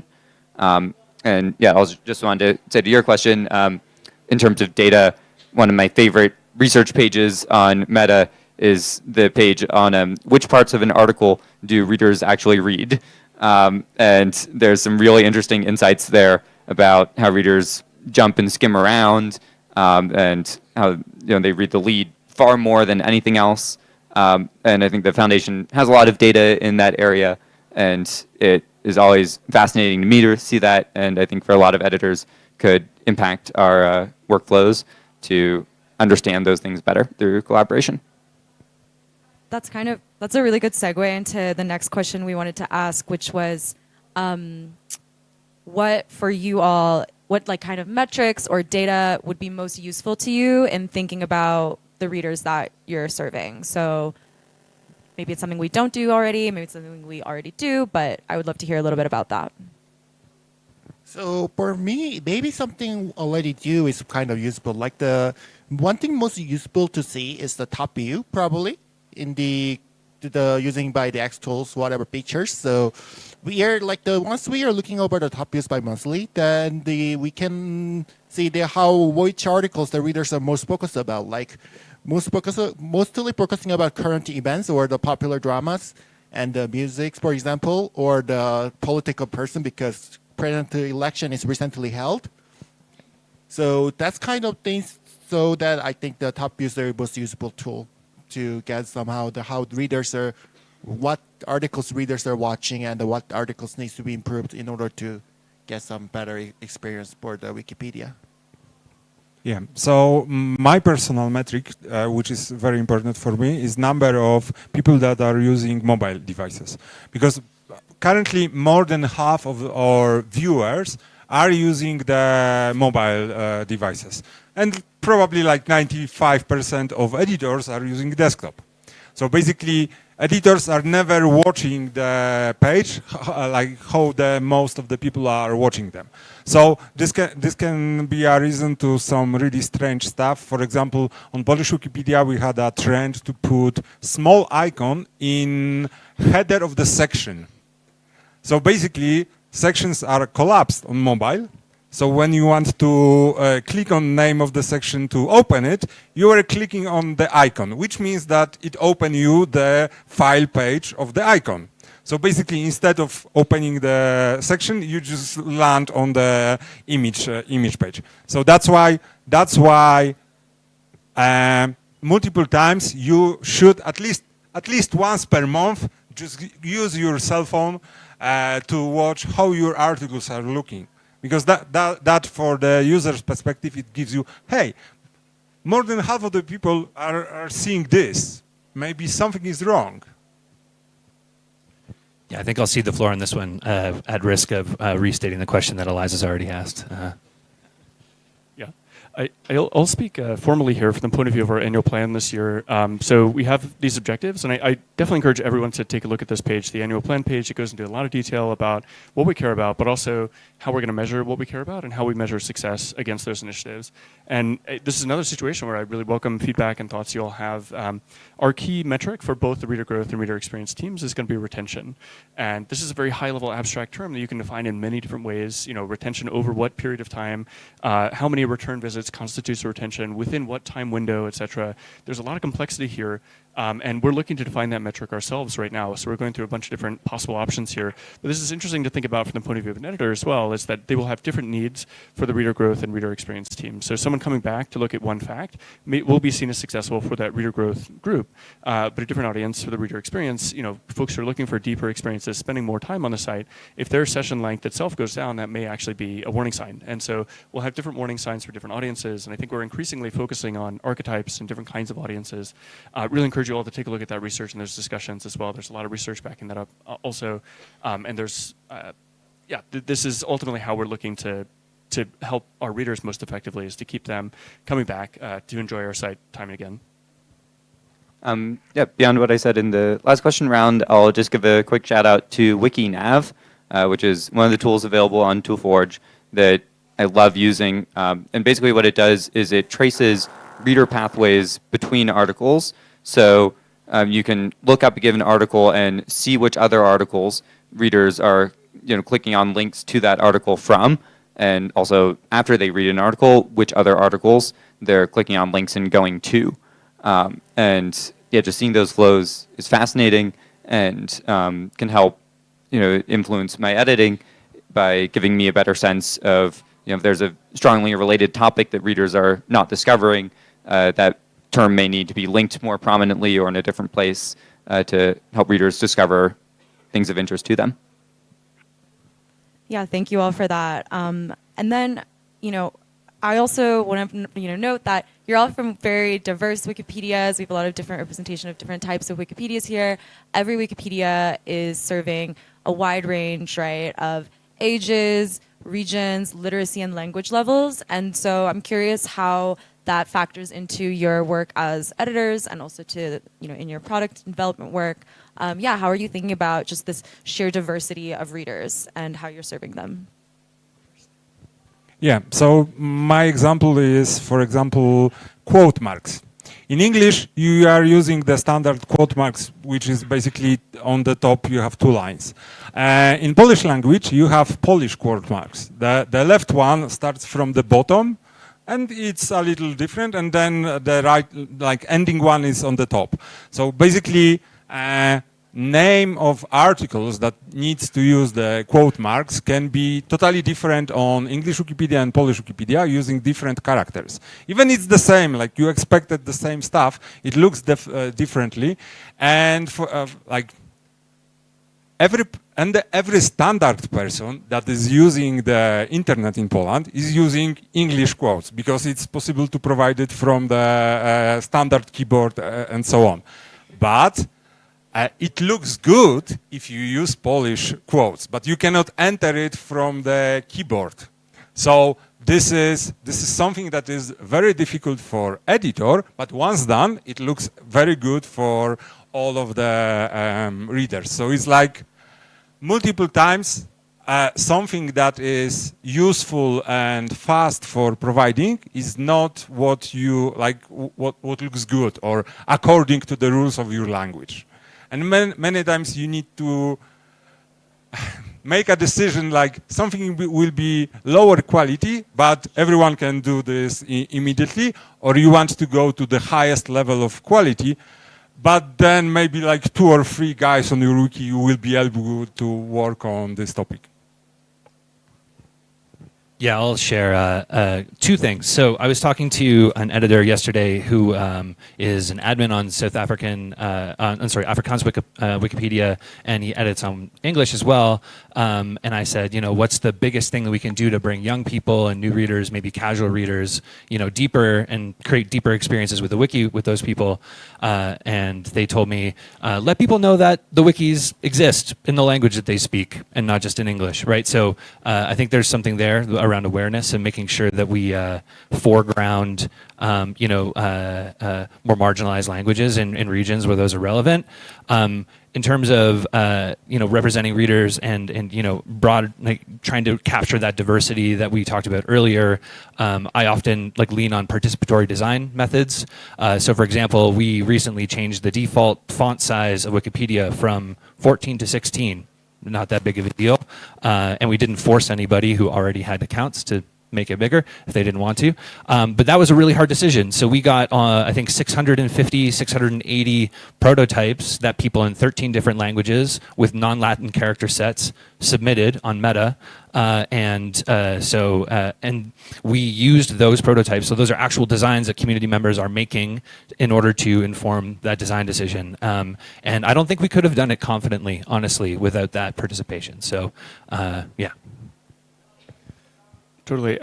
I would add here, I guess, just thinking about the important principles of accessibility and internationalization as well, and keeping in mind that many of our users don't have have various impairments that make it more difficult for them to experience our projects.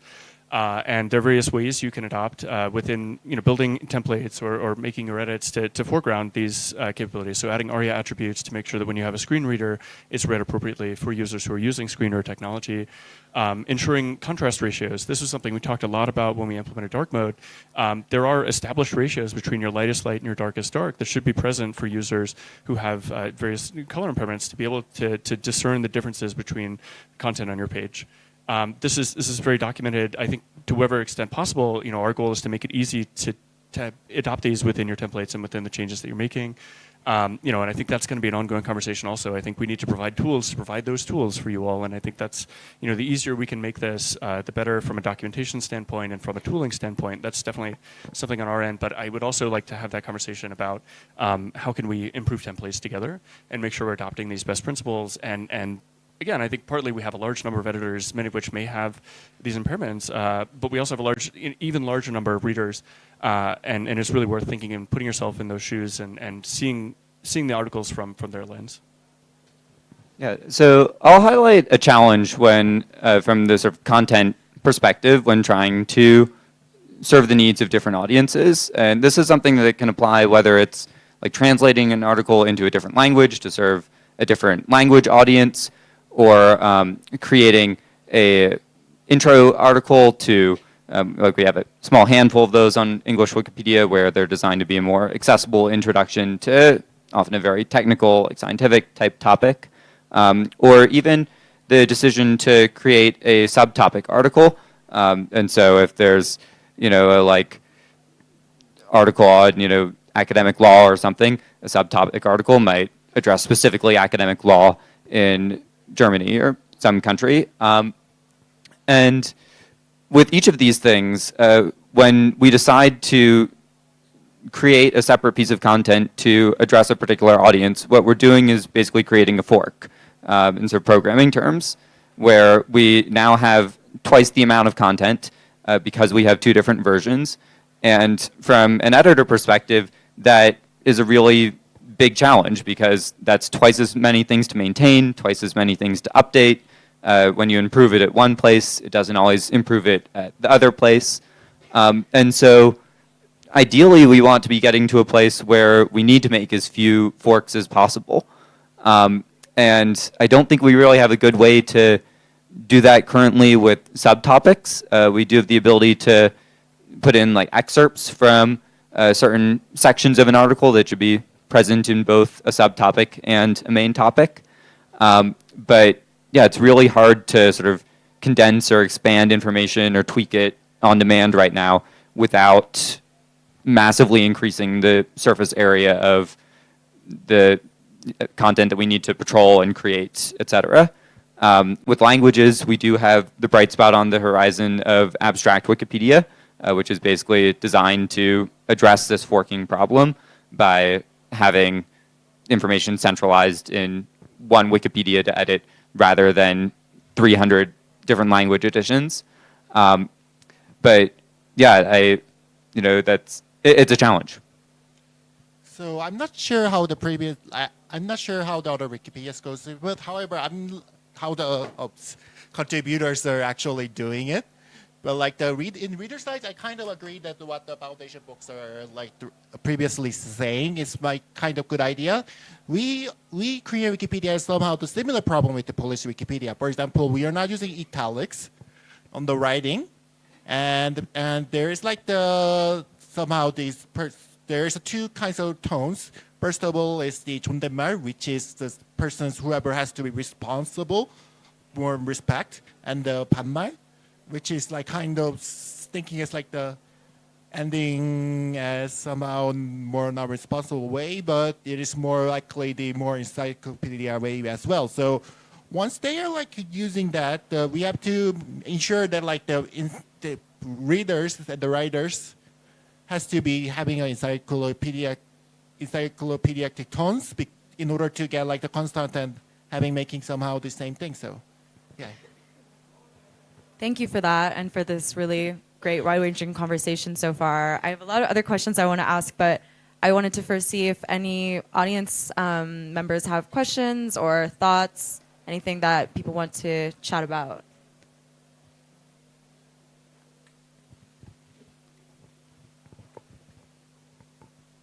I would like to ask the foundation people whether there are some new surveys of readers or any other kind of getting to know what really readers think, whether those things are planned and whether there are a lot of them, because we really shouldn't rely on editors to know what readers need or want or think, because our minds are skewed. Like, for real, as soon as you are an editor, even if you are a new editor, you start thinking differently. And so we're really not the people to tell you how to to make Wikipedia better for readers. You need to ask them. So, will you? Can I ask Leila to answer that question? Yeah, she's the absolute expert on this. Hi everyone, this is Leila, Head of Research at the Foundation. So for readers, currently we're on the schedule of roughly every other year running a large-scale survey. Last one was in 2024, where we asked around 26,000 readers about like their experience in different languages of Wikipedia. We also do relatively heavy quantitative analysis of the web request logs when readers come to the site, and we try to infer insights about how do they navigate, what do they need, where do they get stuck. In addition to that, there's massive amount of user experience research that is happening through interviews and other means. So there's quite a bit of work that is happening. I would say particularly right now is intensified over the past 3 months and in the coming 3 months probably. So we're going to have some good updates and results, but we're looking particularly at the discovery needs of readers. When they arrive, what are they searching for? What do they want to search for? I think goes back to the question of how can we better communicate what we learn about these readers, right? So that remains, I think, we're trying so many different ways. If you have ideas, I'm all ears, and I know my colleagues are. I think the ignorant editors would benefit from getting, a pop-up from time to time, like, did you know that readers actually don't care about the thing that you do and they care about something different? That would be useful.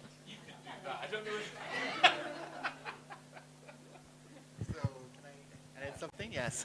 So like readers thinking different. I kind of agree because like when people are content writing, they're like to focus on some like specific topics.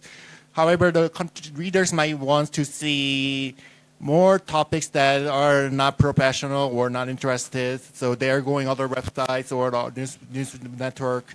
That could be somehow impacting readers as well. So maybe their interests might be different.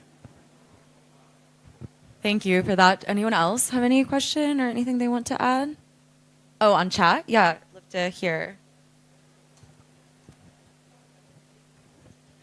The question is, what's the plan for discoverability for the new forms of AI-powered Q&A search?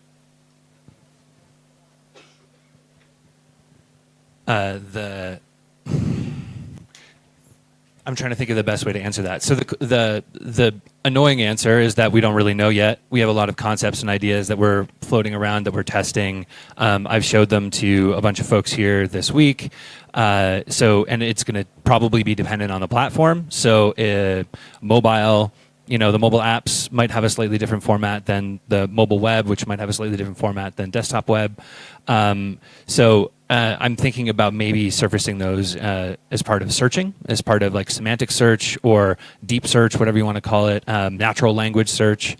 There's some concepts, nothing's sort of firm. I think and maybe I'll give Nata an opportunity to talk through how we would actually, so right now it's very early concepts. I'm talking terrible sketches in my notebooks level of confidence in how we would surface something like that, or whether or not that would even work as a type of content on the wikis.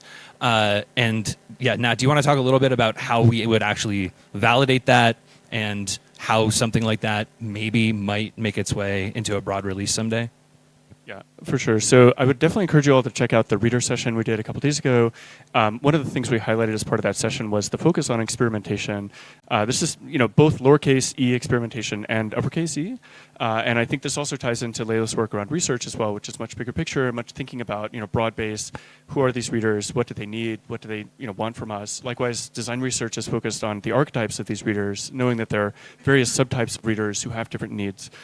So in addition to that, of the quantitative, qualitative, I would add kind of active and passive signals as well. And so one thing that was enabled in the last couple of months was through the Edge Uniques token, we now have a means of getting information about logged out users. And it is really important to note here that this is aggregated, it is anonymized, it is thrown away after a short period of time. This is not, our goal is not to gather as much information about our users as we can. It is ultimately to figure out a very specific answer to a very specific question. And the way we set up our experiments is going to be able to do that in a way that we don't even know who these users are. We have a massive aggregate of these statistics. There's no way to pinpoint any personally identifiable information as part of this test. But what this will enable is getting more information about these logged out users, which can help us to make better decisions and help us to conduct more experiments on a shorter basis. And so this is a big part of how we're going to approach product development going forward, is we won't wait as long to show work that we have in progress. I think this is where I would ask the folks in the room here to make sure that we're having a conversation together about early stage work. If you see something, say something. I think the conversations that we have about early stage work are so important because we need stakeholder feedback. You all are the stakeholders, the users are the stakeholders as well. We need to make sure there's this constant back and forth about how you perceive this, and likewise, we need to be consulting the statistics and the metrics that we're gathering on these users for these very specific questions to determine whether we're moving in the right direction. And we may not be, and I think that's a really important part here, is we want to find out as early as possible that we're on the wrong path. It is very different to find out several weeks into a project versus several years into a project that we're focusing on something we shouldn't be, or that isn't bringing that value to our users. So I think this is all a related set of priorities for us as an organization, is to make sure we're getting that feedback early and often. Thank you. I think we might have time for one more question. Yeah. Hello. Are you also, can you hear me? Oh, is that? Okay, great. Are you also thinking about implementing possibilities for readers to interact with each other or with editors, and what are your thoughts like in general about that, or is it too much social media like, or?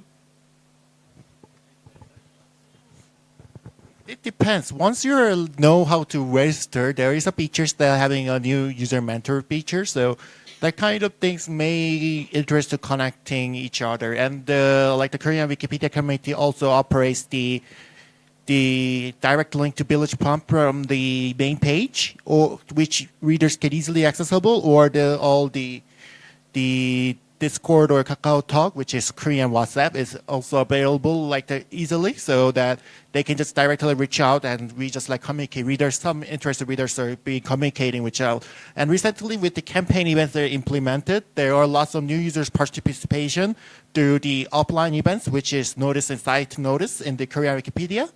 That has been improved as well, so that new users just came out and drop in if they want to disclose their identity.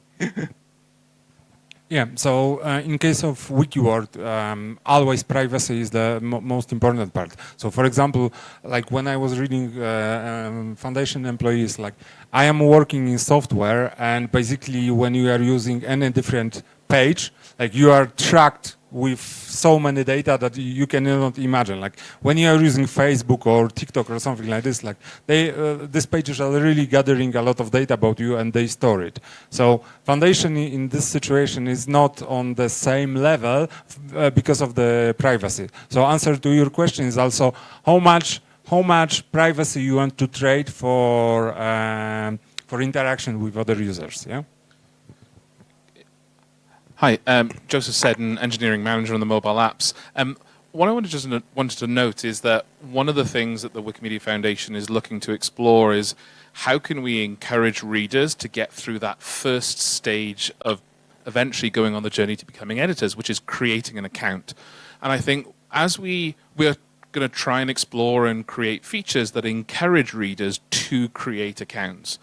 And when they go through that phase of creating an account, I think down the line, there may be more opportunities for us to then connect those readers with editors. So I think like as we try to have people move through that journey of creating an account, maybe the next step isn't necessarily making an edit. Maybe there are other types of interactions, maybe with editors, maybe with other readers. We don't know. But like, I think it's something that we're aware of, that the more that we can have people go down that journey, the stronger the communities and the stronger the editor base can then also get. So, yeah.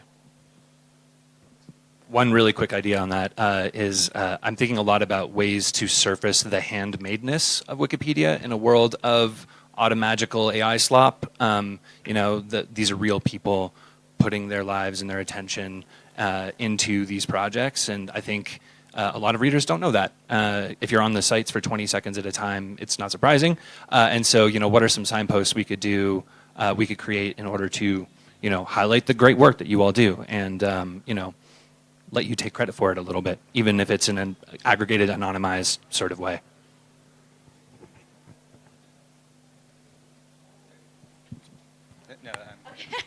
Okay, thank you. I think we're at time.